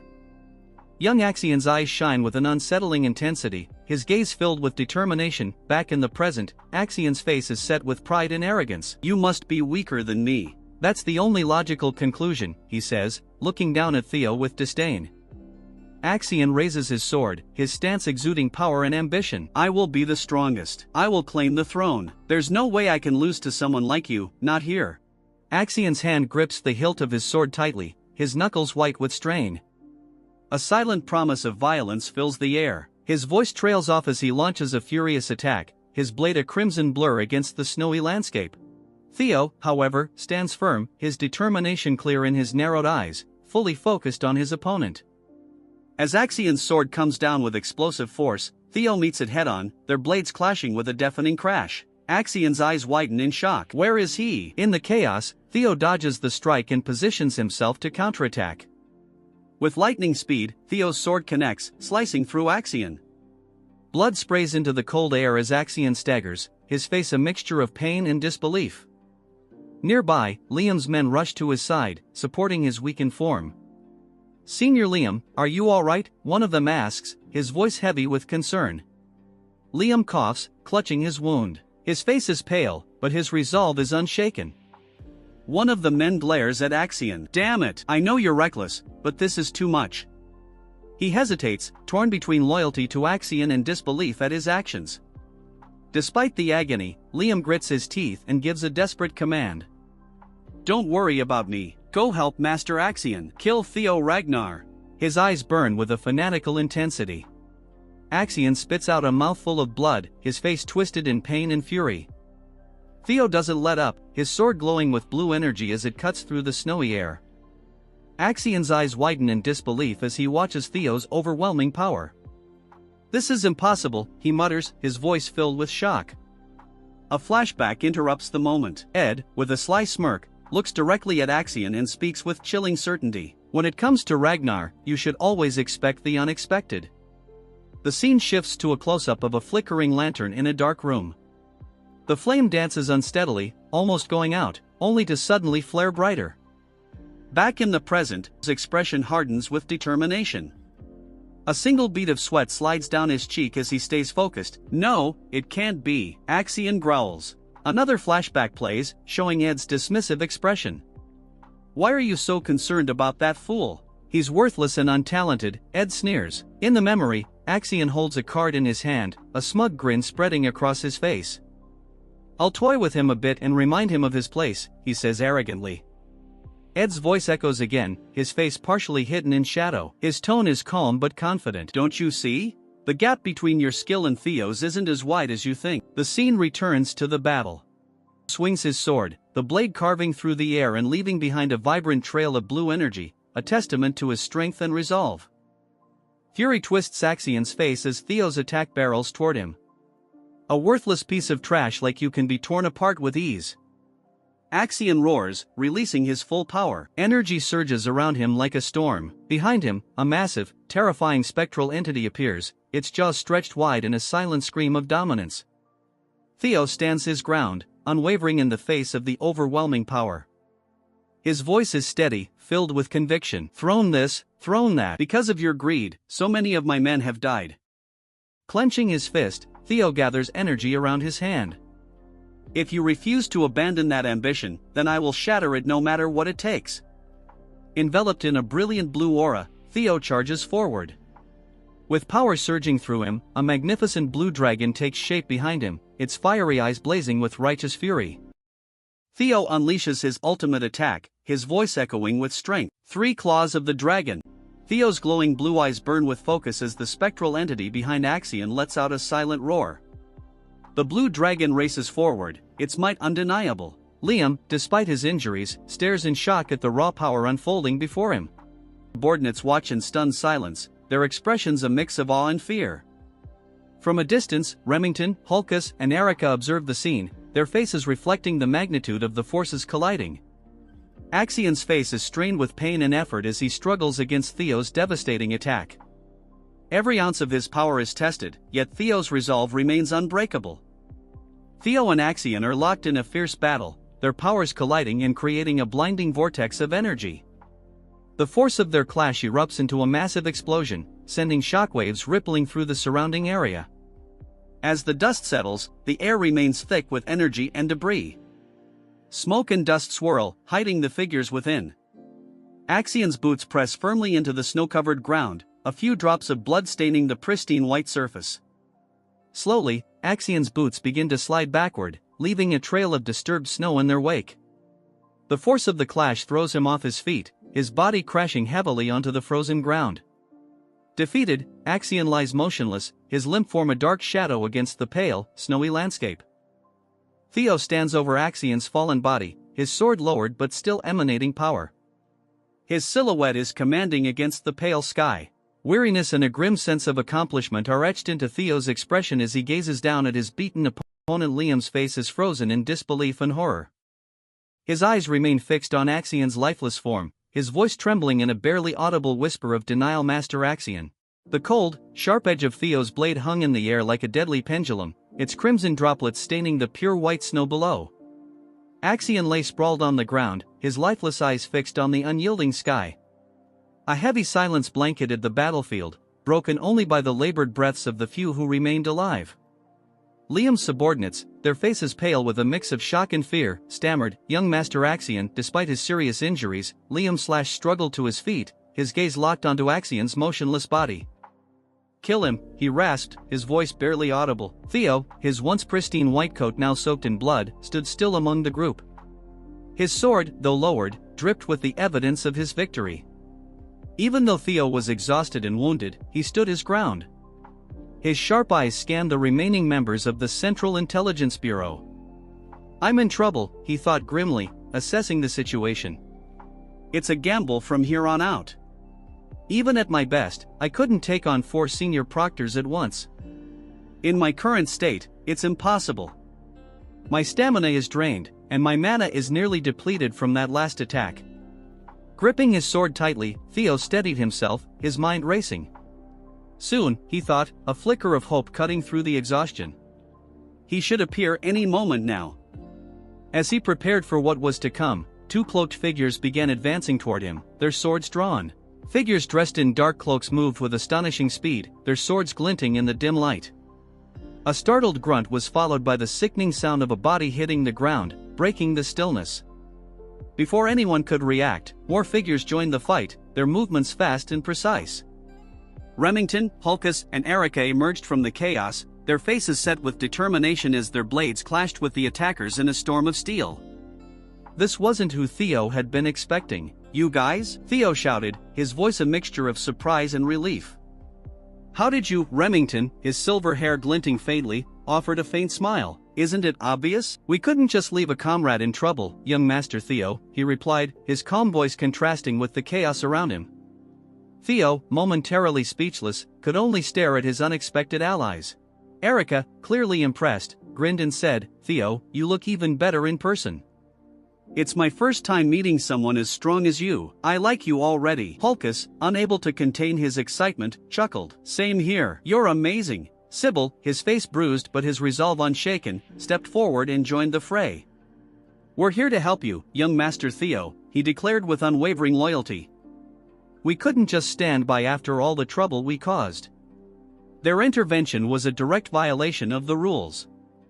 Interfering supervisors were strictly forbidden, but they had chosen to fight alongside Theo regardless. "Supervisors aren't allowed to get involved," Remington shouted, his voice tinged with irony. "You do know that helping a candidate is a serious offense, right?" The question hung in the air as the tide of battle shifted. The remaining agents of the Central Intelligence Bureau, outnumbered and overwhelmed, found themselves pushed onto the defensive. Liam, his face twisted with pain and frustration, watched helplessly as his carefully crafted plans fell apart. "Sir Liam, what should we do?" one of his subordinates stammered, his voice trembling with fear. "Things have gone too far. Should we eliminate everyone here?" The situation had spiraled out of control, leaving Liam and his men cornered. "Please, sir, we need your decision," another subordinate urged urgently. Liam's mind raced, filled with dread. He realized the full extent of their failure. We didn't uncover anything about Rose Palace's artifacts. We couldn't kill Theo. Even Sir Axion is dead. And now we've been caught red-handed. Defeat loomed over him, but then a dark smile crept across his face. We'll cover it up, he declared, his eyes glinting with a dangerous resolve. Sir Liam, we don't have time, one of his men protested. Ignoring the plea, Liam continued, the best way is simple. He paused, his sinister smile widening. Kill everyone. His gaze swept over the battlefield littered with bodies. We'll stage it as an internal conflict. Say there was an outbreak among the examinees, leading to their deaths on sight, he said, his voice chillingly calm. That's the easiest way to erase all evidence of our involvement. Reaching into his coat, he pulled out several dark orbs. These are 5th-grade monster summoning stones. They'll create enough chaos to make it look like an accident. Understand? His men hesitated but quickly nodded under the weight of his commanding glare. Yes, sir, one of them said, his voice shaky. As Liam prepared to unleash the monsters, his twisted plan began to take shape, threatening to turn the battlefield into a scene of carnage. As Liam prepared to unleash the monsters, a voice suddenly cut through the tense atmosphere. He gasped, choking on a breath as a sharp blow struck him. What is going on here? The arrival of the 3 supervisors representing the White Dragon Clan, Plum Blossom Palace, and Daffle Palace brought a sudden halt to the chaos. Their faces reflected concern and suspicion as their sharp eyes scanned the scene of destruction. Supervisors Sefford Garner and Sally Garner from the White Dragon Clan and Daffle Palace, respectively, stepped forward, demanding answers. What happened here? Natasha Koppel, the supervisor from Plum Blossom Palace, observed the devastation with a grim expression. The remaining members of the Central Intelligence Bureau were confronted by the other supervisors. You 3 over there, stop, one of them commanded, their voice firm and unyielding. Follow us if you want to save yourselves. Otherwise, you'll end up like Liam. A tense standoff unfolded, the air thick with unspoken threats. Amid the turmoil, Theo stood silently, watching the unfolding events. Though he had survived against impossible odds, the cost of victory weighed heavily on him. Supervisors, Theo said softly, a hint of relief in his voice. Thank goodness you arrived in time, her expression a mix of concern and admonishment. That was reckless, Theo, she said firmly. Why would you risk so much? Theo met her gaze silently, his eyes conveying what words could not. As the chaos subsided, the snow-covered battlefield, dimly lit by the moonlight, bore witness to the aftermath of the brutal confrontation. Survivors gathered around Theo. Remington, Hulkus, and Erica stood close, their faces showing relief and exhaustion. Sybil and the others from Training Ground Number 4, their eyes filled with tears of gratitude, cried out, Young Master Theo, you did all this for us. We have no regrets, even if it costs our lives. Theo looked at them, his heart heavy with the burden of their sacrifices. His gaze shifted to Torre, her pale face glowing with unbroken determination. The strength I aspire to have. All right, she said aloud, extending her hand toward Theo. Give me the bell. I'll take first place. Ray's faint smile held a glimmer of hope, a rare light amid the desolate scene. The moonlight bathed the stark, snowy landscape, casting a somber glow over the unfolding drama. Far away, at the Central Intelligence Bureau headquarters, Ed listened to a subordinate's report, his face pale with shock and disbelief. Axion dead, he murmured, his voice barely audible. The news of Axion's death hit like a hammer. The other council members Wolfgang, OSA, and Julius sat in stunned silence. Years of planning and manipulation had unraveled in a single night. Their carefully constructed schemes were in ruins, everything had come to an end. The announcement reverberated through the air, a formal proclamation marking a pivotal moment, the conclusion of the second round of the blooming ceremony. The scene unfolded in a snow-covered forest clearing where a crowd of figures looked up toward the source of the declaration. A wave of murmurs swept through the gathering, confusion and curiosity evident on their faces. Among them, 2 individuals exchanged stunned glances, their expressions bearing the weariness of their trials. The focus shifted to the deliberate steps of an examiner, their boots crunching against the snow with a soft but resolute thud. A voice rang out, cutting through the stillness. Everyone has worked hard. The speaker, Pharaoh Ragnar the Ascendant Dragon, stood with an imposing presence. His long, white beard framed a face etched with wisdom, and his tone carried the weight of authority. The second round of the blooming ceremony has officially ended. Gasps and whispers rippled through the crowd. The Ascendant Dragon himself? Why is he here? He rarely makes an appearance, someone murmured, disbelief evident in their voice. Unperturbed by the speculation, Pharaoh continued, 45 out of 87 candidates have passed. The survival rate isn't bad. This year's talents may be the best yet. A subtle energy crackled in the air as he added, even the highest score is astonishing. His eyes glowed faintly, a reflection of the power he commanded. He moved on to the formalities. As you know, those who pass the second round will be promoted from apprentices to entry-level inspectors of Ragnar. Be proud, you've earned it. Among the crowd, Remington and Sybil stood side by side. Everyone here qualifies? Remington muttered, his tone steady. Pharaoh's voice cut through once again, I will now announce the scores. The atmosphere grew tense, anticipation thick in the air. First place, Theo Ragnar, 1,121 points, Pharaoh declared. The reaction was immediate. Gasps, murmurs, and disbelief rippled through the group. Theo Ragnar again, someone whispered. Over 1,000 points? But he had none until the last moment. Another exclaimed. Didn't you hear? It was because of Axion, someone trailed off, their voice lost in the noise. Pharaoh continued, second place, Remington Narcio, 926 points. Third place, Erica, 843 points. Fourth place, Ray Ragnar, 789 points. Fifth place, Hulkus. 45th and final place, Isla Lehman, 28 points. Pharaoh paused, allowing his words to settle. That's all. You've all worked hard. However, his gaze sharpened, the blooming ceremony isn't over. The third round awaits. A ripple of confusion spread through the candidates. Did you make it? One asked. No, I didn't collect enough bells, another responded bitterly. Pharaoh raised his hand and announced, those qualified for the third round, please raise your hands. Remington's hand lifted first, followed by Erica, then Hulkus and Ray. In the crowd, Theo's gloved hand rose high, a stark contrast against the light. Pharaoh continued, explaining the hidden piece of the second round, a quality breathing method revealed through collecting bells and deciphering ancient words. Only those who mastered it during the exam can channel its essence into their magic and earn the right to proceed. Theo's mind drifted to his past life. Back then, I couldn't understand the words, he recalled, an image of a bell etched with mysterious symbols flashing in his memory. His bright blue eyes glowed as the system notification appeared, hatchling synchronization activated. You can read the thoughts of objects. The scene shifted to a vivid battle, brilliant lights, and fierce energy filling his mind. The essence of the words came to me as images, Theo explained. This time, I understood everything. His determination blazed as he prepared for the challenges ahead. Theo chuckled, marveling at the rarity of seeing 4 individuals qualified for the third round. In my past life, Ray and Remington couldn't grasp the quality breathing method, he thought. Is this the butterfly effect of my actions? Pharaoh, his expression stern, addressed the candidates. Each of you, step forward and display what you've achieved, he commanded. With a steady voice, he called, first, Theo Ragnar.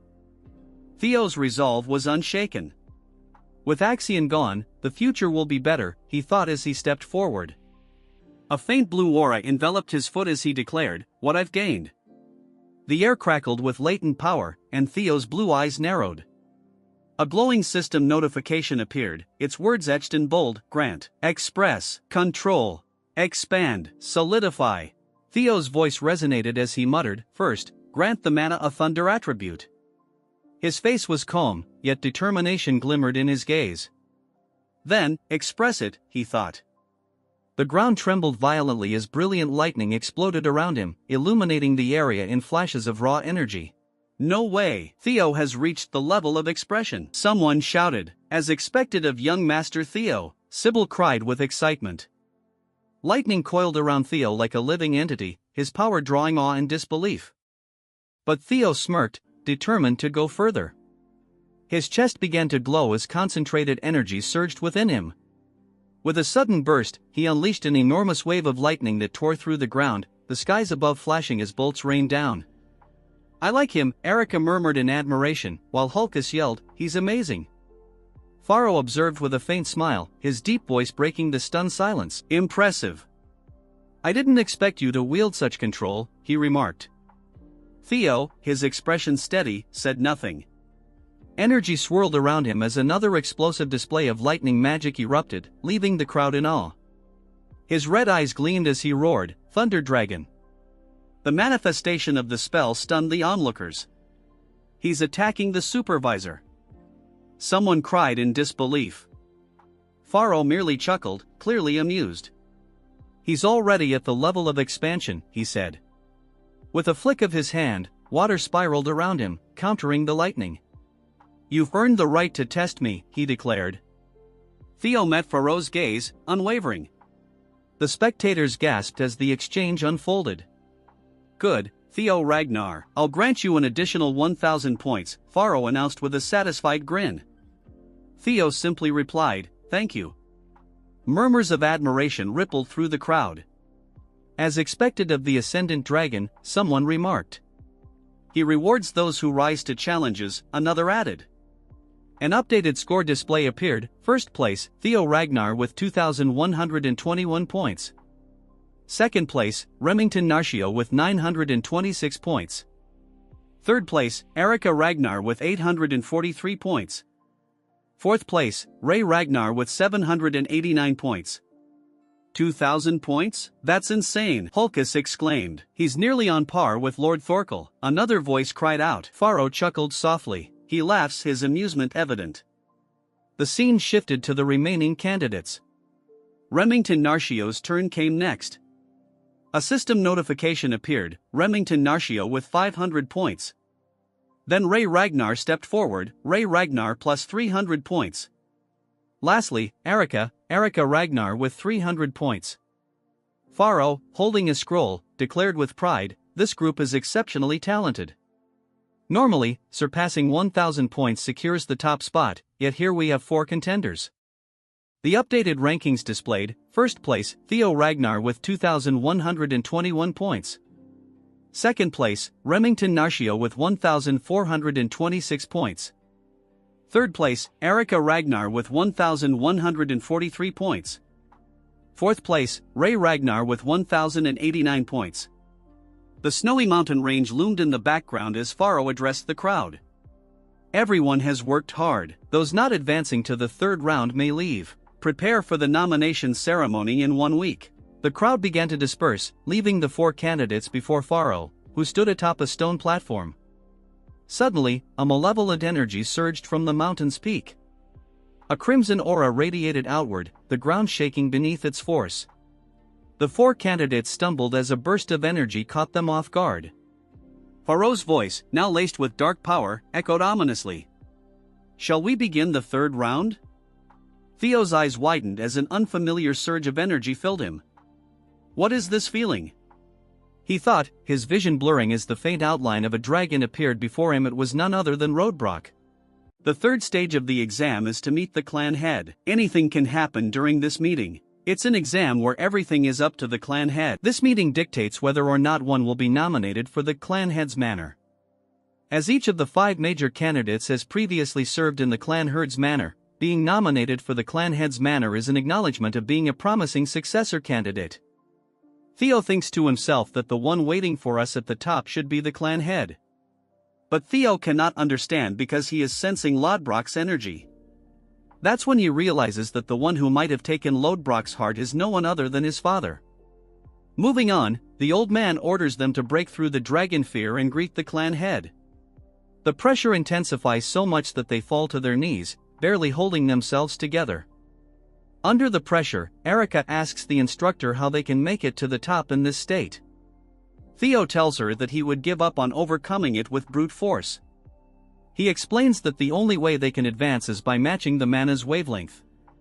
Erica is confused since she is a pea-brain. Remington intervenes, explaining to Theo that what he meant is creating an antiphase wave to interfere with and neutralize the pressure. Theo compliments Remington for understanding it so quickly, while Erica remains dumbfounded, unable to grasp what they are saying. Theo elaborates that it's their way of culling people. Someone who can't properly control their magic power has no right to meet the clan head. Remington understood it right away. Erica, however, still doesn't understand and asks if they're both speaking a foreign language. Remington sighs and begins to explain it to her. He says that magic power is a type of wave with vibrational properties. Naturally, the clan head's aura is also composed of waves. To get through it, they need to create an opposing magic power wave to cancel it out. Hearing all this, Erica remains in shock because she didn't understand a single word. She simplifies it, saying it just means they have to make magic power that's the opposite of this pressure. They agree it's something like that. She calls Theo a goody two-shoes and asks why he didn't explain it that easily from the beginning. While they bicker, Ray focuses on their words, trying to make sense of them. Calling him a goody two-shoes and asking if he's really 17 because he talks like a boomer. Theo, on the other hand, concentrates, releasing a blue aura so powerful that everyone present is stunned. Theo balances his mana, and the massive amount of energy cancels out the pressure.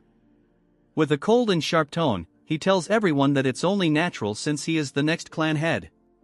Hearing this, Remington is shocked, the old man stands stiff, and Erica grows serious. Theo spun on his heel and marched forward, his steps echoing purposefully.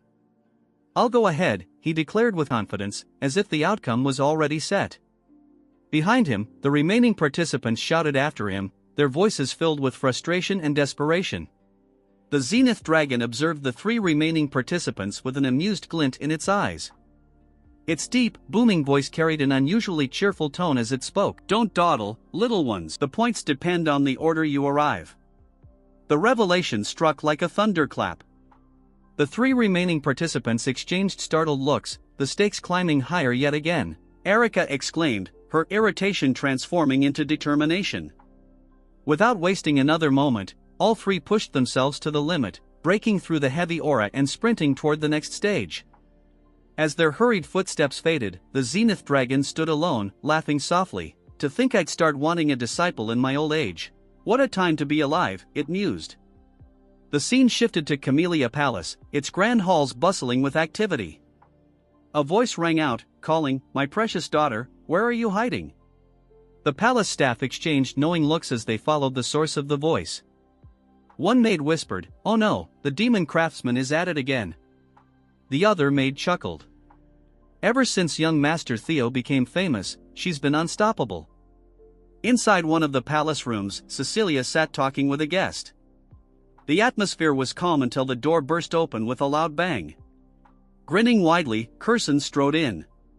"So, here you are, my dear Cecilia." Cecilia turned to her mother, her voice sharp but composed. "Mother, please act with decorum inside the palace." But Curson, too excited to care, pulled Cecilia into an enthusiastic hug. "Cecilia, who cares? I'm about to become ridiculously rich." Cecilia raised an eyebrow. "Weren't you already rich?" Curson leaned back, her eyes gleaming. "Yes, but not this rich. Ever since Theo became a star, my workshop has been buried in orders. Weapons, armor, everything's in demand." A soft smile crossed Cecilia's face as she watched her mother's excitement. She thought to herself, "I always believed Theo would succeed. But now that I see him in action, I can't help but worry." Her smile faded, replaced by a worried frown as she clenched her fists. What if he gets hurt? What if the pressure is too much for him, and all I can do is sit here, helpless? While Cecilia wrestled with her thoughts, Curson continued rambling, her energy nearly boundless. "The days of just making weapons are over. I'm branching out bracelets, necklaces, maybe even an entire jewelry line. Can you imagine?" Curson's declaration suddenly sparked an idea in Cecilia. Her expression sharpened as inspiration struck. "Mother, listen," she said. "Have you ever made a prosthetic arm?" The scene shifted again, this time to a quiet, windswept field. Kyle Ragnar, the head of the clan, sat amidst the graveyard of swords, his deep laughter resonating through the tranquil space. The next clan head, perched on his shoulder, was a crow, its sharp eyes gleaming with intelligence. The bird cawed softly, delivering updates on Theo's progress. Kyle's grin widened as he listened to the report. "I know what you're worried about," he said, his tone calm yet firm. "But even a parent has no right to stand in the way of their child's dreams." He reached for the hilt of his sword, its blade old but still sturdy. Around him, the swords seemed to whisper of battles fought and aspirations pursued. "It's impossible to extinguish the fire of youth," he reflected. "Even we were like that in our prime, weren't we?"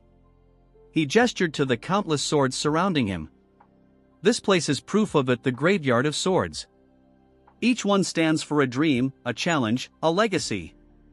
The crow let out a sharp, disapproving squawk, as though questioning Kyle's confidence. He chuckled but remained steadfast. "I told you, don't worry. All I want is the prosperity of the Ragnar clan.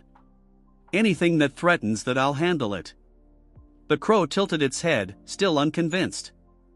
Kyle's grin faded, replaced by a steely, unyielding expression. "Even if my damn son is a regressor." The words hung heavy in the air. They missed a few things from the novel. There are 6 primary elemental attributes in the world: Therma, the thunder attribute; Vatten, the water attribute; Fror, the frost attribute, and last but not least Elder, the fire attribute. The world was a blur of red dot. "You're finally here, my son," the clan head rasped, his voice a deep growl. The words felt heavy, more like a declaration than a greeting. He stood there, an imposing figure, with a massive sword at his side. This was the beginning of it all. The air seemed to challenge Theo, thick and suffocating. He struggled for breath, each inhale ragged. The climb had drained him, and every gasp reminded him of his exhaustion. A dizzying storm of red energy swirled around him, a chaotic tempest that pressed down on his trembling body. "It should have taken me just an hour," Theo thought, "but it took 4. His legs shook under the oppressive weight. "What a suffocating pressure," he murmured. The world pulsed with a sinister energy. The ground was scattered with swords, grim reminders of those who had come before. Blades jutted out like fallen tombstones, surrounded by a crimson haze. "Do you know what this place is?" Kyle's voice broke the silence, echoing through the empty space. Theo had heard stories, but seeing it was entirely different. "This is the graveyard of broken swords," he said, his voice heavy with realization. "I've been told these are the swords of those you've defeated, my lord." He tried to steady his voice, but a tremor betrayed him as he faced the enormity of the scene. Kyle's tone was sharp, cutting like a blade. "Correct. That is the position of the clan head," he said. "It's a role where you must stand alone against endless threats and challenges, a position where you can never truly rely on anyone." He paused, letting the words sink in like a harsh truth. His greatsword shimmered with a menacing glow. "It's a position that follows the rule of the strong," Kyle continued, his voice ringing with authority. "You must rise above everyone else with your own power. Do you think you have the right to claim such a position?" His tone dropped, dangerously low. "Yes," Theo replied, the word firm but quiet, a small act of defiance. Kyle's gaze darkened, his displeasure evident. "Don't answer lightly," he snapped. "I've killed thousands to stand here," he growled, his voice heavy with the weight of bloodshed. "Can you do the same? Can you bear their hatred?" Before Theo could answer, the air crackled with violent energy. Ghostly blue figures appeared, their voices a mix of rage and sorrow. "Kyle, Kyle, I curse you for eternity," they roared. "How dare you commit such atrocities?" The spirits of those Kyle had slain materialized, their faces twisted with anger and pain. Their hatred was so intense it felt like a physical force. "I'll destroy you," they screamed, their voices filled with venom. Despite the storm of hatred, Theo stood firm. The chaos raged around him, but his resolve was unshaken. "My resolve is unchanged," he declared. "Why is that?" Kyle asked, his tone sharp. "To avenge my past life," Theo replied. "To become the clan head and put an end to this cursed battle for the throne." He clenched his fists around his sword, his determination unwavering. "I'll face any challenge to achieve my mission."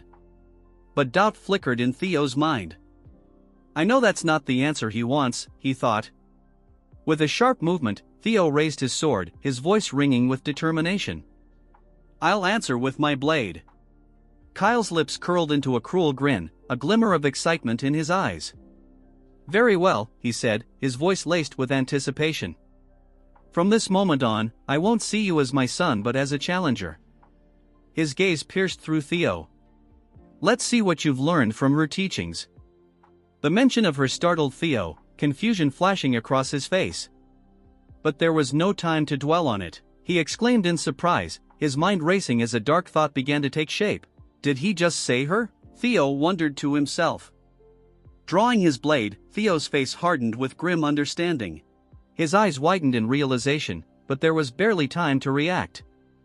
A sharp gasp escaped his lips as the world around him exploded into chaos. Am I dead? Theo questioned, his vision blurring. He felt disconnected, as though his body no longer belonged to him. Then, suddenly, a shocking surge of power erupted. His heart raced as Kyle unleashed a devastating attack. Kyle's expression shifted from cruel amusement to one of disinterest. A black bird appeared, perched beside him. Are you worried that our little prodigy might die? Kyle asked, addressing the bird. The bird chirped twice, its glowing eyes locked on the unfolding scene. Kyle nodded at the bird's response, his gaze growing serious. You're right, he said, his tone firm. Only those with an unyielding will and determination can escape the heartsword. His voice carried a strange mix of pride and uncertainty. Kyle's demeanor grew colder. It's a harsh test for someone so inexperienced, especially in the middle of the awakening ceremony, he muttered. His voice hardened, turning icy and calculating. But if his resolve isn't strong enough, it's better for him to die here as nothing more than a wandering soul. He clenched his fist. I don't need a regressor who will only bring ruin to the clan. The world around Theo dimmed, consumed by a suffocating darkness that seemed to seep into his very being. I'm dead, Theo thought, his consciousness slipping away. I guess it's only natural since I was struck down by father, he reflected. His thoughts felt strangely detached, almost clinical, as he observed his own demise. I have no regrets, he told himself, a strange peace washing over him. Reviewing the events of his life like a series of fragmented memories, he recalled his past deeds. I stole Camellia Palace. I killed Rendan and Axion, he noted, his mind heavy with the weight of his sins. Everything was just a stroke of luck, he admitted, his thoughts fading into the growing void. The truth hit Theo like a physical blow as he observed it, but as his life flashed before his eyes, a strange calmness settled over him.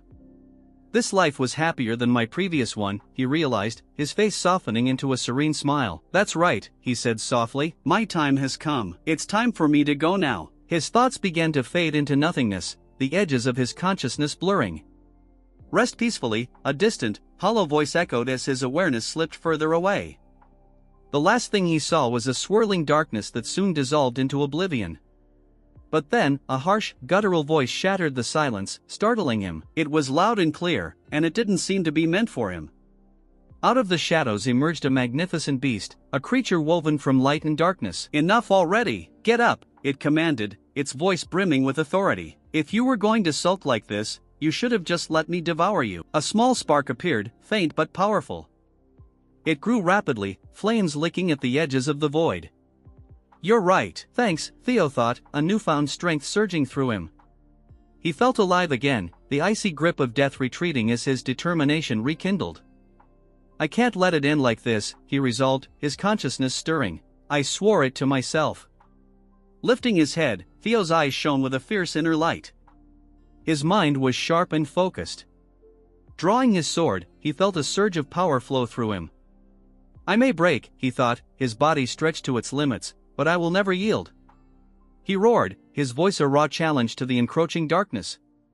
His body moved instinctively, a symphony of power and precision. His sword became a blur of light, unleashing a devastating attack that shattered the darkness into countless fragments. As the chaos subsided, Theo stood dazed, his vision clearing. The shattered world around him began to reform as he lunged forward, his sword glowing with a brilliant blue light. The air vibrated with a violent energy, but Theo had survived. Kyle lowered his gaze, his expression unreadable. His eyes were shadowed beneath his dark brows. You pass, Kyle declared, his words starkly different from his earlier cruelty. Though his tone was still sharp, there was an edge of pride. He had been pushed to his absolute limits but had prevailed. 1 week later, the clan headquarters buzzed with activity. The day of the nomination ceremony had arrived, and the air was thick with anticipation. The grand hall was alive with murmurs, the tension almost tangible. Hulkus stood beside Erica, visibly uneasy. "There are way too many people here," he muttered, his voice tight with nervousness. "It's making me anxious." Erica rolled her eyes, a teasing smirk playing on her lips. "How can someone so big be so timid?" she asked, her tone mocking yet playful. Hulkus bristled, his voice defensive. "I'm not timid." "You're just too bold," he shot back. Erica shrugged, her smirk widening. "Look around, Hulkus. Commanders of every unit, the 9 dragons, the former clan head, and the current one, so many heroes are here," she said, her voice deliberately exaggerated. Hulkus glanced nervously around the room, his voice rising with each name Erica mentioned. "That's exactly the problem. All these important people are here," he exclaimed in a rush. "You're such a baby," Erica muttered. "No one's going to care about someone who couldn't even master elemental breathing," she said, her voice dripping with mockery. "What was that?" Hulkus sputtered, his eyes wide in disbelief. His face twisted in frustration and embarrassment, his lips pulled into a deep frown. A sudden jolt ran through Hulkus as he began to shake. "Can you just tell me already?" he demanded, his voice growing louder. "What did you get from the clan head during the 3rd stage?" "It's a secret," Erica replied coolly. Hulkus's face twisted into a mask of outrage. "You're so stingy, sis," he yelled. "My Theo would have been cool about it and shared it already." Erica raised an eyebrow, her expression a mix of skepticism and amusement. "My Theo?" she repeated, her tone questioning. "What are you talking about?" Hulkus turned away, his expression hardening. "You know the life of a Lank is to serve as the sword of Ragnar," he declared. "We have to stake our lives for a Ragnar." He thought back to the power of a dragon, a majestic creature of bone and fire, surrounded by a horde of bears. "In that case, I want someone cool and strong. Someone who has it all, power, character, and ambition," he decided. "And that's Theo. I want to dedicate myself to him." Hulkus's voice grew firm, a strange light shining in his eyes. "That's why he's my Theo." "And he agreed to this?" Erica asked, her tone sharp. Hulkus paused, furrowing his brow. "Does he have to?" he asked. "I was just planning to join the same unit as him." He looked away, his fists tightening, his face clouded with uncertainty. "I don't know why, but the clan head said he isn't taking Theo into the clan head's manor," he admitted, his voice low. Clenching his fists, determination flared in his eyes. "So I'll just have to follow him," he resolved. A steady thud of footsteps echoed through the grand hall, followed by the resonant clang of a staff striking stone. The sound carried across the courtyard, silencing the crowd. "Attention!" Ragnar announced, his voice booming. Holding his staff aloft, he continued, "The nomination ceremony shall now commence. Overall valedictorian, Theo Ragnar." The crowd erupted in cheers, their excitement filling the air. The sound reverberated through the hall as they chanted. Theo stepped forward, his features calm and composed, the sprawling headquarters behind him. The crowd cheered, their enthusiasm unwavering. "All eyes are on you, young Master Theo," a voice murmured from the crowd. "Where will you choose?" The words felt both like a challenge and a plea. Evelyn watched from the sidelines, a hint of longing in her eyes.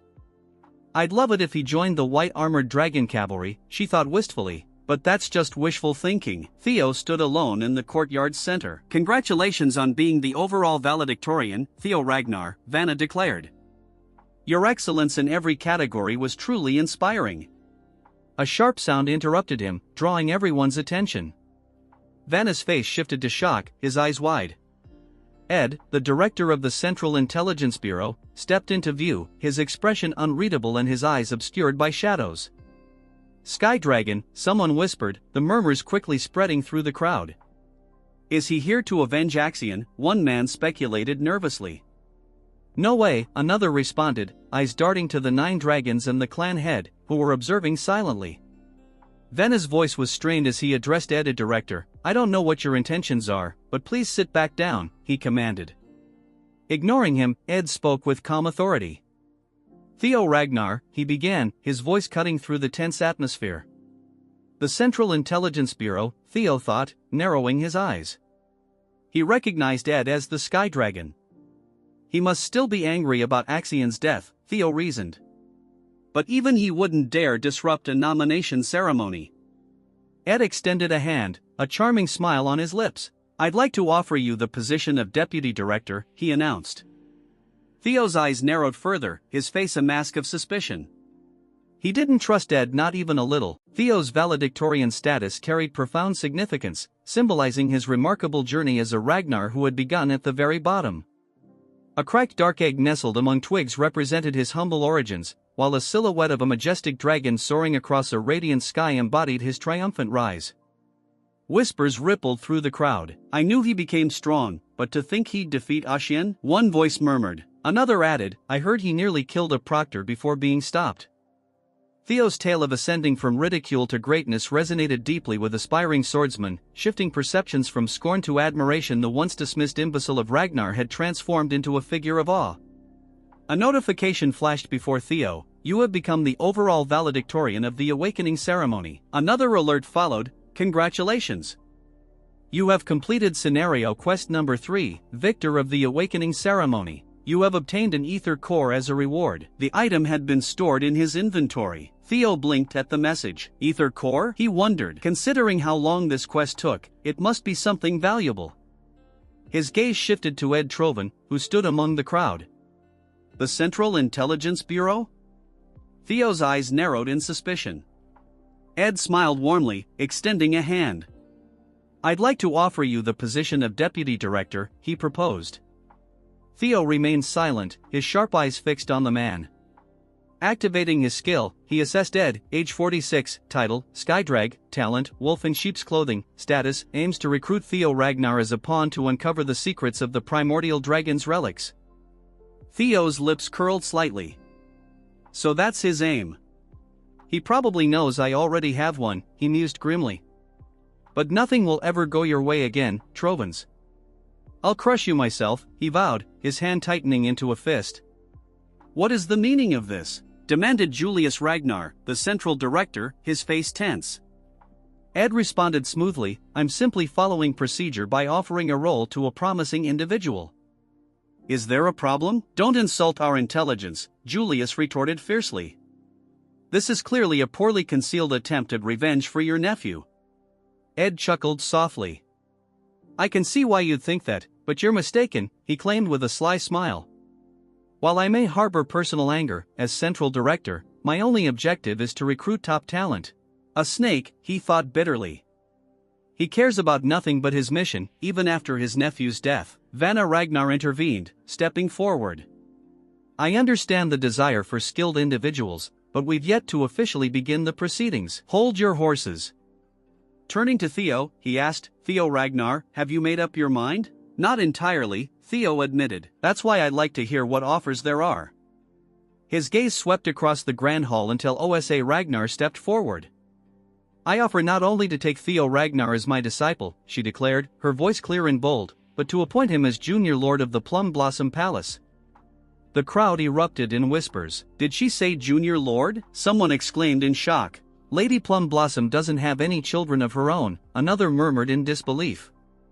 This is like promising to accept him as an adopted son, a third voice added, filled with astonishment. Theo observed OSA Ragnar calmly, aware of the weight of her offer. He'll become the successor of the Sword Dragon, someone noted, casting an impressed glance at Theo. 2 of the 9 dragons have already made their offers, Remington remarked with enthusiasm. You truly are remarkable, young Master Theo. Hulkus exclaimed. Most commanders and directors won't be able to rival these offers, Erica pointed out. Suddenly, a lone figure stood amidst the swirling clouds, a bird flying nearby. I'd like to throw my hat in the ring as well, a powerful voice announced. A tremendous force crashed down, shaking the very foundations of the hall. With a thunderous impact, a figure descended, his form cloaked in dark energy. As the figure landed, he revealed himself as a man with long white hair and a face partially hidden by a dark mask. Gasps echoed throughout the hall. The Black Dragon, Robert Ragnar, someone exclaimed in shock. Even he's getting involved? Robert's piercing gaze settled on Theo. Theo Ragnar, I've been watching you throughout the awakening ceremony, he declared. Theo returned his gaze with unwavering focus. He's been observing me, Theo realized. Come to Black Snow, Robert invited. I'll offer you the rank of Null Snow. Null Snow, the highest rank in the Black Snow Intelligence Agency, allowed agents to maintain public personas and gain both fame and honor. Theo recalled his previous life, where attaining that rank had always been beyond his reach. To think I could obtain it so easily now. Pharaoh Ragnar cleared his throat, drawing attention. Theo Ragnar, you left a lasting impression during the third stage, he said with a warm smile. I hope you won't forget about Zenith Academy. The Zenith Dragon? Aaron, the supervisor who had once saved Theo, exclaimed in disbelief. That's 4 out of the 9 dragons, Evelyn chimed in. Let's not forget there's still one more. Our commander, Aaron whispered. The demon dragon, Evelyn added with admiration. Julius Ragnar, commander of the White Armored Dragon Cavalry, stepped forward. The White Armored Dragon Cavalry will not offer any special treatment to Theo Ragnar, Julius announced firmly. He's sticking to his principles now? Aaron exclaimed in surprise. As expected of our commander, Evelyn said proudly. Julius's expression remained resolute. Honor is earned through one's own merit. Although I wish to recruit Theo greatly, I cannot show favoritism. It wouldn't be fair to other recruits. The only promise I can make is my full support for his growth and the pride of being a dragon. His unwavering gaze settled on Theo. Standing in the center of the hall, Theo took a deep breath, his eyes briefly closing. When he opened them, a determined gleam burned within. With a confident smirk, he declared, I will choose. Suddenly, a sharp voice laced with an enigmatic power sliced through the air. You're a regressor, aren't you? Theo's eyes widened in shock as he whipped around, searching for the source. His gaze locked on a woman seated regally on a throne, Hilda, the former clan head. His throat went dry, and he swallowed hard. I have no idea what you mean, he replied, keeping his tone carefully neutral. Hilda's lips curled into a knowing smile. I don't know what kind of life you lived in your previous cycle, but your acting is impeccable, she said with amusement. Truly impressive. Cycle? What is she talking about? Is there a fixed number to regression? Theo's mind raced, trying to grasp the situation. Is something the matter? You don't look well, Vanna Ragnar asked, concern evident in his voice. Could I please have a moment to gather my thoughts? Theo requested, his voice strained. As you wish, Vanna replied with a nod. This is indeed an important decision, but don't take too long. Hilda leaned back, a smirk playing on her lips. There's no need to hide it. After all, I'm also a regressor, she revealed. Though the cycles permitted to me have now ended. Theo's mind reeled. She said it again. Her words imply she's regressed multiple times. His eyes narrowed as questions flooded his thoughts. Could there be more regressors? How many? Realizing the quickest way was to ask directly, he said, by cycles, do you mean one can regress multiple times? Hilda's expression turned amused. Wait, you don't know? Kay must not have told you anything. I shouldn't be surprised Kyle hates regressors, she explained. I found it strange that he let you live. Theo's voice trembled with confusion. Is that why he gave me such a brutal challenge? Hilda chuckled softly, a glint of understanding in her eyes. You have many questions, but sadly, we don't have time. If you wish to learn the secrets of this world and our clan, come find me.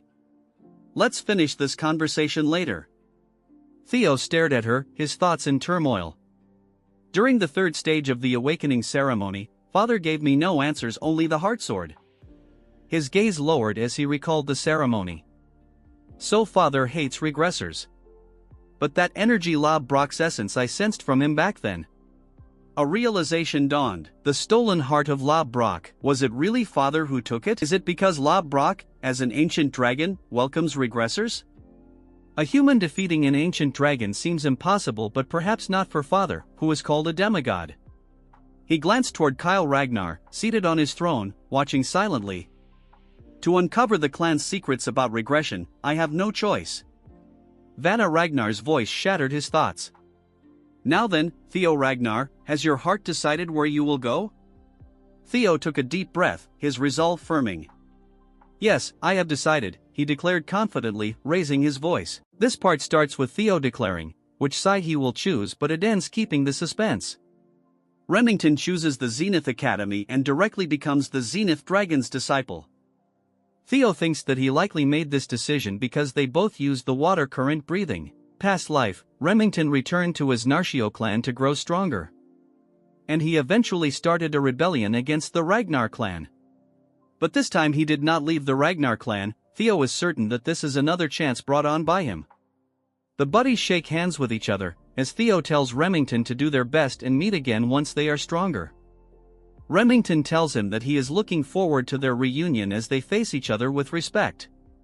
As Theo had expected, Rey returned to the Daffodil Palace, where her mother the Ice Dragon is at, and it is the most suited place for her. Theo's minions also wanted to join him, but their grades were insufficient. He thinks that it is a shame that he had to part with his friends. As such, the ceremony ends and Theo looks up to the sky hoping that everyone will do their best. That's when a voice grabs his attention. It's Hulkus, as he didn't expect that they would choose the same unit.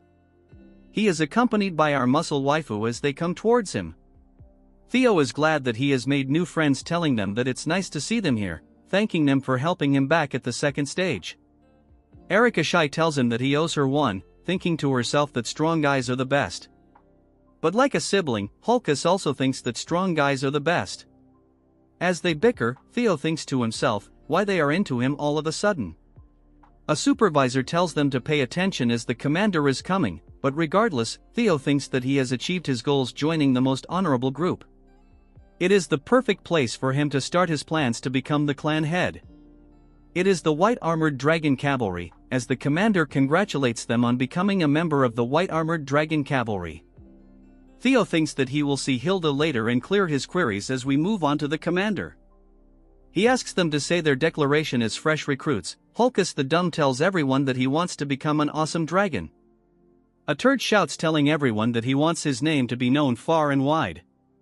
Erika tells everyone that she wants to become the strongest of her generation. As more people speak, every single person present looks towards our Chad waiting for his speech. Our Chad, before saying anything, thinks about how he has to prepare for the great war that comes 5 years from now. With resolve, he tells them that he will become the commander of the White Armored Dragon Cavalry within 5 years. The supervisor thinks that he has guts to say this on the commander's face. The muscle turd laughs like crazy, telling Theo that dreams should be grand and he has come to the right place. He tells everyone that whatever reason they may have for choosing this cavalry, there is only one thing they need to remember. Every drop of blood and sweat they spill will be immortalized in legend within the history of Ragnar. He says that today's hardship will become tomorrow's pride. Their shield does not break and sword does not yield. Their comrades will always have their back, and in return, they will always have their backs. He finishes with a smirk that waiting at the end of the road forged in blood and sweat is glory. He congratulates them on becoming part of the White Armored Dragon family. As his speech ends, a huge dragon lands behind him, destroying the field in an instant. This is a flying dragon and the commander's partner. Muscle Turd tells them that this is his partner, Gullah. And he is a flying dragon, the symbol of us dragoons. From the sky, multiple dragons fall from the sky, as an old man tells them to get on their senior dragons. He gets on his dragon, telling them that he will start the admittance test. And it's time for them to obtain their own partner, but Theo already has Ladbrok. Looking at the flying dragons, he thinks that it is amazing and wonders if he will have one of his own. Then a voice grabs his attention and he gets surprised. It's Evelyn, as she is glad that he has joined the White Armored Dragon Cavalry. Theo, surprised, asks her if she is on active duty again. Hearing this, she smiles, telling him that it sort of happened. But the surprise on his face is clear as Evelyn smiles towards him with admiration and a new arm. Guess now he can wife her up, which is a must as she continues to smile towards him. This part starts with a flashback. Mommy, accompanied by her mother, visits Evelyn, thanking her. Seeing her, she gets shocked and greets her. She elaborates that if it isn't about Theo, even if he didn't take help from her, he would have blossomed because of his immense talent. Mommy tells her that it might be the case, but she is someone who trusts her Chad and cares for him, and one who will want to help him without any return, clearly stating that she is one of the most important people to our Chad. Hearing this, she gets stunned, telling her that she is only an one-armed trainer. Mommy elaborates, telling her that the light illuminates the way in the darkness. There are many times when they don't even know how bright they will shine. She says that Evelyn is that kind of light and she will guide it. Hearing all this, she gets shocked. The scene beautifully shifts to the present where she is seen riding the dragon. She thanks Theo's mom and him because he wrote all this to her, and thanks to that, he was able to take reins again and return to her squad. Theo thinks to herself that this is something he should have done earlier, but it looks like his mother took care of it for her, thanking her in his mind. As for Evelyn, she thanks our Chad again and pledges her loyalty as his sword, more like waifu, but that a different story. As they fly through the vast area, Theo laughs, enjoying the beautiful scenery. They stop at a certain place and tells him that this is the White Dragon's nest, where the flying dragon wyverns live. She explains that the White Dragon unit carries out operation using wyverns. The introduction ceremony is being held here. She tells him that he has to find a partner or else he cannot join. He asks her if he cannot find, can he join. She tells him that it is possible but very rare. He wonders her if his friends are okay, but imagines that it would not be a good fit for them. Evelyn tells our Chad to roam around. Usually one can tell right away which wyvern will be her partner. The first dragon is the Opteryx, a huge predatorial monster with a massive body that has massive body and can get as big as 15 meters. Next is the poison dragon Avalon. It has a snake-like body and a stringer attached to its body. Then comes the blade dragon Shijika. It's a calm herbivore, but if it senses danger it will retaliate severely. Finally there are the velociraptors. They are agile and smart, usually hunting in group and have the ability to breathe fire. Just visiting them, our Chad turns into a deformed Lego. Evelyn says that the wyverns managed by the White Dragon Corps are usually divided into 4 types. She asks him if he is feeling anything. Thinking like a retard, he thinks to himself that he has an eye for a guy, but he cannot see it. 6 years after the Great War, a wyvern suddenly raided the White Dragon unit. It annihilated over 100 wyverns by itself, which were carefully raised by the Corps. It got the name the Shadow Evil Dragon. This Chad wyvern burned down 8 villages and killed dozens of inspectors. In the end it was finished, but the demon dragon and the sword dragon to stop this. The nickname Lurker was given to it because of its ability to hide in the shadows. He thinks that this is the ideal type for his partner, but he then tries finding the guy he was in his last life. That's when he finds it surrounded by multiple wyverns. As the muscle head was resting, a voice grabs his attention, telling him that he looks happy. He tells her that it would be dumb to be happy because a dragon has joined his group. She tells him that it is great, and curiously asks him he is thinking of making Theo the next captain of his unit. She finds it impressive that he is careful with his word. Like a Chad, he tells her that because the mouth is the source of all trouble. She thinks he is drawing a bigger picture than she has thought, but he is confused. He tells her that Theo has joined the unit, and cannot just give him to her. Because she tells him that she is here to provide a suggestion, she tells him to give Theo a double enrollment. Hearing this, he gets shocked. Moving on to our duo Evelyn, and scared as Theo asks her if she knows the blue and white wyvern. She elaborates that it is something that has been bullied for a long time. They tried to prevent it, but nothing seems to work. It is likely because this is not a wyvern, that is why it is being criticized. He is confused, asking her if it is not a wyvern. She says that it was born from a male wyvern, that is why it is a beeper. Theo is confused because a beeper is a first-class monster that lives in the deepest parts of the forest. Evelyn tells him that is the mystery, because originally it was impossible for it to be born. Usually first-class monsters are considered natural disaster because they could cause enormous damage and can even destroy the Great Wall. Among them, the beeper is one of the strongest that lives in the deepest parts of the forest. He thinks if its ability is because of it being a beeper. As Theo laughs thinking about it, Evelyn says that when the child was born it was a big issue in the unit. At first she decided to observe its nest, but realizes that it was not getting accepted. She has a lot of concern because completely isolating them is not a good thing. Theo thinks that this is one more reason to choose this because it resembles his life. He tells Evelyn that this is going to be his partner. Before she can finish, he jumps from the wyvern, thinking that he will make it his as. A huge collision of thunders lights the entire area. Theo launched himself into the air with a powerful burst, catching Evelyn completely off guard. "Cried out!" she exclaimed as young Master Theo soared gracefully through the sky, his expression a blend of exhilaration and determination. A blue-bordered system notification window materialized before him, indicating that Theo was now harnessing his newly acquired telekinetic abilities. With a mere thought, he summoned several swords to his side. Their blades shimmered with an otherworldly azure glow, matching the eerie luminescence emanating from his eyes. Hatchlings could also employ telekinesis to manipulate specific targets. He landed softly, the conjured sword circling him protectively. Using controlled bursts of energy, Theo propelled himself upward, his motions rapid and exact. Goodness gracious! When did he learn telekinesis, let alone how to wield it so skillfully? Evelyn murmured, her voice tinged with both astonishment and admiration.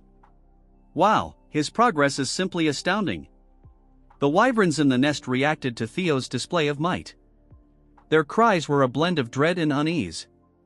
One particular wyvern, Umbra, bellowed, its eyes blazing with a fierce white light. Undaunted, Theo continued his climb, his focus unwavering on Umbra, recalling the similar treatment he had endured in the past. Imbecile, others had once jeered, questioning Theo's heritage. Is he truly a Ragnar? He's far too inept, even for a bastard child, another sneered. Theo's eyes narrowed, a flicker of ire crossing his features, causing sparks of blue energy to sizzle around him. He unleashed a surge of power, activating his Thunder Dragon breathing technique. The atmosphere crackled with energy, and a visible emblem, the dragon mark, ignited to life upon his skin, enveloped by a cobalt-electric aura.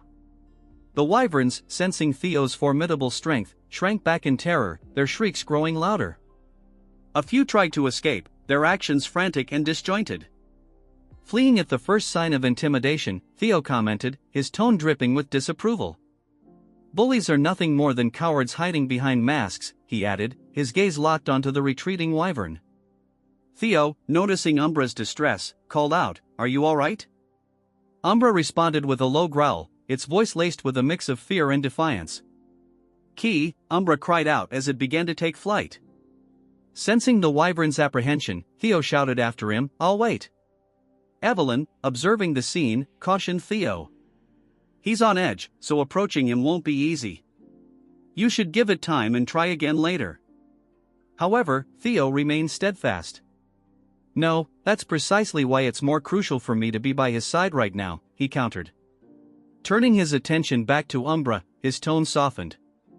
"Why do you think he stays near the nest despite being shunned?" Theo mused aloud. An emotional scar is far harder to endure than a physical one. Theo glanced at Evelyn with concern. "He's injured, he couldn't have gone far. Please help me find him." In a mountainous area, Umbra was spotted exhausted and startled. Theo approached a glowing rock, which illuminated brightly. Many had attempted to tame Umbra, but none succeeded. The commander, his gaze sharp and voice firm, remarked, "He's extremely wary of people. In his current state, it will be even more challenging." He then asked Evelyn if she could fetch something to feed him.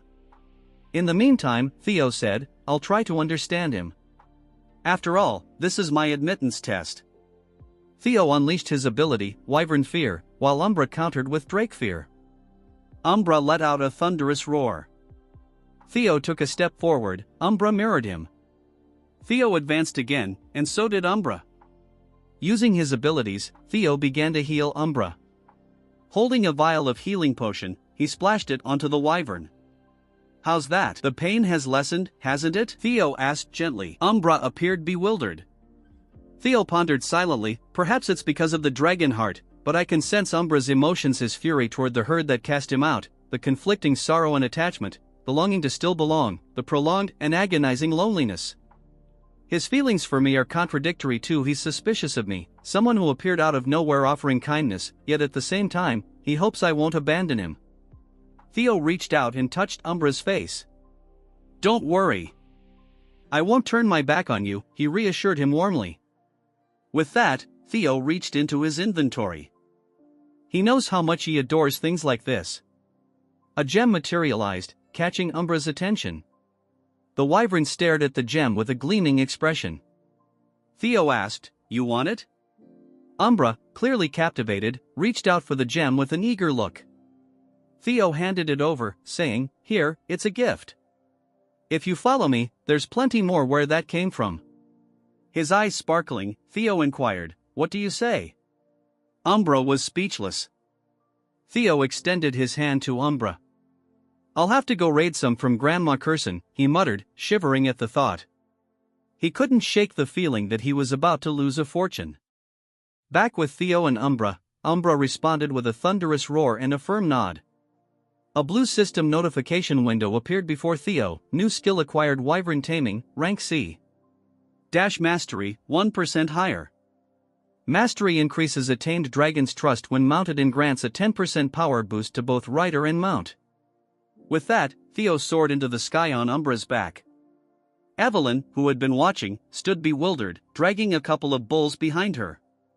Confused, she questioned, "Huh? How did you do that? It's never opened up to anyone before." A smirking Theo and a content Umbra returned. Evelyn remarked, "It's nice seeing him eat so well," as Umbra devoured the food she had brought. Theo thanked her, saying, "Thanks for the meal, Evelyn."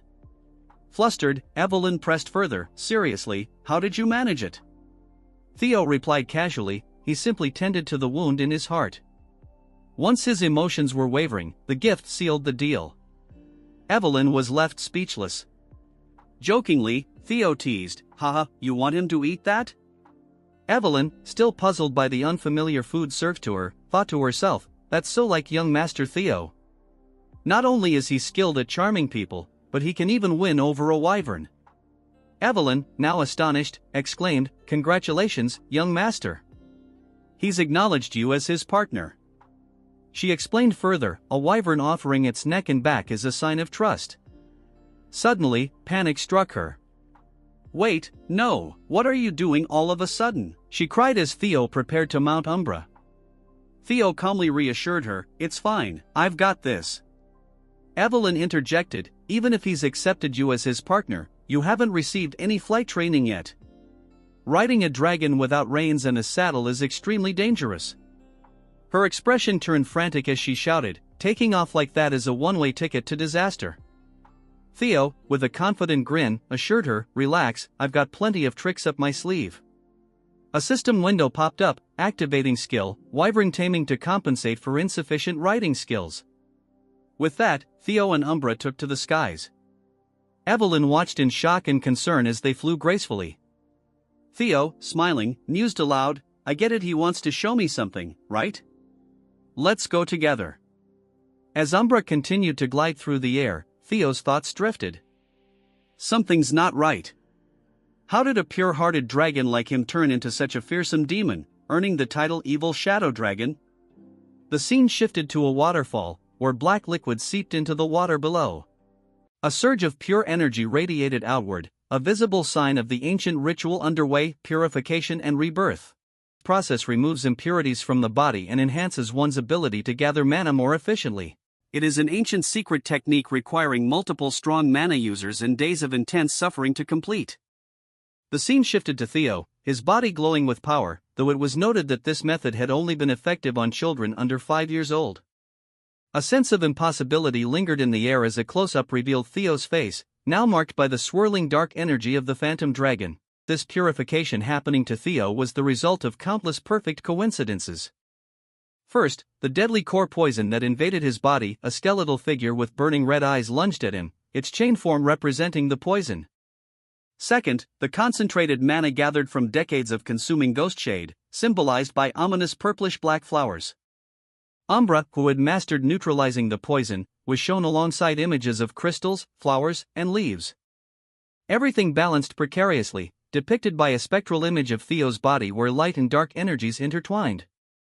Instead of rejecting or being destroyed by the demonic poison, Theo absorbed its essence, transforming him completely. As the swirling vortex of dark energy faded, Theo gasped in shock and pain, feeling overwhelming power surge through him. Evelyn, her voice laced with worry and relief, asked, "Are you all right, young master?" Kneeling beside him, her hand hovered over his, concern etched on her face. "Theo," he whispered weakly, with a faint smile, he reassured her, "Sorry for making you worry." Evelyn appeared dazed but relieved as a blue-bordered system window appeared before Theo, showing his updated status: Theo Ragnar, 17 years old, male, title Flash Tiger, the greatest prodigy in a millennium, talents Ragnar player. Looking around the mystical cave, he remarked, "These crystals are condensed pure energy, their diluted toxicity acted like medicine instead." Glancing at Umbra, he expressed gratitude for trusting him before stating, "Ragnar's already perfected physique has gained both purification, rebirth, and phantom dragon traits." He raised his fist, declaring his growth speed would now be unimaginable. Taking a deep breath, Theo shifted his focus to a more urgent question: who was the old man? His attention turned to the skeletal figure hanging from chains nearby. Theo and Evelyn approached the wall behind the corpse, where faint inscriptions were carved into the stone. "What is it?" Theo asked. Evelyn replied, "There's something written here, a journal." Theo squinted at the faded markings, noting that only a master craftsman could have engraved such fine lettering. The words painted a chilling picture of a life consumed by vengeance, mentioning Kyle and Robert, who had defeated the writer. Shocked, Theo and Evelyn read on as the entries described the writer's rapid physical decline, possibly due to Robert damaging his mana core. Consuming a ghost shade to survive seemed to be killing him, causing frequent blackouts as his demonic nature took over. Desperation and despair filled the fading words as he admitted there was no hope left. He decided to melt his cherished jade serpent blade to bind himself, hoping someone would find this place and fulfill his wish for revenge. Theo and Evelyn exchanged disbelieving looks when they discovered references to phantom sword art and storm thunder god techniques, realizing this man was the legendary wind-controlling figure and tragic hero who, 40 years ago, had competed against Lord Hector Ragnar. Theo was stunned. He had been told Wind Lord was dead, yet here he was. Evelyn, overcome with grief, fell to her knees, her voice trembling with emotion. "What are you doing?" Theo asked, concerned. Evelyn explained that harming Wind Lord, a rightful heir of the Ragnar bloodline, was a grave offense punishable by immediate execution. "Stop spouting nonsense," Theo said with a stoic expression. "The one you killed wasn't Ragnar, it was a madman." "It was to save his life." "Was there any other choice but the rules?" Evelyn argued that everything that happened here would remain a secret. Theo reached out to Evelyn. "If it still bothers you, take Wind Lord's secret techniques," he said. Evelyn was surprised. Wind Lord's secret techniques rivaled even the Nine Dragons' techniques. She questioned, "Why are you giving them to me?" Theo replied, "Become the successor of Wind Lord and grow stronger. Carry on his legacy." Evelyn, on her knees, was shocked. Theo said, "Now that you are his disciple, Wind Lord can finally rest in peace." "No one can call a crime." Evelyn was confused. "Didn't you say you would become his sword?" she asked. Evelyn realized what was happening. Evelyn, the senior swordsman of Ragnar, pledged his loyalty to Lord Theo as his vassal. He humbly asked his great and noble lord to accept the oath of his humble vassal. Theo smiled at this and said, "You truly are a rigid rule follower." Theo extended his hand towards Evelyn. "Theo Ragnar accepts Nerville's oath, engraving it upon his heart and soul. For our long journey ahead, he vows to make you his first sword." Theo smiled to Evelyn. Suddenly, the sounds of wind rushing and whistling filled the air. The scene shifted as the camera panned across a vast, bustling training yard. It was the headquarters of the White-Armored Dragon Corps, a place of rigorous discipline and relentless training. Hulkus, his voice booming with characteristic enthusiasm, shouted, "Huh? That Theo still hasn't arrived yet. Maybe he is actually the most talented in the White-Armored Dragon Corps." He grinned and flexed his considerable muscles. Suddenly, he froze. His eyes widened in disbelief as he spotted a familiar figure approaching, accompanied by an even more familiar and terrifying dragon. He stammered, his bravado instantly vanishing. "Theo grounds, and he tells our Chad what he brought with him." Evelyn walked by his side, and the other recruits were equally stunned, exchanging bewildered glances. One exclaimed, "Don't tell me, is that Umbra? How did he manage to make that unruly beast his partner?" "So, this is what makes him the greatest prodigy in 1,000 years. Wow, even this is talent. What the hell, senior swordsman, Evelyn, and junior swordsman, Theo Ragnar? We have completed the aptitude test and returned. But where's the captain, Theo? I noticed the absence of our commanding officer.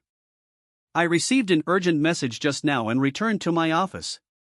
A young recruit replied, his voice laced with a hint of nervousness. Evelyn's expression darkened, and a sense of foreboding washed over her. "An urgent message," she muttered. Her eyes narrowed, and a sound of something moving echoed through the room. A rush of wind and sparks of energy crackled as if something was moving at incredible speeds. Julius stated, he knows you just completed the initiation, but he's sorry, everyone here. You will all be deployed to 2 Blanky Fortress. Theo, Evelyn, and others reacted with shock to this announcement. Actual combat deployment. So, it does finally come, he said. The series Merchant Guild hostage crisis at Blanky Fortress. An image appeared on the screen. It showed the dragon-slaying sword Galong, its blade embedded in the jaws of a monstrous, fiery dragon. The incident involved an attempt to steal the dragon-slaying sword Galong for rebellion. A scheme orchestrated by A wave of murmurs spread as the recruits exchanged uneasy glances. One of them, his voice filled with disbelief, asked, "Commander, what's happening? What mission is so urgent that we're being deployed without proper training?" Julius clenched his fist, his voice tight with restrained emotion. Platoon 5, led by Captain Trainer Istvan and his 14 subordinates, has disappeared. Theo's eyes widened in shock, a cold dread settling in his chest. Trainer Istvan, the oldest knight in the white-armored dragon cavalry, was highly respected. Even Julius sought his advice. He was not someone to fall easily. A chilling thought crossed Theo's mind. Could this be the result of the butterfly effect I caused? A bead of sweat rolled down his temple. Julius continued, his voice heavy with determination. According to a report from the Black Snow, there is an 89% chance they are dead. Even if they survived, they would be in no condition to continue their mission. The available troops will form a new temporary Platoon 5 and take over their task. He scanned the recruits before delivering the final order. Evelyn will be the captain of the temporary Platoon 5. Deployment is in 3 days. Complete all basic training by then. Julius tightened his fists. I refuse to believe they are gone. The next day, gazing at the distant horizon, he declared, but we must still avenge them, before leaving the arena with practiced confidence. The narrator then revealed the hidden truth. The Black Skull Bandits' attack on the Sirius Merchant Guild had seemed like a tragic but straightforward incident. Thanks to the white-armored dragon cavalry's efforts, there had been no casualties, or so people believed. But beneath the surface, a darker scheme had been at play. The true goal was not the attack itself but the theft and transportation of the legendary Dragon Slayer sword, Bamung. A mysterious, masked figure had orchestrated the chaos, while Ed Troan had used a smuggled bomb to stage his coup.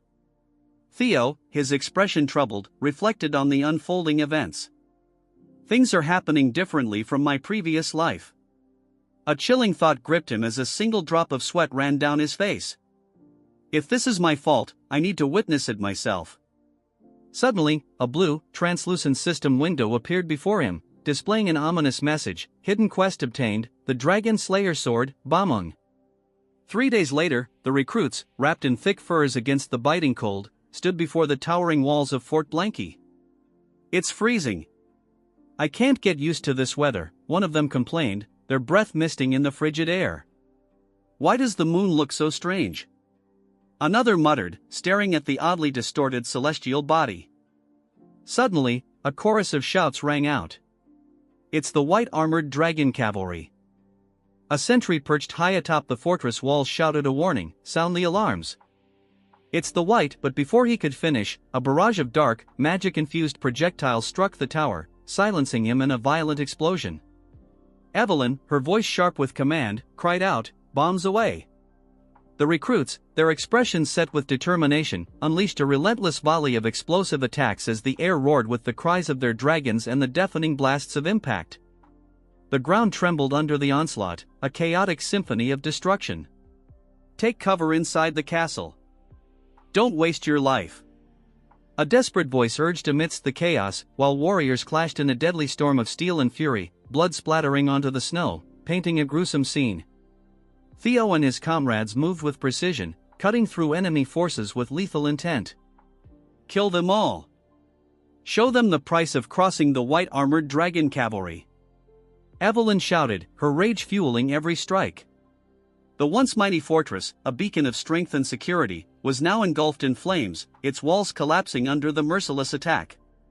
Amid the destruction, a soldier, his face grim yet satisfied, muttered, "I would have been dead if I left even a minute later."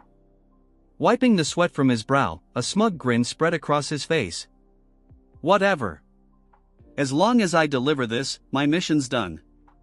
All that's left is to sit back and enjoy. His words were cut short as a dark, cloaked figure suddenly materialized before him, crimson eyes glowing ominously in the dim light. The figure asked, his voice a chilling growl. The soldier stammered, handing over a long, carefully wrapped package. Good. It's the right item, the figure confirmed, his tone devoid of emotion. We have what we came for. Prepare for the next phase of the plan, he ordered, his voice echoing across the snowy battlefield. Yes, sir, came the synchronized response of multiple voices. The figure surveyed the battlefield with grim satisfaction as his subordinates obeyed without hesitation. All that's left, he muttered, his gaze shifting to a group of individuals operating strange mechanical devices with precise coordination. Subjugation complete, Theo remarked, grinning. That was easy, he laughed confidently. Evelyn, however, responded with a hint of doubt. You're right, it was too easy. Theo frowned, deep in thought. How could the original Platoon 5 be wiped out so easily? Activating Hatchling Synchro, he accessed the memories of fallen enemies. This guy knows they stole Bomon, but he hasn't actually seen it, he muttered, brows furrowed. That's expected from low-rank soldiers, but even their top officers don't know its location. Am I missing something? Theo, is something wrong? She asked. No, just lost in thought, he replied, shaking his head. Nearby, Sword smirked. You may be the Flash Tiger, but a newbie is still a newbie. Just admit you were nervous for your first mission, Aaron teased. We've rescued the hostages, so let's regroup with the platoon. Theo sighed. Yeah, as you wish, I just want to go home. As Sword walked past, Theo suddenly wrinkled his nose. Gunpowder, he muttered, eyes darkening. Without hesitation, he leaped into action, his movements fluid and precise, his sword flashing in the dim light. What's up with him? Amused. Maybe he just hates how you smell, Aaron joked. Theo sprang forward again, throwing projectiles that struck with deadly accuracy. I knew it, he muttered, unease creeping into his voice. What's wrong, Theo? Aaron demanded, her eyes widening in horror as she spotted barrels filled with volatile explosives. Those turds were planning to take us down with them. She gasped. We need to get out now. Theo ordered, his tone sharp with urgency. Understood. His allies responded. Suddenly, a swirling vortex of darkness appeared. Theo's eyes widened in alarm. He shouted, frustration and despair surging through him as the fortress exploded, the shockwaves tearing through the air. Reload, a cold, emotionless voice commanded. The figure, unfazed by the destruction, extended his hand into the dark void. Another wave of explosions rocked the fortress, its foundations shaking under the relentless assault. Exterminate them all. Leave no survivors, the figure ordered, his tone merciless. The scene shifted to a grand, lavishly decorated chamber where Amelia, her face pale and drawn, cradled a swaddled infant in her arms. There, Axion, my baby, she whispered soothingly against the backdrop of chaos. Her eyes, once filled with sorrow, gleamed with a terrifying, unholy light. Did it hurt a lot? She murmured, grief twisting into fury. Mom will bring you the head of that filthy vermin, she vowed, her voice venomous with hatred. A swarm of shadowy figures descended upon the fortress. Their movements were swift and silent, like wraiths in the night. Evelyn, her sword drawn and her stance firm, prepared to meet the attackers head-on. Don't let anyone escape, she commanded, her voice echoing through the chaos. Yes, a chorus of voices responded as they launched themselves into the fray. Evelyn, her face set in determination, faced her foe head-on. So a mask of disbelief stared at the attackers as the entire 5th team, led by the trainer, was wiped out by these people. She muttered, her voice, barely a whisper, no, there's no way. Her eyes narrowed, and a flicker of suspicion crossed her features. A chilling premonition washed over her, and her gaze filled with dread. Suddenly, a devastating barrage of fiery projectiles rained down upon them. The force of the explosion sent shock waves through the air. Team leader, a voice cried out, desperate and filled with panic. Evelyn's movements were swift and precise as she deflected the incoming attacks. She cursed under her breath and scanned the battlefield for the source of the assault. It was an ambush. She shouted, her voice ringing with urgency. Everyone, take cover. A soldier caught in the blast screamed in agony as he was thrown through the air, his body engulfed in flames, her face contorted with pain and desperation. She reached out towards the falling soldier, her hand outstretched as if to grasp him from the jaws of death. The soldier's screams were cut short as he crashed to the ground, his body broken and lifeless. Theo and the others dashed to get cover. Team leader shouted, "Everyone's here. It's an ambush. We must leave this place quickly." Theo looked at the situation. "All right, let's head to the opposite direction of the ambush." A blue system window popped out. Mind gate opened, and the cognitive limits had been lifted. Theo's eyes glowed. His thinking speed and sensory abilities were enhanced. Theo proceeded to calculate and find the best route. He returned to normal. Evelyn shouted, "Why are you just standing there? You must leave here right now, so, get a hold of yourself." Theo grabbed Evelyn's hand. Evelyn panicked. "What are you doing there? There's no time. We must get inside the fortress." Evelyn stared at Theo. Theo continued to pull Evelyn as the castle began to crumble. "I can't believe we have to go back to that place that was almost fried. The lives of 21 people depend on you," Theo continued. "If we run outside, we'll only be attacked with bombs or ambushed. It's a trap."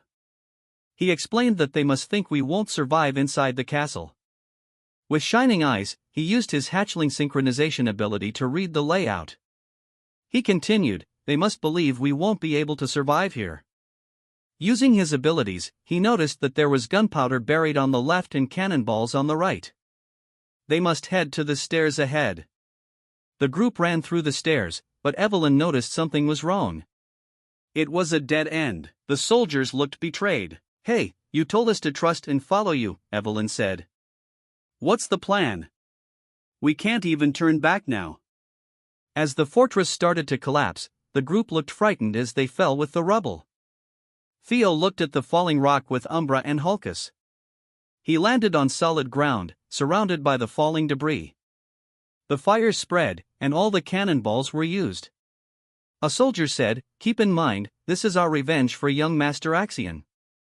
I don't care if he's all crushed, just bring back his head." After the explosion, Theo thought they were going to die. The group was tired as expected. Theo had his plans, and he managed to think of breaking the floor in a split second. As the group spoke, the enemy appeared behind them. "What's this? Why are you guys here? Black Skull? Why are they here?" Theo questioned. "I only came here because the ground layer is particularly hard," Theo said. Theo was shocked. He looked through the holes in the walls and saw soldiers. He looked down and saw a chained-up man. It was the 5th team leader, Trainer Ison. He continued to look at him. Evelyn was relieved. "Thank goodness, you're alive, Trainer," Evelyn said. Evelyn looked at Trainer, but this was shocking. "I can't believe the one who this was Ragnar's Intelligence Bureau." Trainer's chains fell to the ground. The trainer fell to the ground and asked, "I guessed it wouldn't be possible to do an ambush like this without an insider, but how can one point a sword at a family member?" The other replied, "This is clearly treason." "That's right, we must pay back the trainer." He stopped the other donkey. "Don't even think about it. It's better to not rush about it. They planned all this to catch us from the start. It will be hard for us to face them with our current numbers. We should go outside and inform the Black Pillar."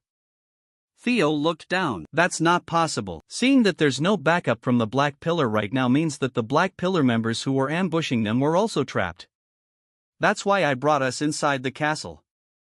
However, there's a chance of winning those guys. They even buried their men underground. They must intend to cover up this incident. They will definitely come to check our dead bodies once they're sure of their victory and come to confirm it. We can ambush them back while hiding in the ruins and win." Isvan looked at Theo. "He's opened the mind gate at that age. I even gave up in such a situation. I think the new recruits were chosen very well this time." Isvan jumped up. "You're right. The White Dragon Squad can't be beaten up. The plan is as you've heard just now. White Dragon Squad, prepare to fight. This part starts at the bloodied battlefield under the crimson light. Let's stop here. I didn't know my scriptwriters were writing such trash. I fired most of them." After the battle, the minions flocked together to search for the bodies, more like getting themselves killed. As they looked through the bodies, they found bodies of their allies and one of them was alive, but instead of saving him, this ugly Barbie kills the man. He asks his lackey if he found the bodies. The trash tells the Barbie that they have yet to find any bodies. They are done searching the western side of the fortress, and now they will look around the eastern side. The Barbie thinks that the results were negative from the ambush team as well. As this Barbie goes around catwalking, he thinks to himself that the bodies of the white-armored dragon cavalry are the only ones missing. He tells his guys to stop and asks them if he has seen any member who are from the white-armored dragon cavalry. From the rubbles a sword flies out aimed directs towards the Barbie's ugly face. He barely manages to dodge the attack, clearing some distance. But as he was about to counter, Evelyn kicks his chest, dodging the attack effortlessly. As she lands gracefully, the disfigured Barbie shouts, telling his minions that the white-armored dragon chivalry have ambushed them, ordering them to change formations, but before they can do anything, most of them get killed by our Chad squad members. Evenly tell Barbie that she hoped it would not be the Central Intelligence Bureau, so by the laws of Ragnar they will all be executed for treason. As bloodlust fills the eyes of our beautiful waifu. As the battle continues between the Barbie and our waifu, they are evenly matched. The Barbie thinks to himself how they were able to avoid the bombardment. He uses his full strength to overpower Evelyn. As she is in a tight spot, she pulls a hidden weapon from her artificial hand. The Barbie barely manages to dodge the attack, but giving him no room to breathe, she launches another attack aimed directly towards his neck. Although he blocked it, he gets severely injured, falling on his knees. Evelyn shouts that the Central Intelligence Bureau has been surrounded and any further resistance is futile. Since the moment their ambush succeeded, they had no chance of winning. If they were to willingly surrender, at least they will be able to save their lives. Out of nowhere, this attention-seeking Barbie shouts, telling his minions that they can now use the secret technique. Hearing this, everyone stands still, wondering what secret technique he is talking about. From behind of the minions starts transforming. Guess they got upgraded to level 2. The minion who was scared of Theo charges towards him, veins popping from his face as if he has constipation.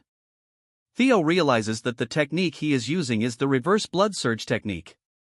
It a forbidden technique that drains one's life force. He has gone so strong that he manages to push back our Chad, who was overthinking like you guys. Theo notices that multiple minions are charging towards him when he is off balance. But before it lands, our Chad, one of the captured members, uses his body to block all the attacks. As he falls to the ground, he tells our Chad to leave this area with his life. Useless sacrifice, since our Chad is stronger than him. Seeing the guy fall tot, he ground. Theo gets angered as he starts using his real power. Using the Thunder Claw technique, our Chad lands such a strong attack that it raises all the minions in a second. Then Theo activates his mind gate, and in a matter of seconds he breaks in between everyone duel and finishes the minions off effortlessly. Since they are large in numbers, Theo uses the triple Thunder Claw, a move so powerful that it raises the entire battlefield, killing almost all of the minions present. The power behind the attack was so great that it pushed back everyone present in the battlefield.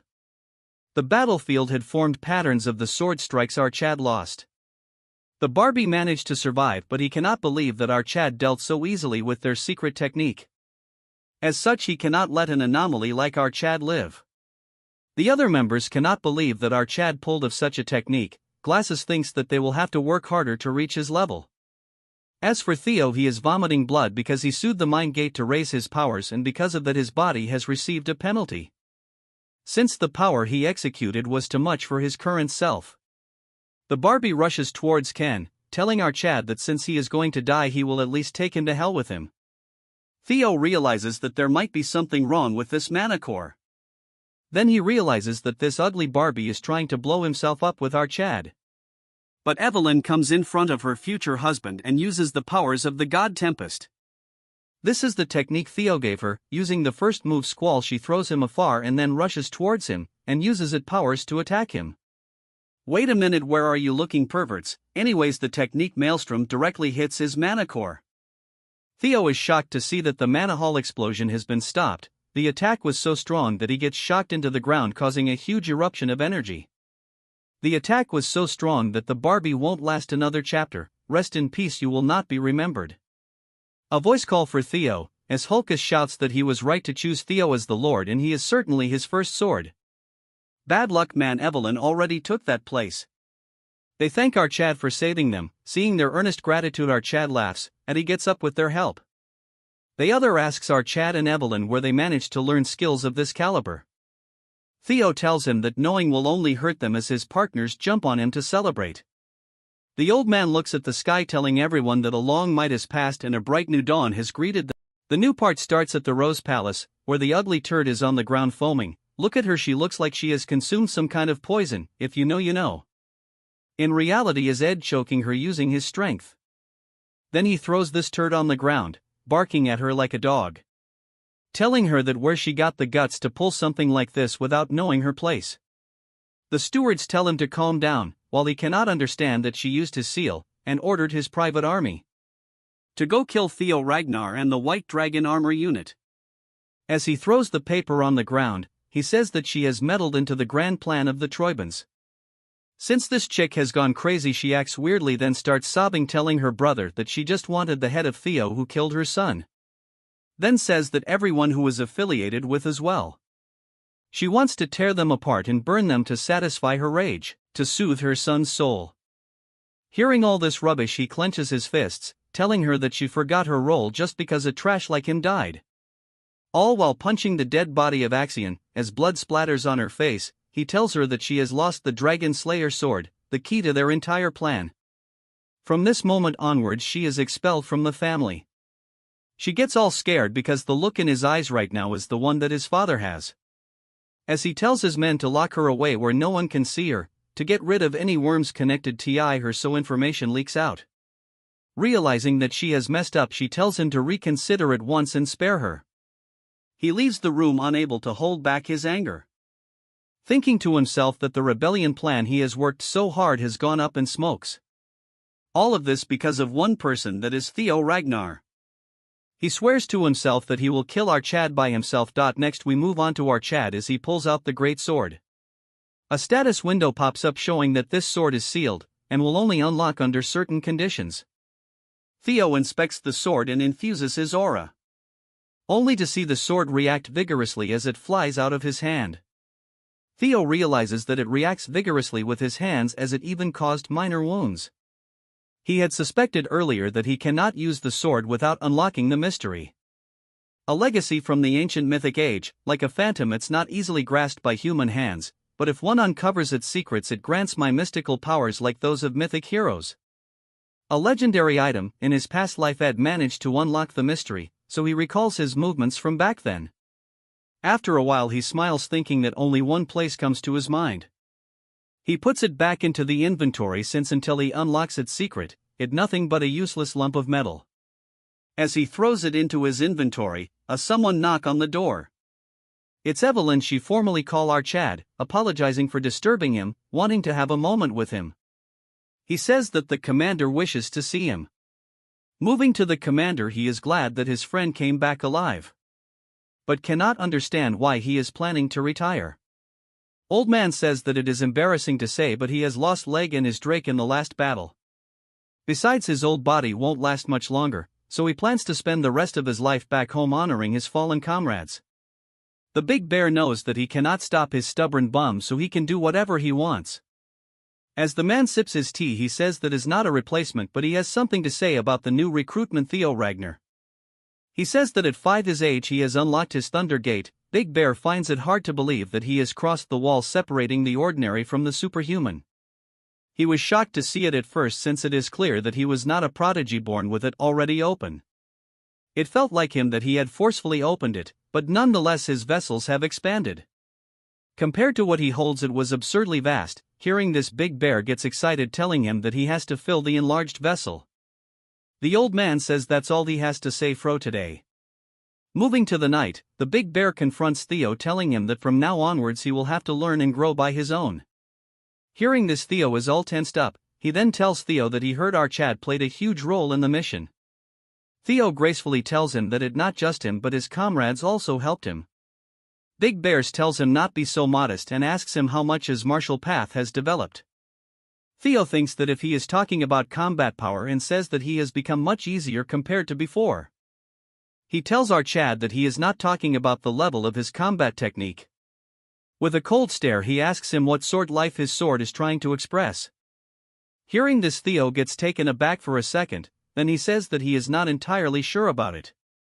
Big Bear takes out his sword and tells him that he is trained with the sole desire to emulate the Patriarch's sword. He says that's how everyone starts, and as he pulls out his sword the entire sky turns blue. Then the next second the sky falls apart, turning everything red. This is the magic dragon's glass realm. It is completely different from the glass realm that the sword dragon showed before the second awakening. He realizes that this is because this martial world might be shaped by one's personal martial art. As the pressure intensifies, the Big Bear says that his sword represents demon, forming a huge sword. Theo is overwhelmed by what he is seeing. As the Big Bear performs his martial moves, it creates a huge rift, forming a huge waves large enough to crush thousands. Waving his sword down, the waves become stagnant. He asks Theo if he saw the magic dragon's martial path. With a nervous look, he says that he saw power and destruction, but why does he look like a girl? Big Bear says that Theo is on point, and it is the very essence of demon, intuitive and direct. Even if it eventually breaks, it's a straight line that pierces and destroys everything it touches. Violence, destruction and strength, that is the very foundation of swordsmanship itself, or more like death itself. He asks Theo what he thinks about the Plum Blossom Palace Lord's sword. Theo says that it was beautiful and elegant. The Big Bears think about it being beautiful and says that the Plum Blossom Palace Lord's sword contains the essence of life, so it makes sense. It's like a seed sprouting, growing and blooming into a flower that represents life itself. It's slow yet gentle and ever-changing, yet it never stops growing outwards. Theo thinks that this is the martial path, and wonders that even among the 9 dragons, the interpretations of the sword differs greatly. Big Bears laughs and asks Theo if he thinks that life and death are completely opposite. Theo asks him if that's not the case, but Big Man won't answer, as he stops his martial realm. Then hands Theo a book. He asks what this is, and it shocks him. It's a dialogue between him and the Plum Lord about the truth of the sword. Hearing this, Theo gets shocked, and Big Man says that it's extremely rare, but Theo got it, since he is a joint member of both the Magic Dragon and Sword Dragon. Hearing this, he is finding it hard to comprehend, as the 2 instructors sit together in a secluded place. This scene has happened when they were completing the book. He thinks that she is very cruel since Theo belongs to him, yet she wants to share him as a joint disciple. She tells him to be not jealous, because at the end of the day, this is all for Theo's, and he cannot deny that. Since he should be aware that Theo has garnered expectations that rival the other successor candidates. His talents means that he is growing rapidly, so he will hit a wall much harder. When he does face that wall, this will help him a lot. Old Man says that it's all fine, but what if a time comes when our Chad becomes an enemy of Ragnar? Hearing this, she gets shocked, because she is also aware that those who grew rapidly like this meet an unfortunate end. He says that if history repeats itself, the teaching will return to them as blood spilled for Ragnar's. She finds it unexpected, because she thought that his head was full of love for him. But after hearing his concerns, she is now certain that he is the right person to hold on to this. She hands him the manuals and tells him that when he is worthy of being a Ragnar and can value every moment, he should pass it on to him only. Moving on to the present, he has handed Theo the manual. To Theo, he thinks that the 2 dragon number 1 and 2 swords of the clan. To become a joint disciple of both the Sword Dragon and the Sword Dragon and the Demon Dragon. Theo asks him if he is really worthy of all this. Hearing this, Old Man says there is no need to be this humble, since he thinks he is worthy of this. Theo remains quiet, thinking to himself that he was able to grow this much all because of them. Even though he has not done anything from them, they continue to help them. Theo says that from the first day he has helped him a lot, and he promises to repay him one day. Hearing this, he gets excited, telling him that he can repay it right now. Taking out his sword, he says that it's been a while since he had a new disciple. Since he cannot stand by, the real lesson will start right now. Hearing this, Theo thinks that the real lessons will start now. Evelyn takes this opportunity to run outside and lock the door. As Theo asks for her, she apologizes, holding the door. At night, with a satisfying look, she opened the door, only to get shocked seeing Theo sitting like a mean character. She asks him if he is okay, consoling him that the commander went a little overboard. He says that he not only went overboard, she tells him to leave this aside, telling him as per his orders, she has confined someone in the underground detention hall. She asks him if it is alright to leave him be, since he is not the type to spill any beans no matter what they do. Theo tells her that it's all part of his plan, telling her to get close, and he whispers something in her ear. Hearing this, she gets shocked. The scene shifts to the Plum Blossom Palace, precisely the palace training ground. Theo greets her and she tells him that she has been waiting for him, asking him if he got the present that the demon dragon and she prepared for him. Theo says that her present has been great help to him. She summons her sword gracefully, flying in the air as plum blossoms surround the entire ground, and she gracefully land to the ground. What a way of flexing. She plans to continue to teach our chat about the building blocks of the technique that one might easily overcome, which is the root of swordsmanship. She again flexes, telling him that she would love to discuss how to blossom life with the sword. So she asks our chat again if Theo would like to become her disciple. Theo says that before he answers this question, he has something to ask her, telling her as she is asking this question as the Heaven Dragon Sword Master. Hearing this, she is surprised that he is aware of something that most people of the clan aren't aware of. She won't deny it, telling him that the Heaven Dragon School is a secret school that passes its teaching down through only one disciple, and she is its sole inheritor, asking if he wants to know her true intentions. Theo apologizes, telling him that she won't scold him, elaborating that she has no ulterior motives. From the Plum Blossom Sword technique to the Heaven Dragon Sword, she was going to pass all of it to him. Hearing this, Theo gets shocked, unable to speak a word. After some time, Theo exits the hall, when a nobody call for him, asking him if he is Theo, the new recruit of the White Dragon Cavalry. Hearing this, he asks him what if he is, and it's none of his business. This guy gets offended, calling Theo a curt for not even exchanging proper greetings. This busybody says that, since he has now become a member of the Plum Blossom Palace as a disciple of Lady Plum Blossom, he should be showing the bare minimum of respect towards his seniors. Since Theo is a type to get bullied, he says that he was wondering what this was about, but it was just an immature attempt at protecting his fragile egos. He asks him to bust his ass since he is not even his direct senior, so their ranks don't matter. Hearing this, their fragile egos get hurt. This turd shouts, telling him that what is he then, since he is not a disciple of the Plum Blossom Palace. Before Theo leaves, he says that they are gravely mistaken. The lady offered him to become her disciple. Turning around with overflowing aura, he says that he rejected her. Hearing this, they get shocked. We move on to what happened before. Theo asked if she is serious about passing both techniques to her. She asks him if it's enticing, which obviously is. Theo cannot understand why she cherishes him so much since he hasn't done anything for her yet. Hearing this, she tells him to stand up and tells him there is no big reason, but it's because it's just him, telling him that he reminds him of the clan head, her husband Kyle. She says that he is exactly like him in his youth. Now that she thinks about this, it's not just the appearance, but even he used to chase after dreams and ideals when he was young, or maybe he is still thinking of it. This is why he could not despair and worked hard to break through any trials and challenges. Every day was an unending hardship, despite that not even for once did he yield or bend his principles. She has seen a side of him in Theo for which she fell in love with him, so she cannot stand by and remain still. She asks him if this answers his questions, so now it's his turn to reply. He tells her that although it's an attractive offer, he will have to decline. Hearing this, she asks him what the reason behind it is. He says that currently he has too many teachers, along with her, who has taught her many things.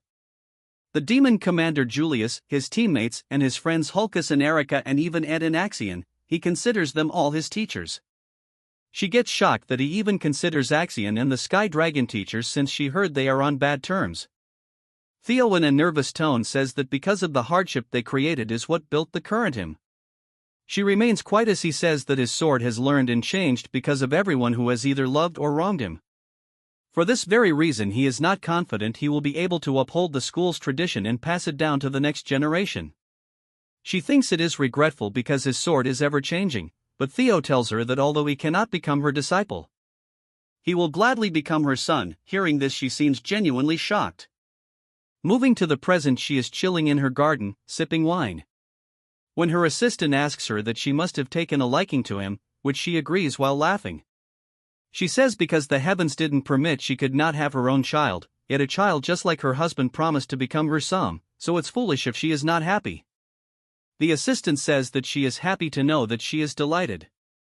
She says that she should thank Theo for making her a mother, so she tells her to prepare a letter for her to send it to her husband. She asks him the contents and she says it's about his promotion exam. Hearing this, she gets shocked, telling her that Theo is rookie who just finished his awakening ceremony. If he garners too much attention at such a young age, she should better know what might happen than anyone else. She says that's why she must hurry, before dangers befall the Ragnar clan. She wants to give Theo the entirety of the clan. Moving to the prison, there is the cripple who acted cocky. He tells a mysterious figure that he is finally here. This clown tells him to not resent him since this is all going according to his will. This loyal turd says he never doubts it, telling him to finish him off. As he throws the daggers, before they hit his neck, a mysterious power blocks them. Seeing this, the clown gets shocked. Evelyn breaks through the ceiling. Seeing her, this clown realizes that he has entered a trap. Evelyn instantly starts attacking him, easily overpowering him. Seeing her attacks, he cannot believe that she was this skilled. He thinks it's unfortunate that he cannot take him out. It would be better for him to escape than get caught. She says that she won't just stand by as she uses the Wind God's technique, instantly subduing him. He thinks getting caught won't do, so he tries to erase evidence. Fortunately, Evelyn gets close, attacking his gut, instantly knocking him out. Moving to the White Dragon headquarters. They are discussing that Evelyn managed to catch an assassin alive. This assassin has been confirmed to be from Serpent Season. Serpent Season is a sub-organization of the Eastern Elite Clan, the Trovian clan. This shows they are connected to the Sky Dragon. Julius says that this pretty much confirms their suspicion of having a mole in their midst. They are holding this meeting in this remote place to avoid information getting leaked. According to their information, the Serpent Season is currently based out of an ancient castle in the Calhelm region. Within 3 hours from now, they will consider the mission a failure, burn any evidence, and run away. They need to ambush their base before they round up all their members and extract information that is the crux of this joint mission. This baddie says that her name is Null Snow, and this concludes her report. Theo is wondering why he personally getting to meet an agent with the rank of Null Snow. Julius says there is one more thing to add. This mission will serve as a promotion exam for Theo Ragnar. Theo, getting shocked, asks him if he has been qualified for a promotion. Big Man says that that's the case, but it's not roses and daisies. Since the difficulty of the test has gone up, as one rises through the ranks, it's normal for the difficulty of the exam to escalate. However, what is not normal is assigning a mission that can lead to a civil war for a mid-rank swordsman promotion exam. He heard that Theo ordered Evelyn to stake out the cells because he knew an assassin would come. Since he started this, he must see through it.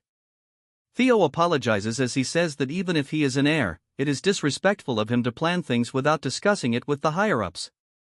Since it has come to this, he must complete his mission flawlessly. He bumps heads with Archad, telling him to get promoted to a mid-rank swordsman and earn solo mission privileges. A status window pops up telling him that it's his chance to clean up the dark ties of his previous life. Even Theo is curious what it is that tied him and them together to cause all this. This baddie asks Theo if he has any problem. Theo says that no matter what, he will complete it no matter what. Old Man says that it concludes the meeting, and now it's time to start the snake extermination mission. This part starts deep in the forest. Pretty Mask tells them that there is a possibility of a mole, so they have limited this mission to 3 people. So including our couple, she herself is involved in this mission. She says that their target is an assassin organization. As swordsmen, they should have the advantage in direct confrontation. However, there because disadvantages when it comes to numbers. She tells them that whatever is the case, they should never let his guard down, and Theo agrees, ready to follow his orders. Moving to the office of Joker, 2 turds are discussing that they have taken care of the documents. They will leave as soon as someone they are expecting will return. One of them asks them how long this person has been out for. He says that it's been over 2 hours, so he should be back by now. A small ball enters the room and releases an immense amount of smoke. Due to this, the entire area is filled with smoke, blinding their visibility. Before they could even react, these turds get instantly killed. Just look at their faces for once. As they throws them around like ragdolls, she says that Evelyn and her will take care of them, and Theo should take them to the basement. Theo is amazed that in an instant she took care of 3 people.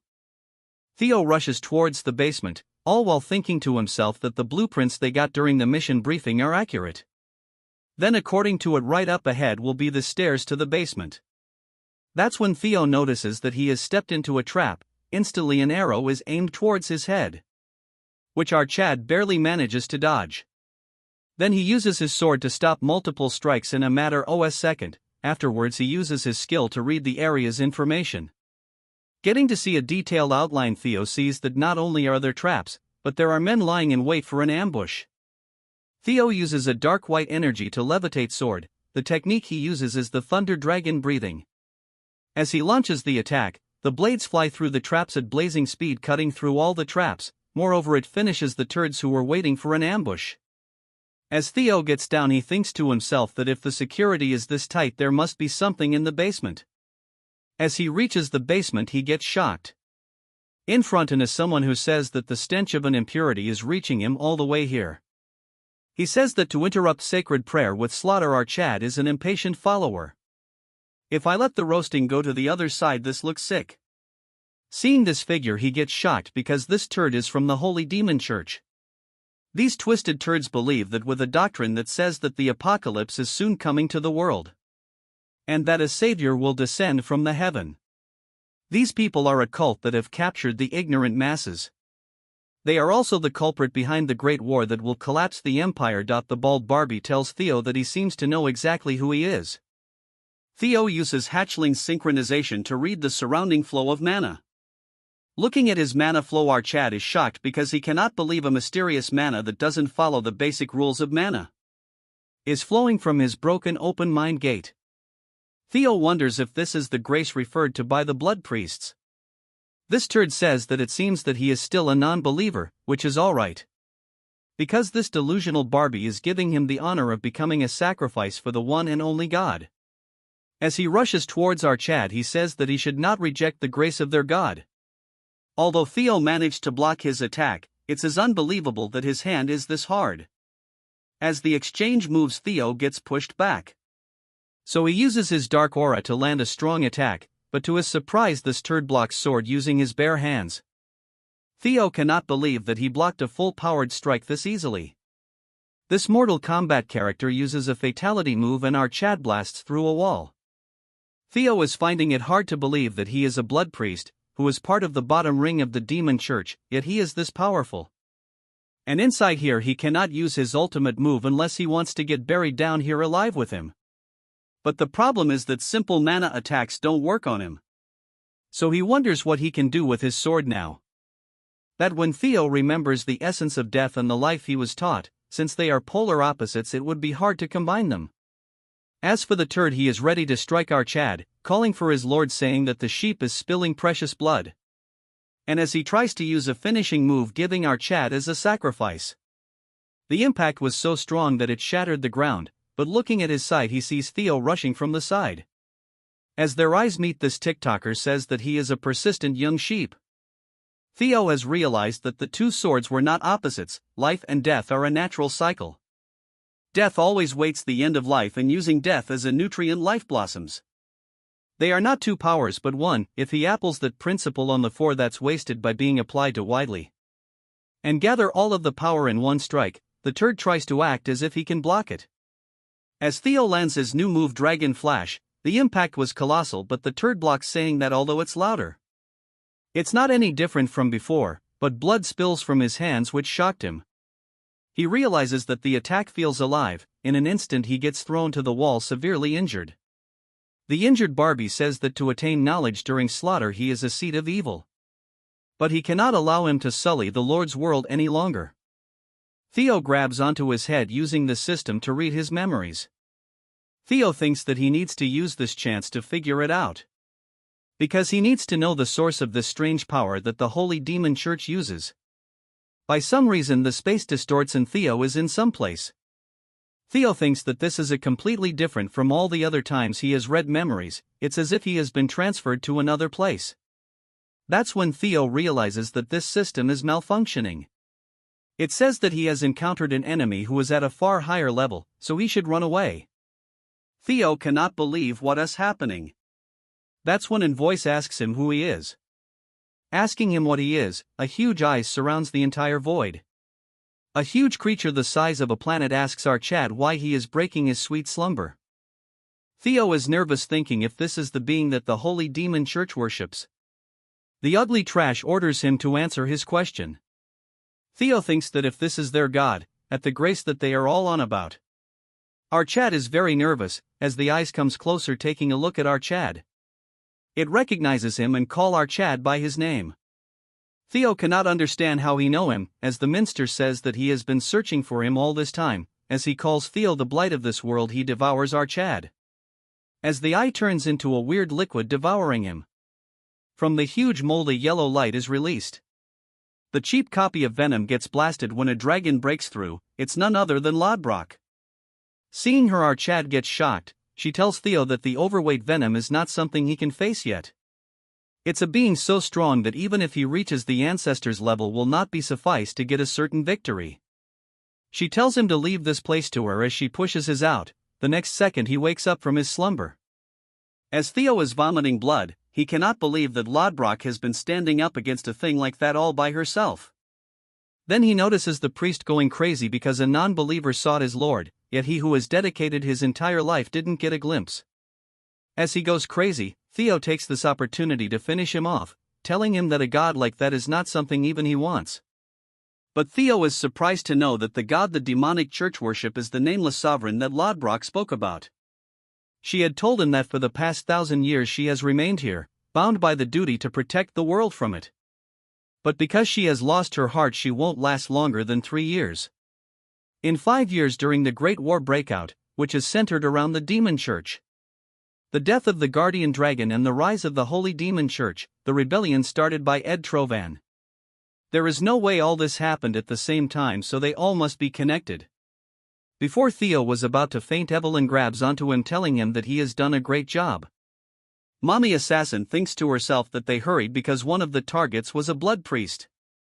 But it's very surprising that our Chad managed to take one down by himself. She praised our Chad, saying that by defeating a blood priest alone he has proven himself. Moving back to base, she says she has collected the documents. All the evidence are circumstantial evidence, and nothing works as a smoking gun. Theo takes out a box and tells her to check it out. He discovered the box from the basement. Seeing the box, Evelyn is shocked because it is the object she has collected on behalf of Theo before the awakening ceremony. It is the secret trade logs between the Ceres Merchant Guild and the Trovian clan. She was wondering why he hadn't used it, but now she realizes that he has saw this far out. As she reads through the logs, it belongs to the Ceres Merchant Guild. There is even a trade logo with the Trovians' official seal. She is impressed, saying that he has done great work. With this they can prove that it was Ed Trovan planning the treason. And also the involvement of the Holy Demon Church. They now have sufficient information, and after submitting a quick report they will immediately strike the Ceres Guild. Theo thinks to himself the time for Ed to pay is knocking on the door. The scene moves to Big Man all angry on Ed, cursing him by saying that he knew he would betray one day. The masked man says that they cannot say for certain, though there are circumstantial evidence, so he is still a suspect. Julius says that he is not a fool. The fact that the mighty black dragon is sharing this information means that this has gone beyond suspicion. In response, he says him to not make any unnecessary assumptions. Julius says that judging by his response, it sounds like he was aware of it, yet he let it happen. He says Theo named shocking our big man. He elaborates that according to Cleve's report, he defeated a blood priest by himself. Julius tells him to not go there, as he tells him to hand Theo over since he is a very talented individual. He explains that Theo has excellent perception and deduction. The ability to see the bigger picture from the tiniest clues. These methods greatly resembles those of the Black Snow. It is as if he has personal experience. He tells him to get lost since he has called dibs on him, telling that he and OSA are both thieves. The Black Dragon is surprised that he has called him Big Brother. All four of them became sworn brother and sister centuries ago, trying to get emotional. Seeing this, he tells him to scram and he won't be getting Theo no matter what. He tells Julius that he has yet to realize something. In an instant he gets behind him and says that it is natural for a big brother to take from his little brother. He steals a few alcohol bottles, telling him to prepare something more expensive next time. As he was rushing out, he thinks to himself that he is relieved that there is no mole in the white armored dragon cavalry. Only a few places have stayed away from the sky dragon. He thinks it would not be bad to leave the mission to him, since they should be arriving soon. And as he leaves, he thinks it would be interesting to face the Serus Guild / moving to the Ceres Merchant Guild Central Branch. A nobody introduces himself as if I have time today it. Anyway, an overweight baldy, which is the guild master, says that he is formally requesting a betrothal between the two clans. He will be entangled with the fourth daughter of their clan. From now onwards, the Ceres family and the Bacchus clan will be connected by blood. As the fat turd thinks to himself that it is within his grasp, they have entangled themselves with Ignoble. And it won't be long before they make the Ragnars pay for looking down in them. Just look at that smile, and he should brush his teeth. As this part continues, the leader is very pissed because a mere merchant mentioned his family name before the Bacchus family, which is one of the 6 pillars. But he is holding himself because he can save his family with the dowry from this marriage. Since it doesn't matter what's going to happen to an illegitimate child. Moving to this Naven dude, he says that he can easily tell his thoughts. As he looks at the fat turd, he wonders if this merchants have any intention of truly helping them. But they are not aware that their store is used as collateral, so they won't live for long anyway. Because he must see his cursed family go down as he kneels greeting his bride. He promises to treat her well as their son-in-law and her husband.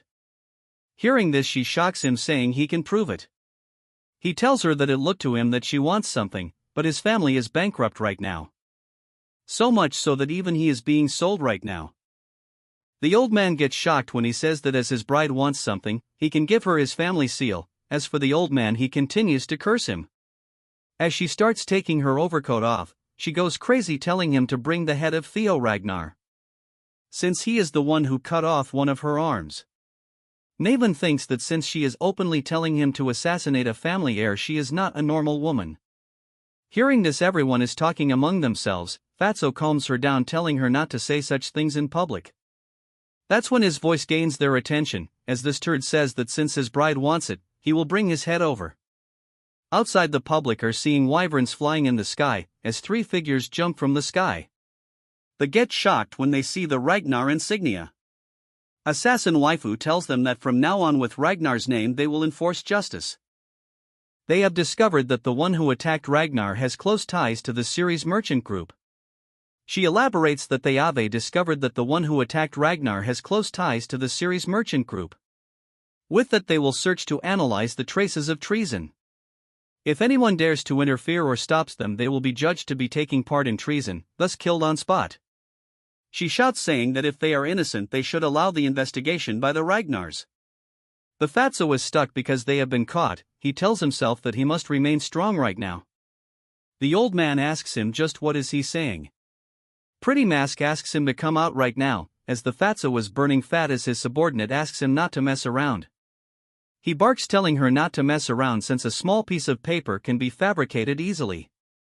And it's very clear that someone is trying to frame them, so no matter what, they are playing dirty. This turd says that the Ceres family will prove their loyalty to Ragnar. So he orders his soldier to exterminate the ones that are looking down on Ragnar. The old man says that what he is saying is that he won't cooperate with their investigation. So this marriage won't be happening. The fatso says that he is not going down alone, and he is going to go down with them, since the crime is treason. As a member of the 6 pillars, he should be aware what treason means. If they really had concrete evidence, not just them but an entire army would cover the sky. This concludes that they are not sure about the evidence, so if they stop them this once, they can pass through this. Naven interrupts him, saying that it's useless telling it to a man who struggles to go to the washroom alone. He mocks the old man, then proceeds to say that this is a better way since he got a chance to bring a wedding present to his bride. The old man gets shocked when he realizes that he stole his sword without him noticing. As this turd jumps around towards our Chad, the old man curses his since the moment they picked up the sword they have become accomplices. Since they are stuck, he orders his people to help the Ceres family. As they point their blades towards our Chad, she tells them that this is their last warning. If they don't move, they will kill him on spot for treason. As the soldier are in a tough situation, a mysterious figure gets in between them. It's that Naven dude, as he tells them that people from the Ragnar people really like executing people. Theo and Evelyn couldn't detect him, but I am pretty sure assassin waifu detected him. A single attack from him pushes them away. He greets them saying, especially Theo, since he never thought he would be saying this on their first meeting. As for Theo, he cannot believe that he is meeting this dude here. During the Great War, this guy, along with the series Merchant and Trovian, caused great damages. The ghost sword Naven, as he points his sword, he launches multiple attacks pushing our Chad. If he were to use the information from the past, this can become a chance for him to get tremendous power. Theo tells them that he will handle him alone. Hearing this, Evelyn says that he is way too strong. Masked waifu tells her to have trust on him, since the others are destroying evidence, so they cannot wait for him to finish. As they continue to battle, he says that it's good for him if they don't interfere. Asking Theo if he will be alright, elaborating that although he looks like this, he is pretty strong. Theo says he feels similar, saying if he can ask him something. With a straight tone, he says that pointing a sword towards Ragnar is an act of treason, making him one. So he is doing this to ruin his family as a revenge for his mother. Hearing this, he says that our Chad is bringing up one annoying memory. Because of this, he has gotten one more reason to take his head. Theo tells him to wait and let him finish, as he will help him with the Bacchus family. As a hidden quest pops up telling him to recruit the ghost sword Naven as his ally. Naven Bacchus is the family's unofficial strongest sword, the reason why he didn't receive recognition from his family. Despite having abilities comparable to Thorkel, is because he's an illegitimate child born from the brothel. Because of this exceptional talent, his mother was killed as he cried in deep agony. Because of that, he must also have the intention of taking his revenge against the Bacchus family. If he can make use of this information, he can come to his side. Theo says he will help him with his revenge and the downfall of the Bacchus family. He holds his head, telling Theo that he is not aware where he got this information about his mom. But one thing is certain, that, in that instant, he launches an extremely strong attack which Theo blocks. As Naven says that he has no reason to accept his offer, even without working with Theo, the Bacchus family is going to fall because of treason. Theo says that he is right, that without his help the Bacchus family is going to disappear together with him, that is. This lazy-ass size telling him that there is no need to worry since he doesn't have any regrets in life anyways. So he doesn't mind disappearing with that useless family. He remains quite the second. Theo says that it is because of the ether fever. An illness he got because his young body couldn't bear his talent. If he received intensive treatment in the early stages, it's curable. But if one misses the time, it becomes an incurable disease and dramatically shortens his lifespan. The Bacchus family didn't treat his illness on time, so his remaining life expectancy. Naven says that he has 5 years at max and elaborates that, as expected from a young master of a noble clan, he must have done a dirty investigation on his background. As he gets ready to attack our Chad, saying that nothing is going to change anyway since the Bacchus clan will disappear today and he will meet his demise. Theo blocks his sword, smirking and telling him that he can cure his disease, but Naven cannot accept. Theo pushes him back, thinking to himself that in his past life the cure was found just after his death. So now only he knows the cure for the disease. Theo assures him that the cure can be cured 100%, hearing this he instantly loses his composure. Theo says, just like he said, that the Bacchus family will disappear even without him working with our boy. But if he takes his side even after the Bacchus family disappears, he can live as a hero that helped the Ragnar family. Telling him to trust our Chad this once. Moving to the series guild main building, they are throwing cannons at our pretty waifus, but they are easily deflecting them. Evelyn thinks they are very annoying. Cleve agrees but wonders if Theo is done.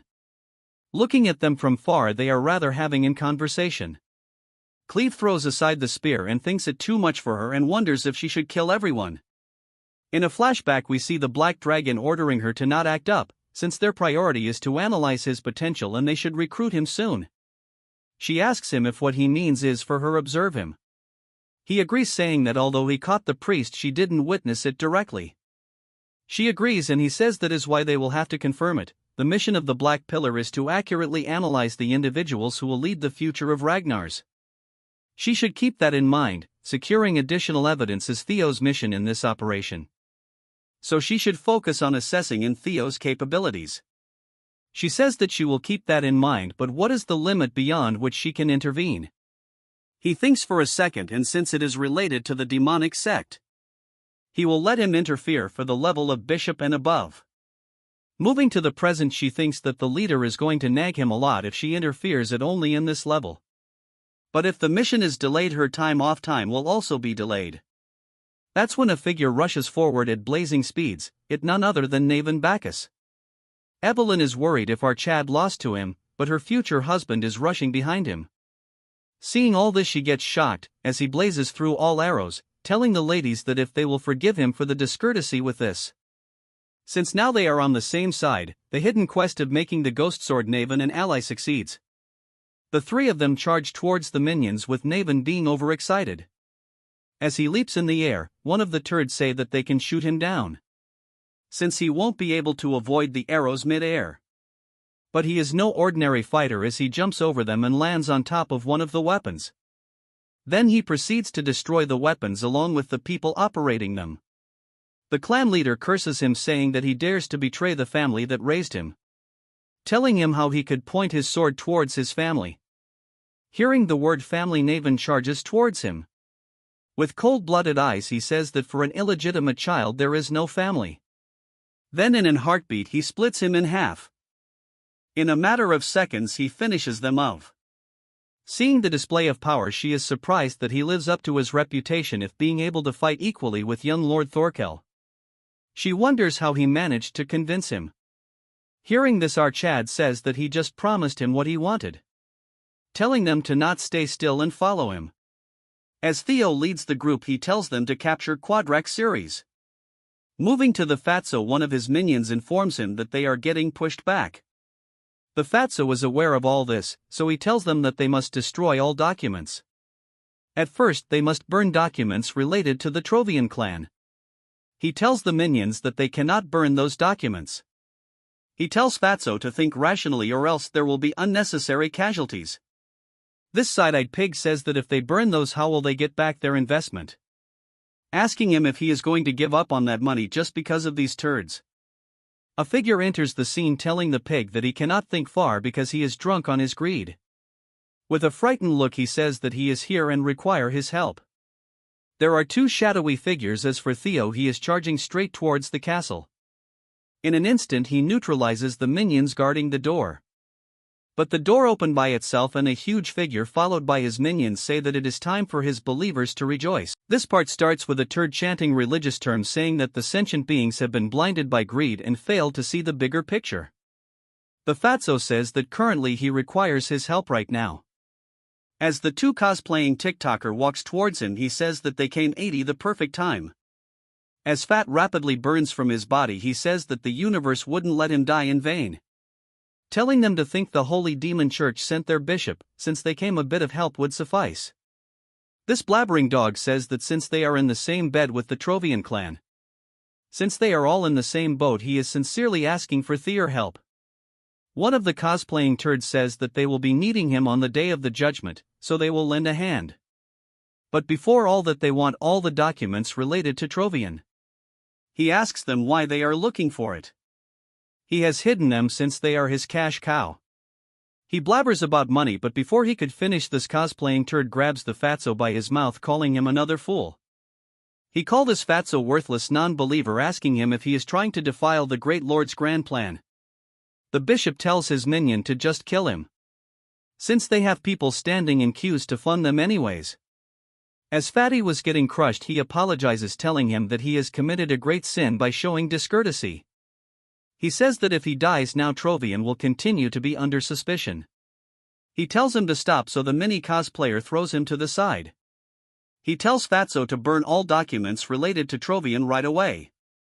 This turd then warns him, telling him to not even think about running away, which will be the best for him, because their lord is watching everything. Moving back to Theo, he breaks through the armed forces. As the door opens, the bishop is leading his huge force. Seeing Theo is red, as if he was waiting for this moment, the bishop of the demon church. He tells his followers that with their blood the shall descend. With their blood the god shall descend, and worship their lord. As these crazy lunatics charge towards him, as they come face to face with each other, Theo slashes through them, as he says to himself that he had suspected that the Holy Demon Church would be hiding here. But he never expected them to send someone as high-ranking as a bishop. As Theo continues to charge through the pile of turds, everyone from their side is getting overwhelmed because of their sheer number. Cleve stands still as she thinks to herself that the bishop really came. So this is gonna be way more of a hassle than she had thought. Or maybe this is good thing as she puts her hand on her swords and draws two at the same time. My friends, this looks so damn hot. After all, this is more than enough reason for her to step in. As Theo is serious, he says that they are back to where they started. As Cleve enters the battle with a single strike of her sword, she eliminates hundreds of them. As she tells Theo that she will take it from this point, as she won't allow those standing in Ragnar's way to head away with it, so she will annihilate them all here. Theo tells her to stop stating that they must not forget why they are here, since they have to secure the documents before they destroy them. She sighs, telling Theo that she seems to have overestimated him. As she continues to chop them up like slicing butter, she says since the demon turds have intervened, they don't need any more evidence. Theo runs with her as he disagrees with her, telling her that intact they are currently trying to stop them right now, which means the documents are much more important than they thought. Cleve understands and asks him what his plans are. Theo says that no matter what happens, they need to go through here before anything else. As Theo kills more of them, he says that he has a solution to this. For the first time in many chapters, he opens his mind gate and uses the hatching synchro to scan the surroundings. As Cleve continues to kill them, he says that he doesn't have any solid proof, but considering the Black Dragon said she will wait and watch. One of the turds tries to act up in front of her. She is so quick that she instantly finishes him off, telling her that she will trust him just this once. As Theo leaps forwards, hundreds of these turds are surrounding him. A strong gust of wind rips through them, but Naven interferes, killing more of them, as he tells him that his humble self has cleared the way ahead for him. Hearing this, Evelyn gets pissed as she asks him from when did he starts calling him Lord. Theo uses the dragon's footwork to leap through them as he thanks them before leaking. It's called the Thunder Dragon, breathing the dark mark. He swiftly travel through them in a matter of seconds, since they wouldn't leave the task of destroying classified documents to someone else. The right person for this job would obviously be the Fatso. Moving to the big belly, he stares at the documents. As for Theo, he is pissed. The status window says that he can resolve an ill-fated relation from a past life and stop his evil scheme. As they both land on the ground, blood draping from the sky like rainfall. Then, like a savage, he says that he is the Lord's first sword, Naven Bacchus. Hearing this, Evelyn says that the joke is too much for him. Hearing this, Naven says that judging by her reaction, she is the first sword, so he doesn't have to worry too much. But if it was Cleve, he would gladly be the second sword. As our goddess continues to chop them up like cutting vegetables, Evelyn asks him if he thinks he is better than Herm. Hearing this, he charges towards her and using his sword. But instead of attacking her, he chops multiple of them who try to attack her. As he points his swords towards her neck, she says that it just so happens that they are on the same side, so they can decide it here, and the one who catches the most believers becomes the first sword. She says that they are on a mission and she has no time to participate in trivial stuff. Evelyn gets pissed because he taunts her by saying if she is scared to lose. Evelyn charges towards her, shocking her as he thinks he might have said too much. But he gets surprised as she kills multiple of them behind this chatterbox. She will be the wife so he can take the first sword. As she goes past her, she says she will clearly show him why she is the first sword. Even Naven gets motivated as he rushes towards her direction. Moving to the Fatso, he goes past multiple hidden passages to reach the place where the documents are stored. Seeing the documents, the turd is nervous because this the evidence to collect money from Trovian. He will just have to burn this and they can escape from being charged with treason to some point. As Fats burns fast from his body, he says that he really needs to burn this, since all of this is worth so much and it will not be easy to recover this.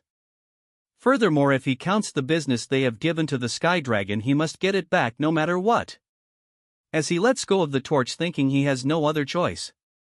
But before it could land, Theo barges into the room, grabbing onto the lamp in the last moment. Fatsos asks our chat how he managed to reach here. Theo tells him that it seems his fourth daughters were not enough, as the fatty leaks blood. He apologizes, telling him that he will do anything to if he spares him. Without any hesitation, Theo uses a simple strike, finishing him off instantly, saying that a traitor of Ragnar must be executed. As Theo is done with the task, the control panel says that the fourth quest has been completed. Theo wonders if this is really worth mobilizing the demon forces. The secret ledger given to Cleve itself is more than enough to take down him, but with this they can take down the Trovian clan. Since the Sky Dragon is just a tale, but he must go for the Trovian itself. With the documents presented, all ties to them. Each and every document is an important evidence, so he is not sure what to take first. As he looks around, he finds the Rose Palace investigation report. Theo gets shocked as he sees that, opening that it warns about the Black Dragon's surveillance when trying to acquire relics. It is Ed Trovian's handwritten document, and they have acquired 2 relics so far. It says he has found 2 relics and the rest are in the Rose Palace. Theo gets pissed as he realizes that it means that the discrimination, false accusation and miserable ending happened for no reason in his past life. As such, Theo and his mom shall be removed. All this just because a relic might exist. He tears the paper and says that nothing will change even if he opens it. He will need to slowly take revenge, and as a first step he will take away the relics he has acquired with effort. A system information pops up saying that he has discovered 2 relics of the ancient. It's already night and the duo is fighting non-stop. Evelyn says that he remembers him now. As they continue to charge towards him, they continue their attacks. Evelyn says that he is the heretic who passed the awakening ceremony 7 years ago as the runner-up and vanished afterwards. As he continues to kill them, he says that he is honored that she remembers someone like him. As he continues his assault, he asks her if she has time for this, since at this rate he is going to take her place as the first sword. But he gets shocked when a strong wind forms a tornado. Evelyn used the God Tempest secret manual Squall Tug, instantly killing hundreds of them, telling him that it's a tie now, and he has no choice but to agree on this. A huge Temu Hulk tries to attack him, but he manages to dodges the attack.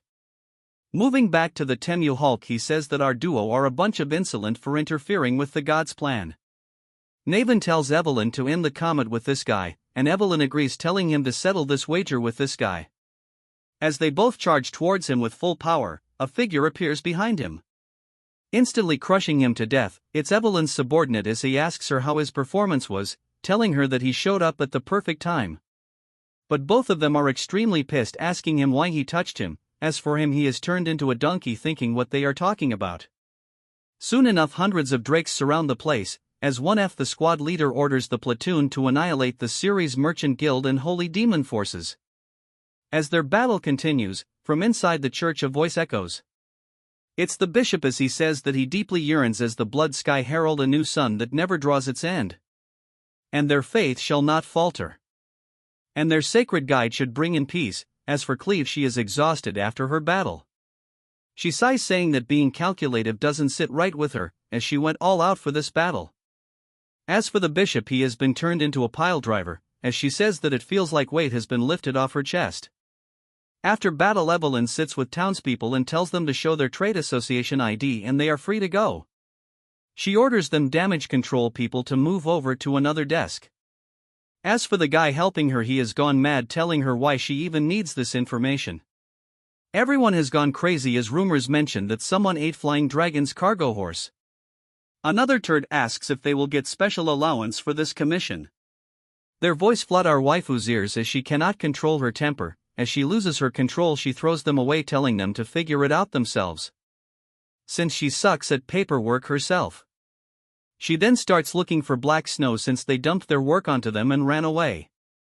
Theo reports that the files he has submitted are the ones they tried to destroy. It contains evidence of stealing property and intel from Ragnar and even a detailed treason plot. Cleve shocks Theo as she praises him, calling him mid-rank swordsman. She says that he works well like someone who has been with Black Snow, so it might not be bad to accept the Black Dragon's offer. Theo acts like a turd, so she says that she was only acting joking, so there is no need to get flustered. He tells he cannot figure it out if he is joking. She tells him that she has good news for him.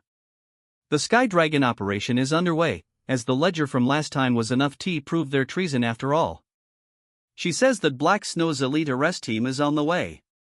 They are likely taking them to the capital, that when another masked dude enters the scenes telling them that Ed Trovian has been hiding his power all this time. As he slaughters them, only a fool reveal all his cards. As he is done with the elite force, he congratulates our Chad, saying that he has destroyed everything he has worked hard to build and he is tearing it all this time.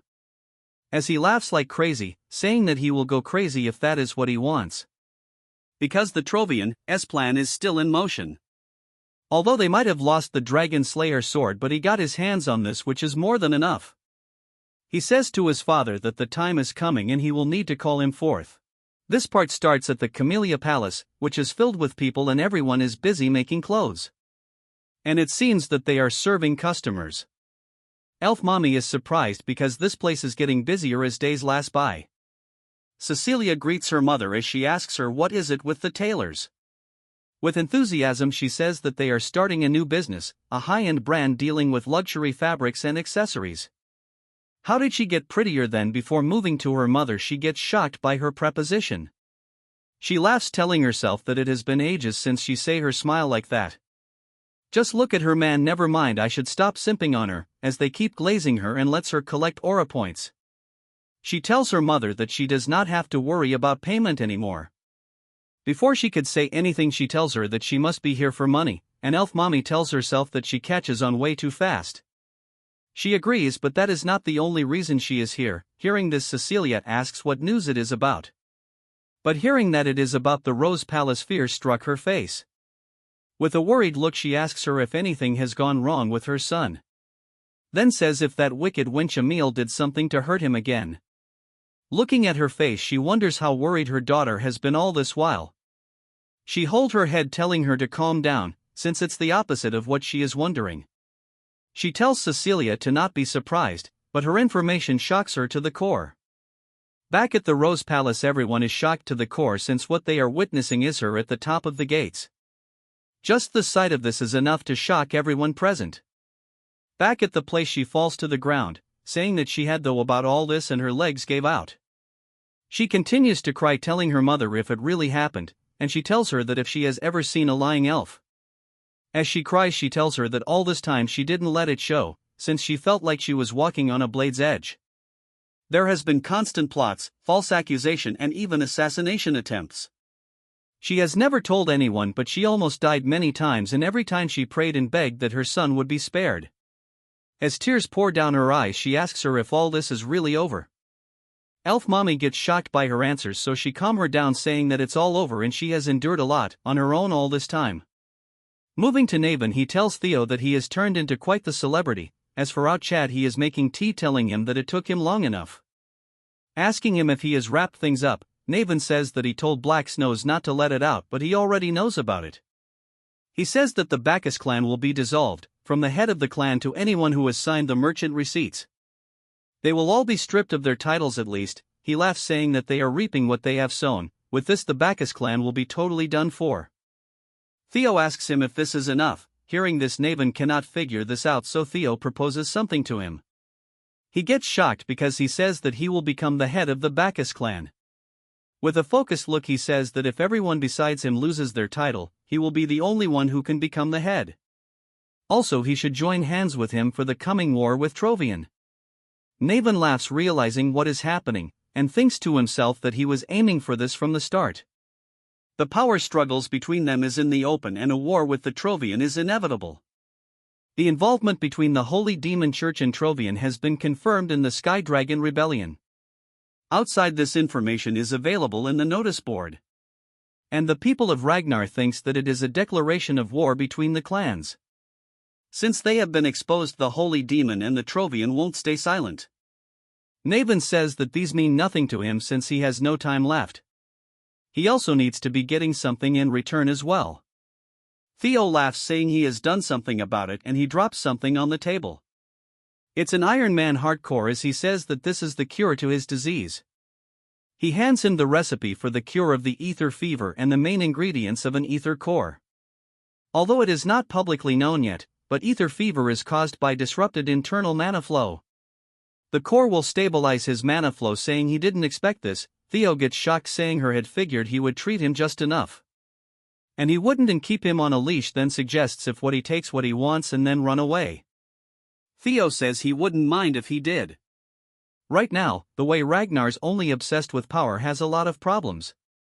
Both of them are victims of that culture after all, and he doesn't want to dominate all this through strength but trust alone. Hearing all this, Naven remains quiet. What Theo wants to build is not oppression or pressure but trust. As he picks up the teacup, he says that he tried not to look down on Theo for being young but not an immature romantic. After drinking his tea, he take out his sword, saying that he Naven Bacchus of the Bacchus clan. Swears to serve him as the sword of Theo. Ragnar, hearing this, he says if this is enough for him. And Archad says that it is more than enough. After dealing with him, Theo gets up wondering that the war with the Trovian is unfolding quicker than he had thought. But he is not worried since everything is going smooth so far, and it's time for him to open the treasure box. The second he touches one of them, a sub-quest pops up telling him to conquer the 2 relics. As Theo touches the Erificat, he says that till the relics he has absorbed are of the Lesser Drake and the Griffin, which has been very effective. As he opens the box, he comes across a ring which according to Theo is the relic. As he wears the ring, a system panel pops up. It says that the primordial dragon relic, the thirsted ring, has been equipped. As such, the entire space distorts and he gets teleported to a desert. All Theo can see is sand and rock, and if this is the desert he talked about, but it is hotter than he had expected. As he sweats crazily, he wonders what he is supposed to do here. The system panel informs him that he has entered the Guardian's territory and he must survive for 72 hours. Theo continues to sweat. He cannot believe that he has to survive for 72 hours, as he feels like he will have a heat stroke. All of a sudden the ground starts shaking and from the ground something bursts out. Seeing the entity, Theo has a face that you would make in front of your mom if you guys failed in exams. A huge worm, which is the boss, has appeared. In front of it, Theo looks like an ant. Seeing Archad, it recognizes Theo as an intruder and opens its smelly mouth to eat him. As Theo creates distance, he summons his sword and instantly uses the Thunder Dragon breathing mark. Although the strike looks strong and heavy, it just left a small mark.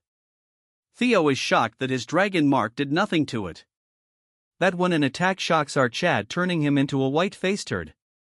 Huge waves of thunder is emitting from it, as Theo realizes it's a thunder worm.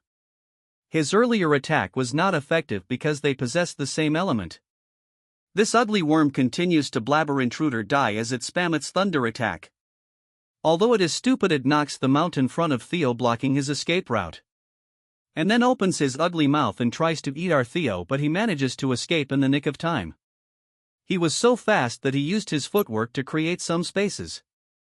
Theo check his timer just to see that all of this happened in a span of 5 minutes, and with the time left he cannot survive. This worm travels underground, so it is hard to attack this as it blasts out again from the ground, releasing immense thunder, and since they are from the same element, it's ineffective. Moreover, even the terrain is on its side. Thinking about this, he generates an idea, putting a smile on his face. He then takes something out from his inventory, and it's another relic he got from his last mission. As he continues to barely dodge this ugly worm, he gambles and equips the beautiful earring, since it might be worth a try. The system window pops saying that he has equipped the primordial butterfly, saying that Theo is about to enter the 3rd dungeon. An error occurs and the system says that he is currently in the middle of another mission, so he may not enter another mission. Theo already expected this, but to his surprise the space starts cracking, ripping open, and from it extreme amount of cold is released. The system pop says that the 2 dungeons are attempting to invade each other from the portal, and I observing them, and it says that the ice bloom. As the huge creature arrives, it has a unique design as it is a dragon with butterfly wings. As it tells Theo that it has been a while since he saw a chosen one, this guardian is the fairy dragon. As it starts raining ice shards, it says that Theo has to pay for his arrogance. Theo manages to save himself in the nick of time, saying that this is not what he had expected. Theo realized that from both sides he has been surrounded and he has no way to escape. So for the next 72 hours all he can do is defend himself. So he should survive on his own, getting ready to kill them. That when a huge wave of energy ignores Theo and instead is aimed towards the dragon, which had managed to block by curling itself into a ball. He asks the guardian and it says what this worm is doing, and the response is intruder, die. The dragon agrees, saying there cannot be 2 guardian. Seeing all this, Theo is flabbergasted. Meanwhile, a huge fight between the 2 turds start. The system window pops saying that two Guardian are fighting for priority. As the two colossal Guardians turned their rage upon each other, their temporary truce shattered in an instant. Theo watched the unfolding chaos from a safe distance, the sheer power on display sending a shiver down his spine and making his own weapon tremble. The spirit of the white moonlight blade, the griffin, was itching for a fight. Theo smirked, patting the blade and telling it to hold on a little longer. He had a feeling this glorious mess would be over soon. The battlefield became a storm of elemental fury as lightning met ice. The fairy dragon's crystalline form was battered by the worm's electrical assault, while the worm writhed in pain from the dragon's frost attacks. The fairy dragon pierced the worm's hide with a shard of ice, but the worm simply coiled around its foe, its massive jaw preparing to crush the elegant beast. The fairy dragon retaliated, unleashing a beam of pure frost that froze a section of the worm's body. The ground was littered with shattered ice and scorched sand. The worm howled as its flesh was torn by the dragon's ice. The two beasts mauled each other relentlessly, a flurry of scales and teeth. The worm chomped down hard, its teeth scraping against the dragon's icy armor. The impact sent the fairy dragon reeling. Though both were bloodied and bruised, the fairy dragon found an opening, tearing at the worm's side with a furious counterattack. It ripped and clawed, finally managing to tear one of the worm's limbs clean off. Seeing his opportunity, Theo decided it was time to crash the party. This was much better than paying for a ringside seat. He shot forward like a dark arrow, spinning his blade as it glowed with power. He declared that the worm was first on his list. His attack, amplified by the chaotic energy, struck the wounded dragon. The beast shrieked in pain. Theo then gave his blade permission to run wild. With a surge of power, he unleashed the spectral form of the griffin. The ethereal beast dove towards the shocked desert worm, its talons outstretched. Phantom claws tore through the monster's spiritual essence, leaving the fairy dragon stunned and horrified. The battlefield fell silent as Theo landed softly on the now frozen ground. A pair of system notifications confirmed his success, congratulating him on hunting the desert worm and updating his subquest progress to 1 of 2. As he suspected, hunting the boss was the same as conquering the relic. He turned his cold gaze to the last one standing. Panicked, the fairy dragon pleaded for him to wait, asking for a chance to escape. Theo had a moment to talk. The dragon insisted this wasn't the proper way to conquer a relic, claiming to be the most knowledgeable guardian there to test his wisdom. It offered to spare him if he could solve its riddle, a proposition Theo found amusingly timed. He simply stated that he had proven his wisdom already, much to the dragon's confusion. Theo explained that his wisdom was making them fight each other, a revelation that made the dragon tremble in terror. He told the so-called most knowledgeable guardian that if it was truly wise, it would accept the outcome. Defeated, the dragon stammered that they could have the riddle anyway. A final flash of light consumed the creature, and another system message congratulated him on hunting the fairy dragon. He was back in his room, the 2 relic boxes now sitting open before him. He focused on the ring in his finger. Letting out a long, shaky breath, a triumphant, exhausted grin spread across his face. He had cleared them both. The system confirmed the completion of his subquest. Now, a malevolent energy pulsed from the white moonlight blade. He felt a presence stir calling out to the griffin. A dark spectral eye formed from shadows, its voice echoing in his mind. It addressed him by name, Theo Ragnar. The entity declared its desire to eat his heart, lunging at him with shadowy claws. Theo instinctively grabbed the manifestation, wrestling against its power. He cursed himself for forgetting. The blade was constantly craving flesh. He realized with dawning horror that before returning, the blade must have consumed the guardian's powers. The dark energy grew exponentially, erupting from his arm. It had eaten both souls, and now it was far stronger than before. If this continued, he was going to be consumed. The griffin's voice boomed in his head, promising to swallow him whole and chase the moonlight once more. The darkness closed in, a prison of shadows. His world condensed into a black sphere suspended in nothingness, woven together by ethereal threads. With a gasp, he snapped back to awareness, finding himself standing in a rippling, colorless void. He wondered where he was. Shadows coalesced around him, revealing the spectral forms of the guardians he had defeated. It became clear he was inside the griffin's stomach. The fairy dragon informed him that the griffin had finally swallowed him. Having waited for such an opportunity, the dragon warned him that the beast would soon consume his heart, a fate Theo seemed grimly prepared to accept. The guardians called him a foolish chosen one for desiring their power when he couldn't even control a single griffin. Theo calmly asked what would happen when his heart was eaten. The fairy dragon stated the obvious: he would die. The desert worm added that as guardians, they never die. He was the only one facing oblivion. The fairy dragon confirmed this, noting they would simply revert to relics and wait for the next chosen one, though it would be quite boring. Theo remained silent for a moment, letting their words hang in the air. Then he asked if they had forgotten their mission from the ancient dragon, which caught them completely off guard. He reminded them of their duty to aid the chosen one against the nameless monarch, warning that if he died, the world would collapse again. He chided them for their irresponsibility, leaving the fairy dragons speechless. With a smirk, he questioned whether they only cared for their own interests.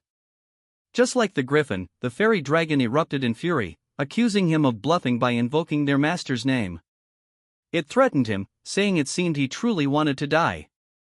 It reminded him they could simply wait for a new chosen one. Theo looked the dragon dead in the eye and told it to kill him. He dared it to stop the empty threats and just do it. He added that they should if they truly wanted to see the world ruined by their failure. The guardians fell silent, their threats deflated. The worm was the first to speak again. Its crystal prison shattered. Both guardians conceded. The worm called him brave while the fairy dragon admitted he was good. The fairy dragon confessed it liked his confidence. It announced it would open a door for him to escape. The worm declared it was opening the way as well.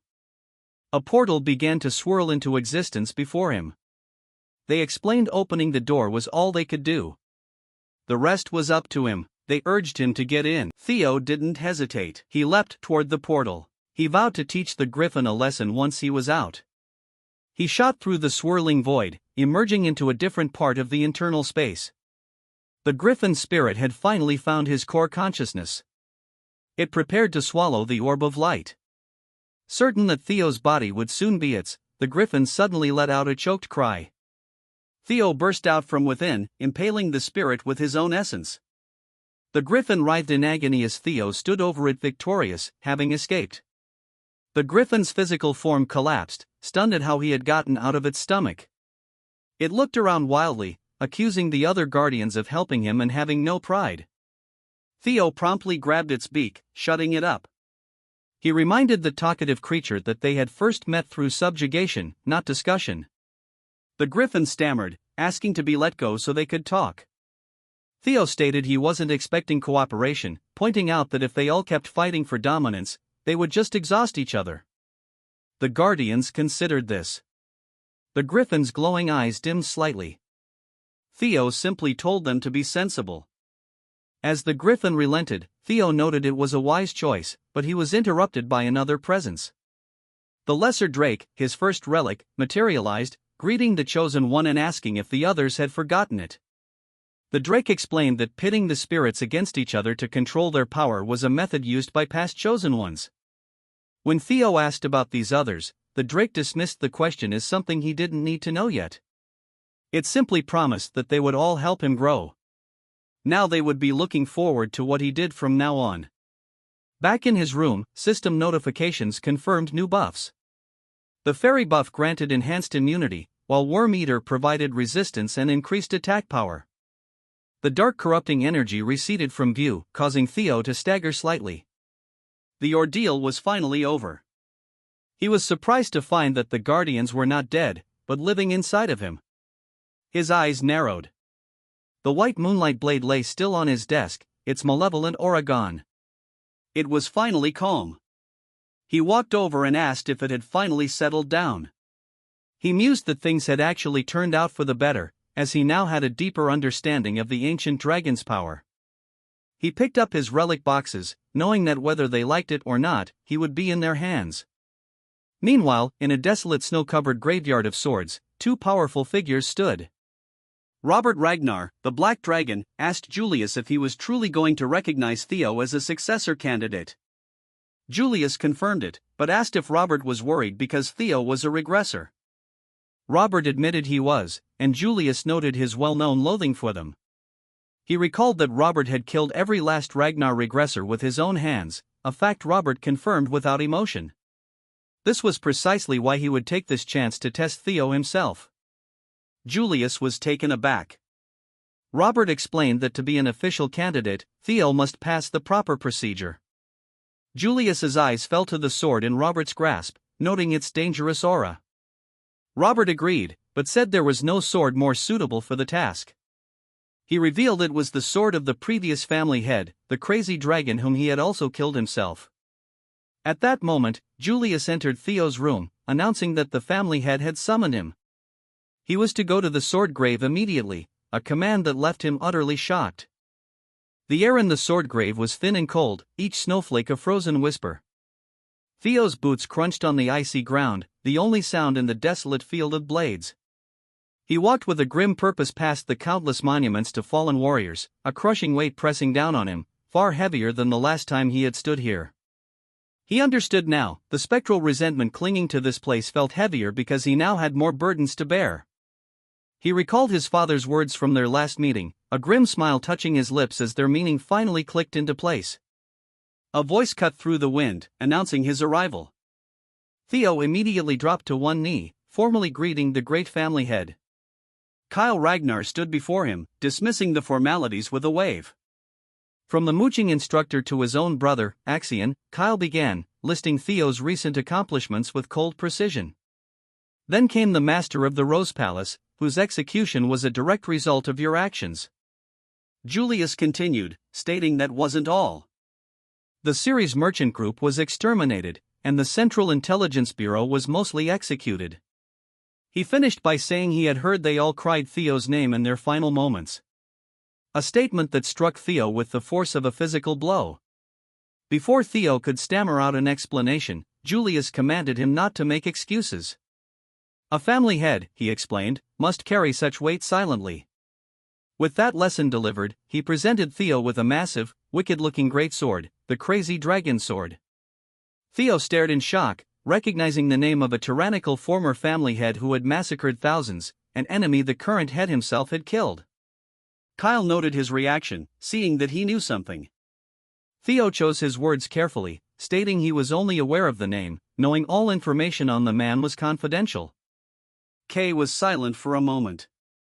Then, Julius asked if Theo's past life lacked information about the crazy dragon, a question that shattered his composure. He had been found out.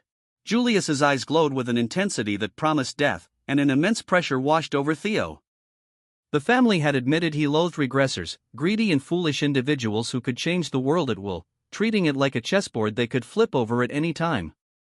That's why he had resolved to kill any he discovered personally.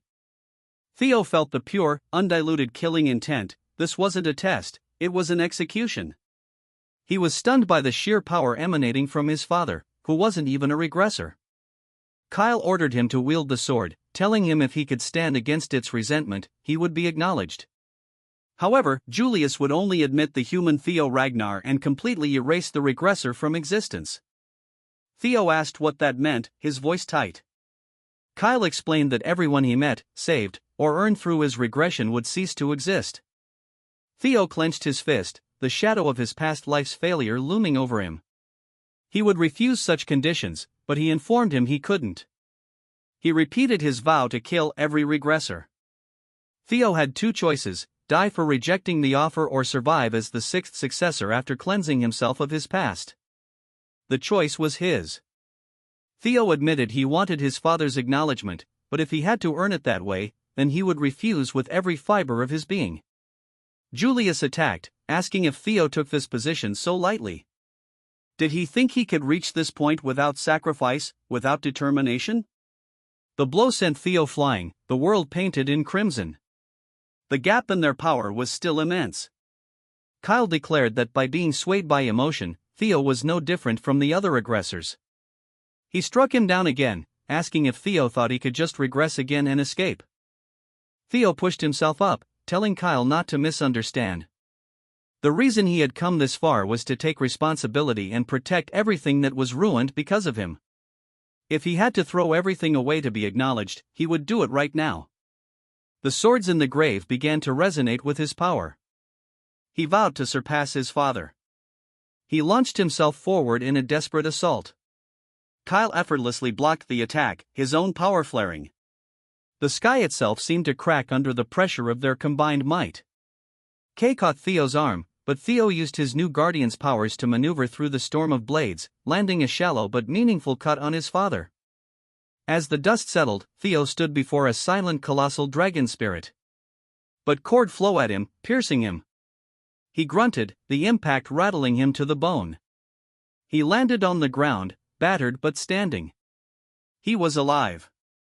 His will had not broken. Julius admitted he hadn't expected Theo to fight back as Ragnar appeared beside him. Kyle noted that Theo was unique. Every other regressor they had fought used others as disposable tools. Kyle agreed this one was different. A faint smile appeared on his face. A regressor who wielded his sword to protect. He admitted that he was interested in Theo's way. He then formally acknowledged regressor Theo Ragnar. He declared Theo the sixth successor.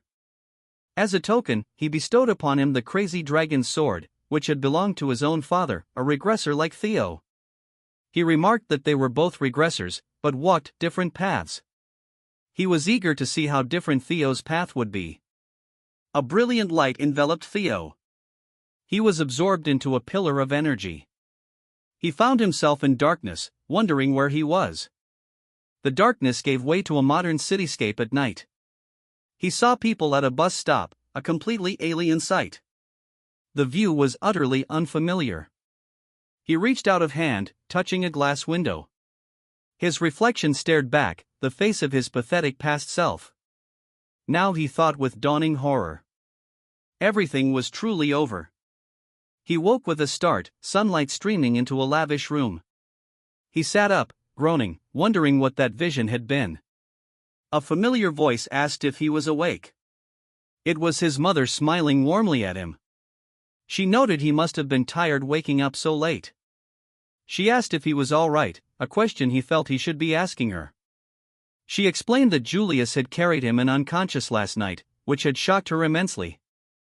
Theo realized with a jolt that the entire ordeal, the life or death ultimatum, had been a test.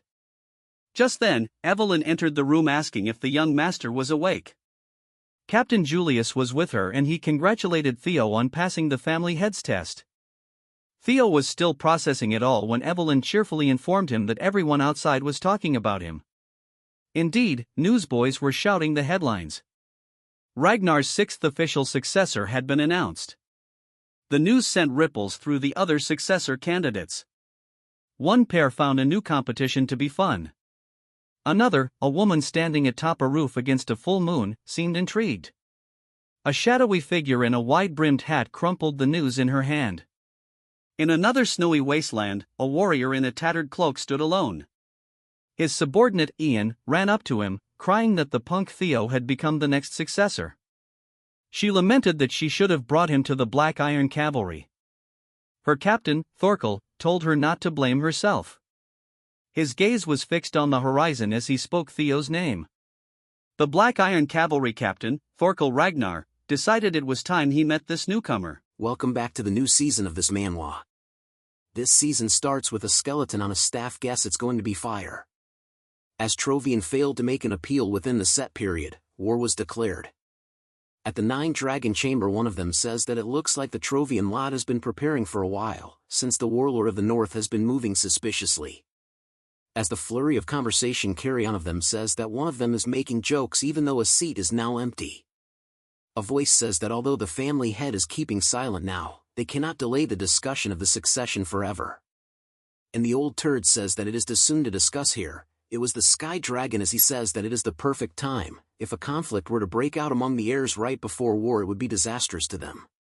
But the old turd, along with a few of his minions, has complains about it. That's when a voice tells them to be quiet, telling them that a proper gathering of all concerned is needed. All that reminds him is a suitable event coming up, and they will decide after witnessing it firsthand.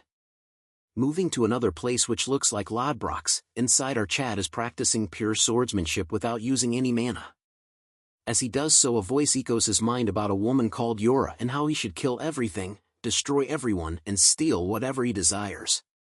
As he cuts the flames with his sword, he halts since he is exhausted, gasping all while flexing his god-tier body. That's when a voice tells him that something is still weighing on him, that is the lingering grudge of the Mad Dragon Emperor. It none other than our dragon waifu. As she gracefully falls to the ground, Theo says that even though a lot of time has passed since his father bestowed him the half-sword, the grudge still tries to interfere with him. It still doesn't bother him much, but the fact that it belongs to the Mad Dragon still bothers him. But thanks to this, he was able to take a glimpse of the Mad Dragon Emperor's realm. As Lodbrok holds a candle, she burns it in front of Theo and says that she can never forget the Mad Emperor since he is the one that stole her heart. Not gonna like this scene looks so fire, that's why Theo is more conflicted why she entrusted the sword to him. As she continues to aura farm, she tells him not be impatient and rush too much ahead, or he will face something beyond his ability like last time. She then changes the topic and says if his severed arm has healed, and Theo says that because the high priest treated him immediately. As she checks on the wound, Theo wonders if she is worried about him. She says that it seems he has healed but asks him why he is staring at him. She says he has done enough for today now, he must go now since it seems like someone is looking for him. She also tells him not mess with her nest every time he comes. Hearing this, Theo gets angry and asks what it is the meaning of this. She angrily says that one has to make the mistake and the other one has to clean, so he has no excuses. The scene that now shifts to the Camellia Palace. We see an envelope, and after Theo opens it, he reads that it is an invitation. It is an invitation from the Daffodil Palace, since it's to celebrate Ragnar's 18th birthday. His friend says that it's crazy that a war is on the doorstep, yet they are celebrating a daughter's birthday. Moreover, it's a grand setup. Theo says that because a war is on the doorstep, it must be grand. He cannot understand, so Theo explains that it's because of Trovian's betrayal that has thrown Ragnar's internal balance upheaval. Hearing Theo's explanation, the squad member gets excited and praises Theo for his foresight. With excitement, the squad member asks Theo, so, is he going to attend? Theo says if they are eager to see him, he must attend. The scene shifts to the Daffodil Palace. At the grand banquet hall, murmurs can be heard among the guests. So, he has arrived at last. That's the new heir, young Lord Theo Ragnar.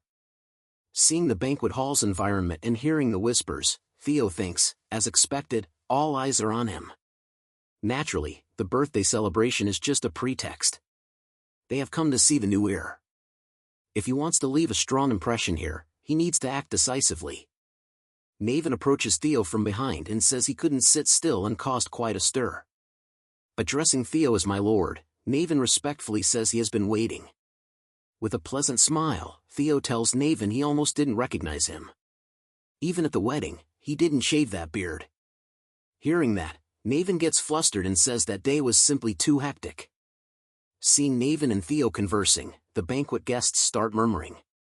Isn't that the one who survived the Baku's family purge alone? It seems he has become family head now. Another one says, even if they collapsed once, they are still one of the 6 pillars. And now the head of the Baki's family calls the 6th successor Lord. Hearing the murmurs, Naven says all the talk is about them thanks to Theo's timely appearance. Theo says it seems like they have set the mood. Theo tells Naven. Now comes the important part. At that moment someone approaches them saying so he is Theo Ragnar. Hearing that, Theo and Naven both get very surprised. The man says he believes this is their first meeting. He then says he is the 5th successor. Hearing that, Theo thinks as expected he approached sooner than Theo thought. The 5th successor introduces himself as Thorkel Ragnar, commander of the Black Iron Cavalry. Thorkel then extends his hand to Theo. The people at the banquet say at last they meet the former leading heir and the newly risen successor. Thorkel tells Theo no need to be so guarded. He only came to see with his own eyes the one chosen as the 6th heir, and he is glad it's not that childish Axion. Hearing that, Theo thinks, as they say, Thorkel's impression is good, exemplary. But in Ragnar, where only the strong are respected, can they truly welcome a rival with joy? Theo then shakes Thorkel's hand and says, it's an honor to meet him, commander of the Black Iron Cavalry. Thorkel Ragnar. Theo introduces himself as Theo Ragnar of the White Dragon Squad. Hearing that, Thorkel laughs and releases his oppressive aura and asks Theo. So he draws the line that way. While Thorkel's oppressive aura almost makes Theo kneel, he says, so their youngest cares much for formality. There's no need for such etiquette. With an eerie laugh, he tells Theo to be at ease and to call him brother. Theo thinks this is truly more like a Ragnar. Then Theo also releases his aura, which surprises Thorkel. Theo then regains his footing and gets up, and with a devilish smile Theo tells Thorkel since he says to call him comfortably then Theo shall call him brother. Thus begins the power play between the two brothers and the two successors. The lank siblings come to the banquet. Touching his collar, the brother says it's so uncomfortable he wants to take it off. The sister tells him to just bear with it. He is the reason people keep saying their lank clan is full of savages. From behind them, someone says, looks like everyone's here already. Seeing Reincarnator, the siblings get very happy. Remy asks them, how have they all been? One of the lank siblings calls Remy the famous nerd from the West. He heard Reincarnator is as good as the Zenith Dragon. Remy laughs and says, rumors tend to be exaggerated. Looking around, he asks, by the way, did they see Theo? He wanted to ask him about the white armored dragon cavalry. Ragnar appears behind Remy and asks, is he asking about Theo? Hearing her, Remy gets flustered and shocked. He apologizes to Ray, saying, how could he look for someone else in front of the star of the banquet? Ray says, it's fine. She knows what kind of event this is. Ree first notices her wine glass is shaking. Then they notice the confrontation between the two brothers. One of the Len siblings asks, is that Theo? Remy says, to pull something like that in a place like this, who else could it be? The power play continues between the two heirs for some time. Then Thorkel gives up, saying he can't keep up, and he surrenders. While laughing, Theo asks Thorkel, what is he saying? Addressing Thor's brother, Theo tells him he let Theo win. Thorkel says he won't deny it. Too much humility can come off as mockery, but he meant what he said. If he were to go back in time when he was Theo's age, he would have lost to the present Theo. No questions. Theo tells Thorkel he flatters him. Thorkel says to the crowd, seeing his impressive younger brother fills him with joy, which surprises Theo. Thorkel continues, now let's raise our glasses to the new era of Ragnar. He then raises his glasses, saying to Ragnar. All the other guests also toast, raising their glasses and saying to Ragnar. Thorkel tells Theo, quite the success as a debut stage for the new heir candidate. Theo thanks his brother. Theo thinks he was wondering why Thor was praising him. So this is what he was after. Thorkel showed off his strength to solidify his position while publicly acknowledging his rival to win over the crowd. Because of that, the mood Naven helped Theo set has now shifted in Thorkel's favor. Theo decides Thorkel Ragnar, he is not someone to take lightly based on his sociable looks. One of the lank siblings asks Theo, he hasn't forgotten his vow to become Theo's sword, has he? Behind Theo, the banquet's guests murmur, how did he reach that level at such a young age? Someone asks, he is not engaged yet, right? He wants to introduce his daughter to Theo.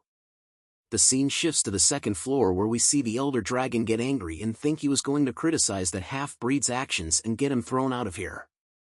Addressing Thorkel Ragnar as a clueless brat, the elder dragon says he had to butt in. How dare that bastard stir up the family like it's his playground. It's infuriating. Then the elder dragon notices someone outside the banquet hall. He sees it's Evelyn.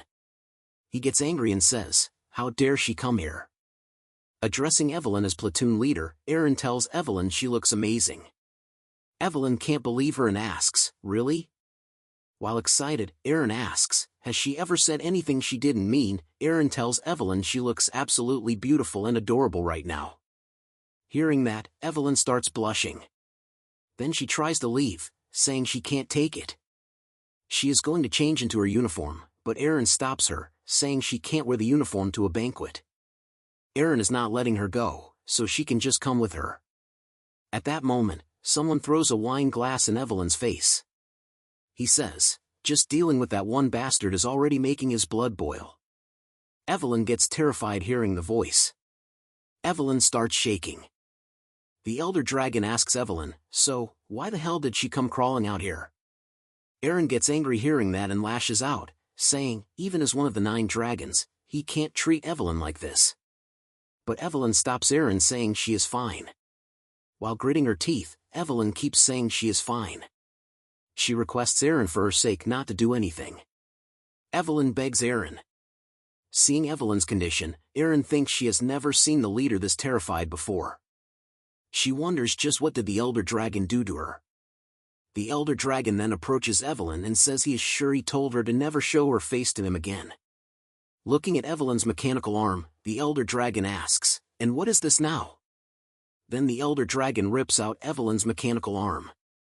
The elder dragon drops the arm on the ground and asks Evelyn, does she really think strapping on that pathetic toy would bring things back to the way they were? If she is trash, then live like trash, crushed and crawling on the ground. He tells Evelyn if he sees her again, he will tear her apart. Then Evelyn starts leaving while running. The elder dragon laughs, saying finally the stench is starting to clear. Eren tells the elder dragon she will make sure to report this to the tribunal. The elder dragon tells Eren she can do as she pleases. While going to the banquet hall, the elder dragon tells Eren she will learn once again what Ragnar's law of the jungle is. While leaving, Evelyn thinks she knew she shouldn't have come here. She tried so hard to overcome it. The scene shifts to the past when Evelyn was little. The elder throws Evelyn on the ground, causing her to bleed. He tells her if she dares call him father with that filthy mouth one more time, he will tear her apart. He tells Evelyn to get out of here right now and not to show her face to him ever again. Evelyn thinks in the end nothing has changed since that day.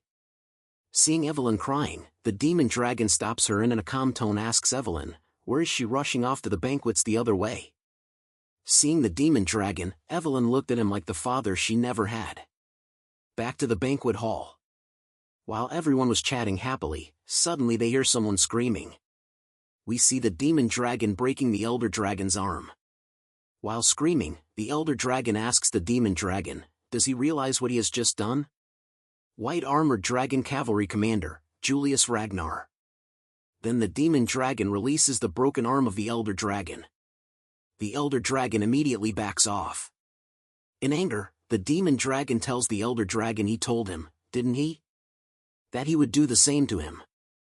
While screaming in anger, the elder dragon tells the demon dragon he is really turning his back on Ragnar. He orders to restrain the demon dragon right now. The tribunal immediately encircles the demon dragon. Seeing the tribunal hall, the banquet guests get surprised. The tribunal commander says, White armored dragon cavalry commander Julius Ragnar, you are to be detained for injuring the head counselor. They ask for cooperation. In a serious tone, the demon dragon asks, and if he refuses? Hearing that, the tribunal commander gets scared. The demon dragon says, even Ragnar's clan code states that oaths made upon the sword must be honored. For years ago, he swore before those old men, if they ever laid a hand on Evelyn again, he would do the same to them. The demon dragon then releases murderous aura, which scares the tribunal hall. When Theo arrives, he hears that the demon dragon shattered the elder dragon's arm. The tribunal won't be nearly enough for this. Theo thinks this didn't happen in his past life. He wonders what happened. Then he looks at Evelyn and realizes what's happening. Evelyn Narville, she is Wolfgang Ragnar's illegitimate daughter. To Wolfgang, who values pure bloodlines, Evelyn's existence as a bastard was simply a shame he wanted to bury at all costs. He planned to exile her from Ragnar. But the demon dragon saw her potential and recruited her into the white armored dragon cavalry, ruining Wolfgang's plan. After Evelyn rose to prominence and became vice commander, Wolfgang, fearing his disgrace would be exposed, used a mistake as an excuse to try to kill his own daughter. Evelyn barely survived, but she lost her left arm and couldn't hold the reins anymore, so she retired. She has been managing training ground force since then, so Wolfgang wouldn't have known she would be here. In the end, this whole mess is the result of Theo's actions after regressing to the past, which means it's only right that he set things straight. Seeing the demon dragon releasing murderous intent, the elder dragon tells everyone to look at how the demon dragon mocks the elders who protected Ragnar. He is using the authority of the 9 dragons bestowed by the clan head to intimidate his own kin. If this isn't blatant treason, then what is? The demon dragon gets angry hearing that and calls the elder dragon a son of a bitch. How dare he speak of authority? Then Theo approaches them saying he thinks they are both far too worked up. Because of their conflicts, his sister's banquet meant to be filled with joy is now turning into a night of terror. Hearing Theo, the demon dragon calms down, but the elder dragon gets surprised. Theo continues asking how about they settle it this way. The traditional Ragnar way, a dual trial. The elder dragon gets scared after hearing Theo and says, "This is all nonsense. The demon dragon clearly assaulted him. There's no need for a trial. The demon dragon is obviously at fault." Theo tells the elder dragon he is absolutely right, but they mustn't let this chaos escalate further. Respectfully addressing Lady Daffodil, Theo asks her, wouldn't she agree? Then the master of the Daffodil Palace appears in the banquet hall, releasing her icy aura, which clearly scares the elder dragon. Lady Daffodil says this is her daughter's birthday celebration and asks what the hell do they think they are doing. We are introduced to the ice dragon, Lady of the Daffodil Palace, Melia Ragnar. Addressing the ice dragon as Lady Daffodil, the elder dragon asks can't she see his arm. But the ice dragon stops the elder dragon and says she doesn't want to hear it. She has no interest in petty squabbles, she says. As Theo said, let's reach a quick conclusion.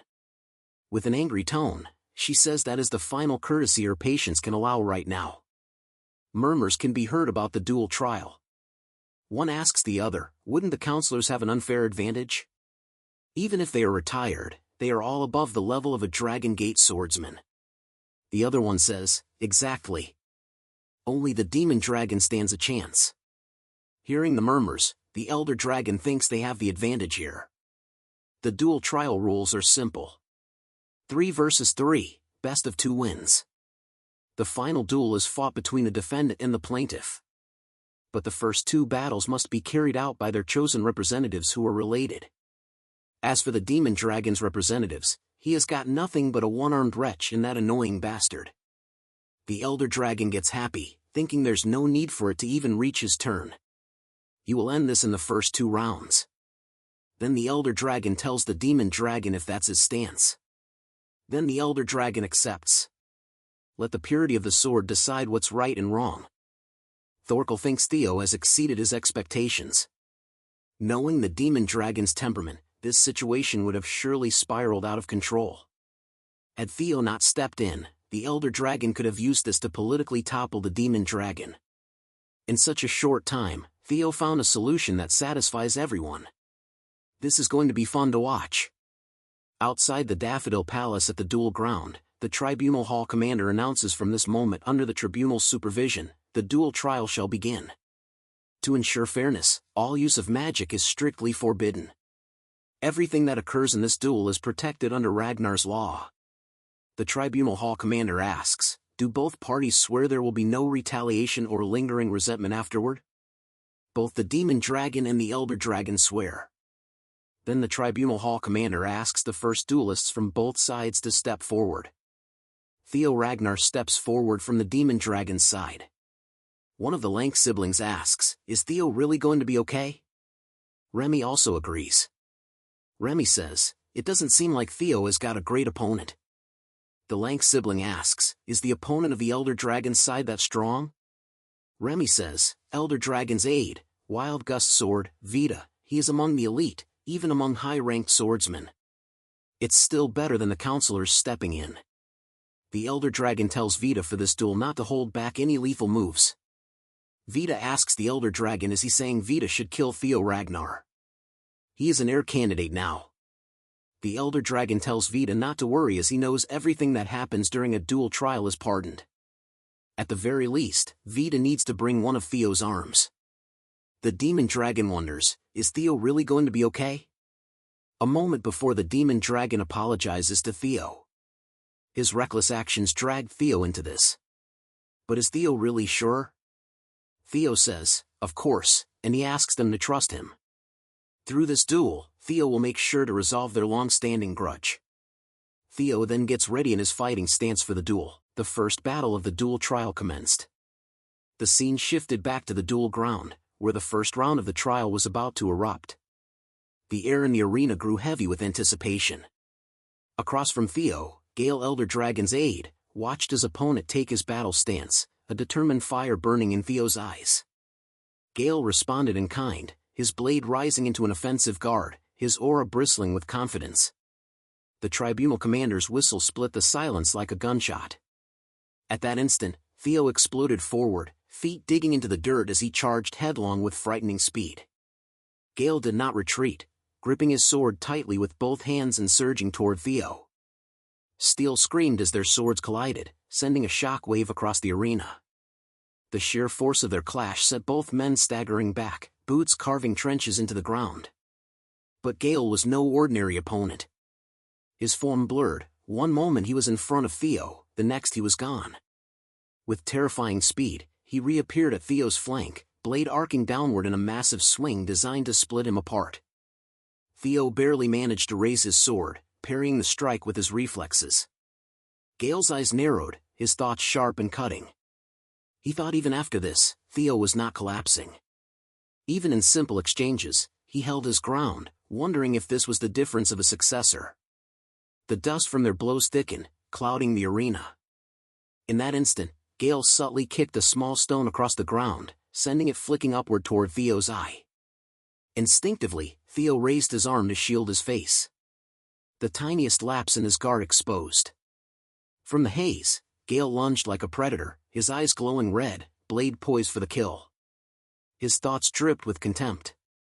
The successor still lacked real combat experience. This ends now. His sword sliced through Theo's coat, skimming close to his neck. With mocking confidence, Gale spoke. For the dignity of a successor, I'll make it quick. Consider this a painless send-off. But Theo Ragnar was not a man who bowed at the edge of defeat. At the very last heartbeat, a smirk tugged at his lips. He snapped his head back, narrowly dodging the blade. Then, ducking low, he slid into a crouch, ready to strike the opening left before him. Gale's teeth clenched, wondering if he had left himself open on purpose. But nothing came. Theo remained crouched, motionless, his sword lowered. The absence of an attack startled Gale. Seeing a chance, Gale leapt backward, widening the distance between them. If he had followed through, Gale realized grimly, he would already be dead. Why did he stop? Theo's body answered the question. His hand clutched the side of his head, his posture trembling. From him radiated a dark, ominous energy that sent chills through the arena. Inside Theo's mind, the voices roared again, relentless and poisonous. His eyes glowed with a hellish red. Kill them! Kill them all! The ones who mocked you. The ones who abandoned us. Take everything. Burn it all to ash. Theo gritted his teeth, enduring the storm. His fingers dug into his temple as if to claw the voices out. The presence of the mad dragon emperor pressed against his soul. From the distance, Gale observed with narrowed eyes. He was wide open again. Was he trying that same trick twice? There was a limit to how much you could underestimate me, successor. With a roar, Gale charged, his blade raised high. You think I'll fall for that again? I'll cut through you and turn your counter against you. His sword descended, a brutal arc aimed for Theo's neck. But this time, the steel did not find flesh. With a sudden surge, Theo's blade rose and caught Gale's strike. The clang rang like a war bell. Gale's eyes widened as he halted at him. Theo's demeanor had shifted entirely. His expression had darkened. His aura drenched in bloodlust. His red gleaming eyes glared not at Gale, but inward at the voices that sought to consume him. And in a tone colder than the steel in his grip, he spat at the phantom whisper. That endless chant, kill, kill, kill, enough. He will handle this fight myself, so he should keep quiet. His words cracked through the arena, more terrifying than any roar. Gale's face twisted in confusion. He cannot understand what Theo is saying. He spat, his voice shaking with both rage and fear. But before another word could leave his mouth, Theo's sword blurred into motion. The swing was so fast it looked like a glitch in reality. In the blink of an eye, Gale's arm and leg were severed clean. Blood sprang across the stone floor. The sheer force detonated in the heart of the arena, triggering a massive explosion. The ground split, shock waves tore outward, and the blast hurled dust, stone, and debris in every direction. Guests shielded their faces. Nobles ducked behind chairs. Robes whipping in the gale force winds unleashed by the clash. Even the ice dragon herself, Nelly Ragnar, had to intervene. She raised her pale hand, aura flaring like a frozen wall as the attack came rushing toward her seat near the front. A stern, unreadable look crossed her face. So this is Theo Ragnar. Truly remarkable. The ground beneath her froze over, the destructive waves splintering against her effortless barrier. Around her, the floor was split clean into two jagged halves. Yet where she stood, untouched ice remained, pristine and unharmed. Her eyes glimmered with something rare. Respect. To release this level of force without even imbuing mana. At his age, this is unheard of. He's already eclipsing standards most heirs never reach. As the dust finally settled, the destruction revealed its price. Gale's broken body lay sprawled on the ground, battered beyond recognition, limbs mangled, his consciousness slipping away. The tribunal commander raised his hand, his voice booming across the silent arena. Dual trial, first round victor, Theo Ragnar. The hall erupted with gasps, shock, and hurried whispers, but Theo wasn't basking in their awe. His eyes still glowed faintly, laced with a sinister aura. And in his mind, he turned over the moment again and again. What was that sensation just now? That didn't feel like the grudges that usually claw at me. This was different. His breath slowed, his eyes dimming back to normal. It was strange. It felt like something else was guiding me, pushing me to strike. He thought back to the moment, recalling the attack that split the arena in two. When I let go and entrusted myself to that sensation, I unleashed power on a completely different level.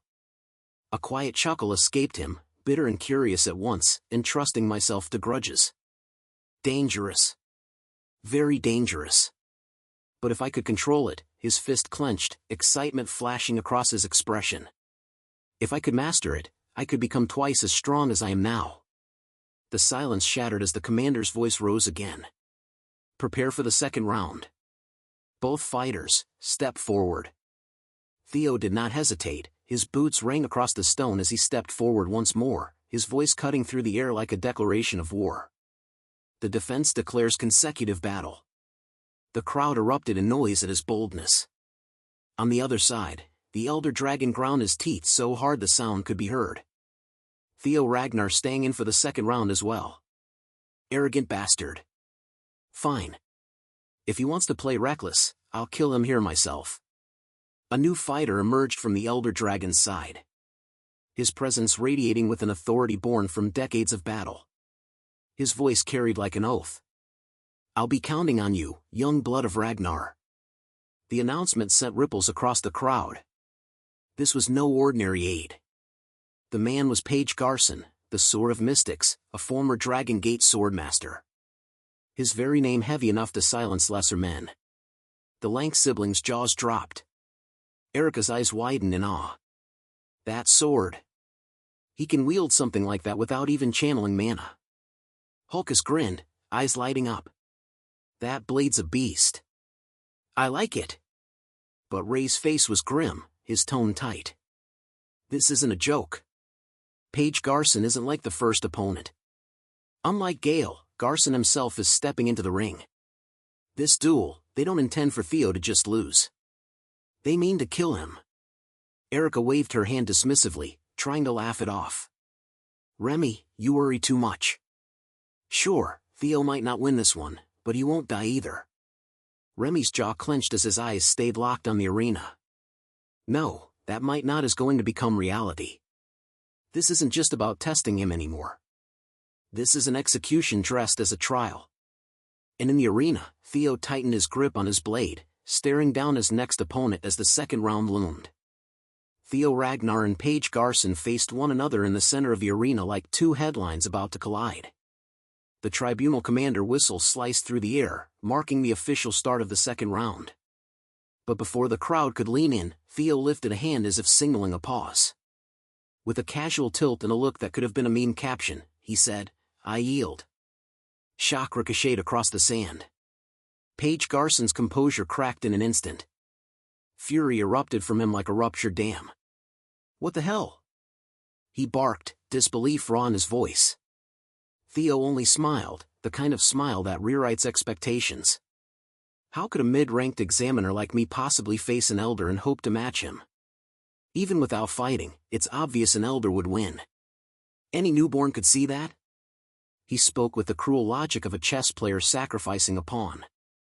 Paige Garson ground his teeth, slammed his sword into the ground, and fell into a stunned silence that thundered louder than any shout. The commander announced, steady and official, second round victor, Paige Garson. The crowd swelled with reaction. Some applause, some whispers like notifications popping up across a feed. A hit to the council's face this time, one voice murmured. Lord Theo is playing chess while everyone else brought swords. Even with full strength, they'd struggle, someone else noted. With that arm of his, the third round will be brutal.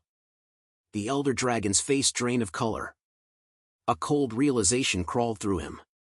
That bastard of a successor, he thought, stunned. Don't tell me he predicted this far ahead. The plan had folded beautifully against him. The scene shifted to Evelyn Nerevevel. She watched the elder dragon, surprise and a strange relief in her eyes. I've never seen him shaken like that, she thought.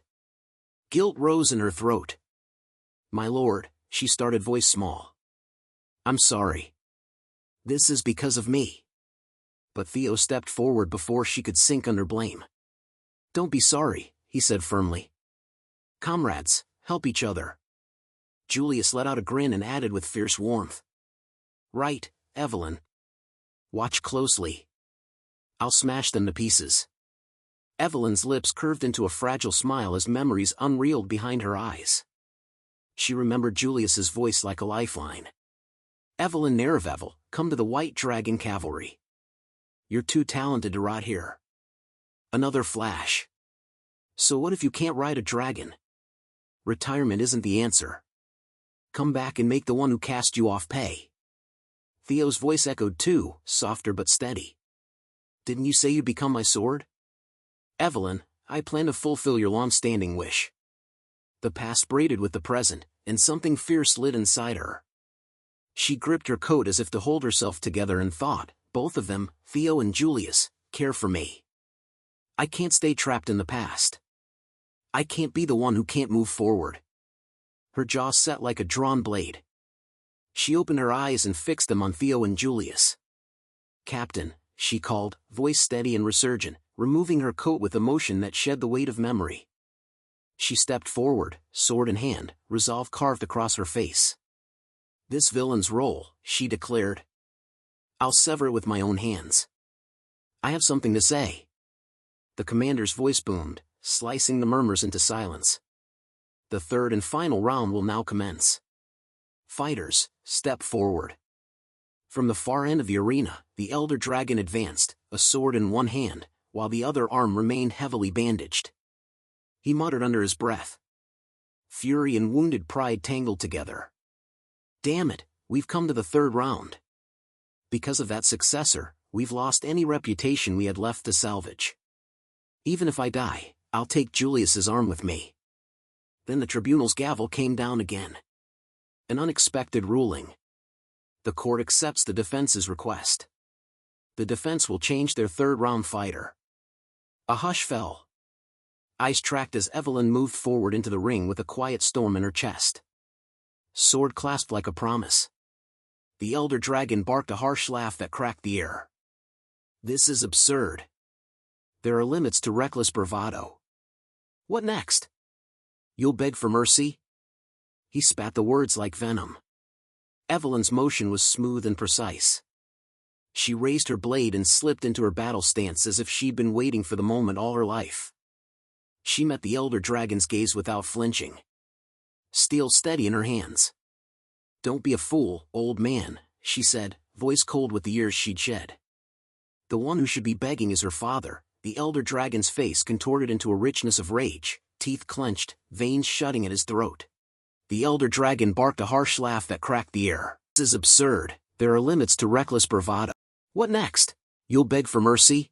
He spat the words like venom. Evelyn's motion was smooth and precise. She raised her blade and slipped into her battle stance as if she'd been waiting for the moment all her life. She met the elder dragon's gaze without flinching, steel steady in her hands. "Don't be a fool, old man," she said, voice cold with the years she'd shed. "The one who should be begging is you, father." The elder dragon's face contorted into a richness of rage, teeth clenched, veins thudding at his throat. He watched the woman he'd scorned become the force that would undo his cruelty. The crowd erupted in gasps as Evelyn's defiant word echoed across the arena. "Father!" The revelation spread like fire through dry grass. "Wait, did she just say father?" one man whispered. "Evelyn from the White Dragon Squad, her father's wolf gang." Another voice broke in, disbelief thick in the tone. "That can't be. They don't look alike at all." Someone else hissed, "Could she be an illegitimate child?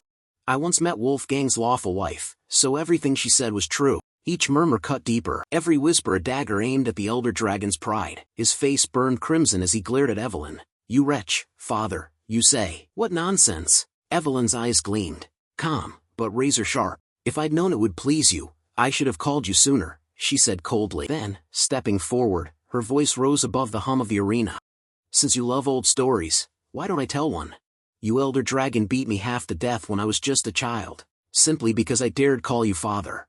All because I was born a bastard." Her tone cracked like a whip. Rage and grief fused into every word. "You didn't stop there either. You tried to kill me at the White Dragon Squad to bury the shame of having an illegitimate daughter." Silence. Wolfgang roared, fury twisting his features as a member of House Ragnar. "What's wrong with that?" But before he could continue, the whispers of the crowd drowned him out. "She's the real deal, isn't?" someone said. "A bastard at that age, and he's the one preaching about pure bloodlines." What a joke! Even among the elder dragon's own followers. Eyes narrowed and jaws tightened. One of them muttered under his breath, "You kept firing without restraint, and now look what's happened." Another glared at Wolfgang with silent reproach. "I warned you, didn't I? Be careful or this day would come.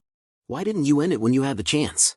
Wolfgang's rage trembled into desperation. "Damn it," he growled through clenched teeth as Evelyn's confession hung heavy in the air. Julius and Theo stood at the edge of the field, watching every heartbeat of the unfolding chaos.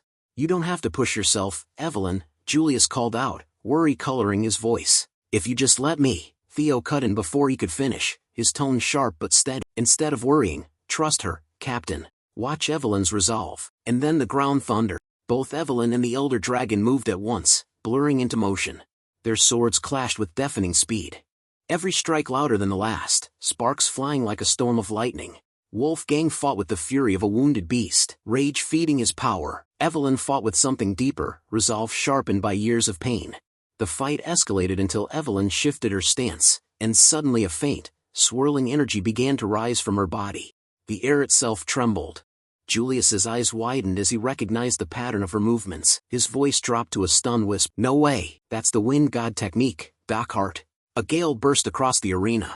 The wind howled like a summoned beast, spiraling around Evelyn in a torrent of pressure. The gusts grew stronger with each heartbeat, whipping through the stadium. Wolfgang staggered, his footing slipping under the weight of her unleashed force. High above, the senior members of the Elder Dragon's faction exchanged shocked glances. "Wind, that's the sword of Windstorm," one muttered, barely audible over the wind. Another frowned, disbelief etched on his face. How can she possibly wield a lost technique of Windstorm? That skill was erased from Ragnar's archives generations ago. But Evelyn stood unshaken at the center of the tempest, her expression fierce and unrelenting. Her sword gleamed in the flickering light, every motion precise, her will burning brighter than the wind surrounding her. Down among the spectators, the astonishment only grew. "She's not just blocking Wolfgang's sword. She's pressing him back," one said, almost laughing in disbelief. "Unbelievable," another added. "How did she even learn a Windstorm technique? She's outmatching one of Ragnar's top swordsmen." Theo, watching from the stands, couldn't help but smile faintly. His thoughts moved in measured calm. No surprise there, his eyes followed the rhythm of their blades. The dual trial forbids mana, only pure swordsmanship counts. And without magic, the difference is laid bare. He folded his arms, a quiet chuckle escaping him. Wolfgang's entire power rested on his bloodline. Without that crutch, he's nothing but a relic of pride and fear. He never built the foundation of a true swordsman.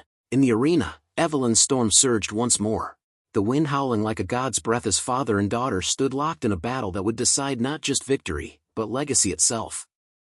The arena trembled as the elder dragon's disbelief curdled into fury, his face a mask of humiliation as his own daughter forced him backward with each strike. He could not fathom how she was pushing him, how her blade met his with equal ferocity. Snapped from him like live wire. "I'll kill you," he roared, voice raw. "How dare you, you little bastard." Evelyn's jaw tightened, her eyes narrowed into slits of ice and fire. She tracked every twitch, every winded breath, as Wolfgang launched himself into the air above her, sword poised to crush her. He drove his blade downward in a brutal arc meant to finish the duel in a single decisive stroke. Evelyn met it head-on, her steel clanged, sparks blooming like shattered stars. Wolfgang's grin twisted into something cruel and sinister. "You wretch," he hissed. "Think carefully. Do you really believe you can slip from my grasp? I will beat you until you beg for mercy, until your mind snaps and you come to your senses." Enough had been enough. Evelyn's teeth ground together. She answered the elder dragon's swagger, not with pleading, but with defiance. With a collision that sounded like thunder, her sword struck his, and the blow shocked even Wolfgang. She stared into his face, voice steady and sharpened by years of hurt and resolve. "Go on, try me, father." For a heartbeat, Wolfgang's arrogance faltered. How is this even possible, he thought, shock cracking through his pride. Evelyn's eyes burned with a fierce hunger, and her words tumbled out hot and raw. "When I was small, you were my whole world. I feared you for that reason, but I'm done being afraid. Things have changed. I have people who believe in me, people who care and won't abandon me. I am no longer your weak child." Wolfgang staggered under the weight of her proclamation. He was unprepared for the woman born of his cruelty and forged by survival. In that split second of hesitation, Evelyn lunged, her movement pure resolve, full force driving steel through momentum and purpose. Her blade found its mark. The elder dragon was hurled backward as if struck by a battering ram. Blood sprayed and his body crashed onto the ground with a sickening thud. He howled in pain, the sound ripping through the stunned silence of the crowd. And Evelyn, eyes narrowed like a blad's edge, shouted back, "I am no longer your weak child." Wolfgang's sword flew from his hand and skittered across the arena floor, embedding in stone. The crowd inhaled as one, shock and disbelief suspended in the air. Julius and Theo could not hide their grins, pride and vindication flaring across their faces. The elder dragon lay sprawled across the shattered arena floor, clutching the stump of his severed hand as blood pooled beneath him. His breathing came in ragged growls, and his teeth ground together until they threatened to crack. Fury burned in his eyes. Humiliation twisted deeper than the wound itself. With a roar of pure rage, he slammed his remaining hand into the ground, forcing his body upright. "Don't make me laugh," he bellowed, voice shaking the air. "This duel isn't over yet." In an instant, frost spread outward, encasing the arena tiles in glittering white. His hand froze mid-motion, locked in a sheath of translucent ice. Wolfgang's eyes darted downward, and the realization struck before the chill reached his bones. It was her. From the far end of the platform, the ice dragon stepped forward, her presence turning the air brittle and thin. "Truly one of the 9 dragons," she said, her words cutting like shards of frozen glass. "Then stop disgracing yourself and accept the result." The elder dragon's defiance faltered. The commander's voice hammered down like a verdict. "Third duel trial victor, Evelyn Narville." The roar of approval crashed through the stands. The tribunal's judgment followed. The duel's verdict. Evelyn turned on quick, sure feet and walked straight to Julius. Her smile when it came was unguarded and warm. Evelyn Narville reporting back. Julius's chest swelled, his voice proud and full. "You did well, Evelyn." She closed her eyes for a heartbeat, cheeks tinged pink, and offered the most innocent smile she had left. "I am not alone," she thought. "It's because of them." Quiet gratitude lifted her words. "It's all thanks to you." Around the ring, members of the Elder Dragon's faction scrambled to salvage dignity. One helper urged the fallen leader, "Are you all right, Elder Council Head?" Another handed him his sword. "I've recovered your blade, Elder." A third urged practical care. "You're badly injured. Let us get you medical aid first." But fury, deep and rowing, would not be calmed. Wolfgang shoved away those who reached for him, rising with a murderous aura coating his skin. He advanced, eyes blazing, voice with wrath as he called out, every syllable a venomous challenge. Evelyn, Theo, and Julius turned, expecting perhaps a hissing retreat. Instead, the elder dragon charged, single-minded and feral, bloodlust carved into his face. He swung his sword in a broad arc, fury erupting from him. "Evelyn Narville, you wretched girl. I'll kill you myself right now." Before the elder dragon's blade could complete its arc, a massive hand clamped down on his wrist and stopped the strike dead in mid-swing. The hand belonged to Julius himself, commander of the white-armored dragon cavalry, who stood between father and daughter like a living barrier. Julius's eyes burned a furious red, and his aura rolled outward like a stone front. He met Wolfgang's glare without flinching, and voice low and loaded with menace, asked, "Do you want me to tear off your remaining arm, too?" Wolfgang's jaw tightened. He knew with the battered limb and the wound open earlier, he was no match for Julius now. With a rasp of resentment, he slacked his grip on the sword. "Why is it always you getting in the way?" he spat before the confrontation could escalate further. A messenger dashed into the arena, chest heaving, voice raw with alarm. "Invasion! The Trovan family, Trovan, has launched their attack. Everyone, return to your posts at once." The name hit like ice. Julius made a frustrated sound and pivoted, leaving the elder dragon grasping at air. In a voice that broke no argument, he barked, "Theo Evelyn, this is wartime. Return to the White Dragon squad immediately." Both of them answered in unison, crisp and unwavering. "Yes, sir." Wolfgang's face contorted into a snarl. "Those bastards, how dare they look down on me?" he roared as he lunged back into fury. "Stop," I said. "Stop this instant. The duel isn't over. Stand where you are." But before he could summon another command, the ice dragon moved. Nellie Ragnar Tun stepped forward from the shadows, her presence chilling the air. Her eyes flashed like fractured glaciers as she addressed Wolfgang with a cold, cutting tone. "Lord Wolfgang." At her word, hundreds of slender blades of ice materialized in the air around the elder dragon. Her voice was flat and unforgiving. "I'll say this just once. Do not bring shame upon the 9 dragons again." Wolfgang's hesitation was thin and brittle. "Lady Ice Dragon, are you ignoring me?" "Ignoring the entire Elder Council," he demanded, disbelief thick in his words. Her answer came clipped and cool. "Who can say? I doubt his view differs much from mine." To his shock, the members of the Elder Council turned and walked away. One elder's tone sliced the air as he passed. "Even if the Elder Council's honor has fallen, we cannot be represented by one who defies defeat and brandishes his sword after losing." The words shattered Wolfgang's swagger. Pride crumpling, he dropped to one knee and admitted defeat.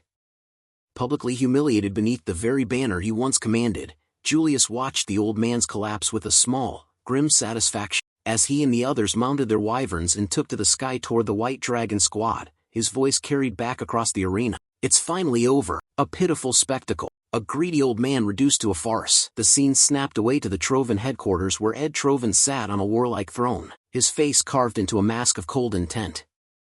One of his generals reported imprecise and expectant, "With this move, we have taken the central plateau. Castle Harmon will fall soon as well." Ed's gaze sharpened. "And Ragnar's forces?" he asked, measuring the threat like a chess master. The general returned the report without flinching. "Their lord's cavalry and the private troops of the 6 Pillars appear to be converging on the central plateau." A manic chuckle bubbled up from Ed as he placed his hand to his brow and laughed. Not from joy, but from the thrill of a plan unfolding. "Foolish Ragnars," he breathed, the words cold as a blade. "They move exactly as expected." His fingers tightened. "I'll make them realize this war is only one piece of a much larger design. While they focus everything on the central plateau, our feast will be served right here." The scene shifted to one of the castles belonging to the 6 noble houses deep within Baku's family territory. Weary soldiers stood on alert, waiting to intercept an incoming enemy assault. One soldier muttered to another, "You know that new lord who just took over? Ever since he arrived, all he's done is lock himself in and drink himself stupid. In times like these, does he even remember he's supposed to be the head of this house?" His companion scoffed, bitterness lacing his tone. "Head of the house, this place is buried in debt. Everyone who could leave already did. Even knights and vassals who served the Bacchus name for generations have walked away. What's left for him to lead? Honestly, maybe drinking's the smartest thing he's done." A third soldier at the table nodded with a laugh. "Yeah, fair point. But didn't Ragnar send reinforcements or something?" The first soldier's grin twisted into disgust. "Reinforcements? Don't make me laugh. You mean those freeloading bastards?" He leaned closer, voice lowering. "Sybil and Eden from the Ragnar support squad. Reinforcements? My ass. All they've done is drink and lay around. They claim to handle the night patrols, but every time I check, they're passed out drunk. Support squad? More like a setup. Ragnar's just trying to push us out." The room filled with cynical laughter, the kind that sounded more defeated than amused. The scene shifted again, this time under the cloak of night. In the dark woods beyond the castle walls, the same soldier from before knelt before a hooded figure cloaked in shadows. The man bowed his head deeply and reported, "My lord, morale inside is already rock bottom. The garrison's barely functioning. This operation is as good as complete." The hooded man's lips curled into a cold smirk. He crossed his arms and turned towards his gathered men, his voice smooth and mocking. "Is that so?" he said. Then louder, he addressed the soldiers behind him, his grin turning feral. "You heard him. The place is finished. Let's end this quickly and head home before sunrise." The scene cut sharply back to the back castle. Inside, Sybil Dre was sprawled across a table, fast asleep, a half-empty bottle dangling from his hand and his mouth open mid-snore. Out of the shadows, an assassin cloaked in black emerged. His dagger gleamed in the candlelight as he approached the sleeping man, a wicked smile curling across his face. "Must be nice," he whispered. "The guards passed up drunk on duty, makes my job easy," he said, raising his blade high, eyes glinting. "As for the rest of the booze, finish it in the afterlife," he said, swinging down. The scene snapped away, cutting to the white-armored dragon headquarters, where Theo and Julius stood over a strategy table littered with maps and markers. Julius slammed his hand down hard enough to shake the pieces. "You want to invoke independent operation rights as a mid-tier swordsman?" His face darkened, every word radiating authority. "No, during wartime, combat operations take precedence. You're not getting special treatment." Theo didn't back down. He reached into his coat, pulled out a sealed document, and slid it across the table. "This is directly related to the war, Captain." "Please read it first," he said. Julius unfolded the paper and scanned the writing. The color drained from his face. "Is this true?" he asked, his voice dropping. Theo moved to the map, picking up several carved battle pieces and rearranging them swiftly across the board. "Yes, Trovin's main assault points, Harmon Castle and the Central Plateau, are only diversions," he said. "Their real targets are the floating archipelago and the Bacchus territory." Julius's eyes narrowed, thoughts racing. Could be true, he realized it fits too well. Theo continued, voice steady and analytical. "Back during the Ceres Guild hostage incident, the Black Skull Group's movements lined up perfectly with Trovin's. It's obvious now they were working together." His eyes sharpened, and the Black Skull's predecessor was the Archipelago Shipping Federation, the same organization through which all Imperial funds flowed. Julius's teeth clenched as he pieced it together. That would explain how Trovin's funding grew so quickly. Theo nodded firmly. With the Archipelago's trade routes under their control, they've secured enough capital to fuel a prolonged war. And if they gain full control of the island's position, they'll have a permanent strategic edge. His voice grew colder, which is why our top priority must be reinforcing Bacchus territory before it collapses. But Trovin's built a massive front at Harmon Castle and the Central Plateau. It's an all-out offensive designed to keep us blind. The table went silent. Theo stood before the large table where the map of the continent stretched wide. Red and blue markers scattered across it like the scars of an unending conflict. His expression was firm as he leaned forward, his eyes scanning the front lines. With a steady voice, he spoke. "Ragnar has already deployed its main forces to the Central Plateau and Harmon Castle to counter the Trovin advance. We have no troops left to spare. I understand the necessity of holding those strategic points, but that's exactly why I've requested independent operational command so I can reinforce the Bacchus territory myself and investigate the archipelago that's been funding Trovin's movements." He raised his head then, confidence radiating from his sharp gaze as he continued. "All of this is so that I can bring this entire operation to an end once and for all." Julius leaned back, crossing his arms as realization dawned upon him. For a brief moment, his stern demeanor faded, replaced by a faint grin of pride. "So that's what you've been planning from the start," he thought to himself. He let out a quiet chuckle and said, "You foresaw all this from the very beginning, didn't you?" His voice carried the weight of both respect and approval as he added, "Fine, then I permit it. It's a war-related move, so no one can object. But remember one thing, Theo, do not overextend no matter what happens." Theo straightened his posture and gave a sharp nod. "Yes, Captain, I'll remember." As Theo turned to leave, Julius's gaze lingered on the document lying on the table. The intelligence Theo had provided was of exceptional quality, far beyond what most officers could obtain. He quietly thought to himself, these aren't just reports, they're top-graded intelligence, movement logs, encrypted messages, even maritime funding trails. The fact that he came to me instead of the Black Dragon who oversees intelligence means he's planning to take direct action. In that case, my permission is just a formality. Julius stroked his beard and let out a small amused laugh. His expression softened with pride as he muttered, "I'm certain that boy has already made every preparation, far from the command room, deep within Bacchus family territory." Just as the blade swung down, the bottle in Sybil's hand came flying forward with shocking speed. It struck the assassin square in the face, shattering into pieces as glass and sticky liquid splattered across the room. The assassin stumbled back in disbelief, clutching his face. Sybil's chair creaked as he leaned forward, grinning widely. "You really fell for that, huh?" The assassin wiped his face and looked down at his clothes, then froze in confusion.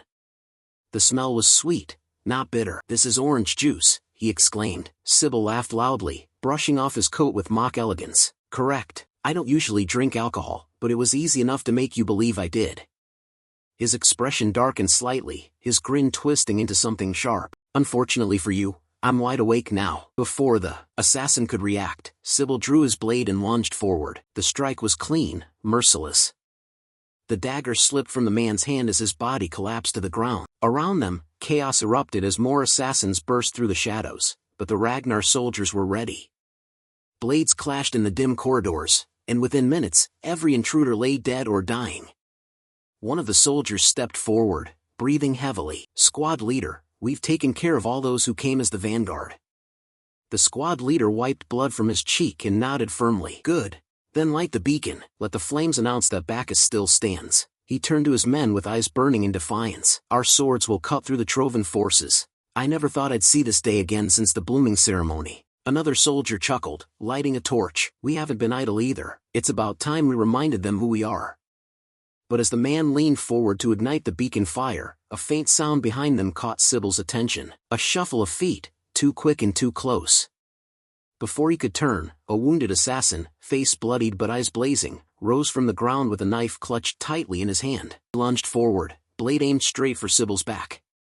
Sybil spun around, eyes widening, realizing too late that they had missed one.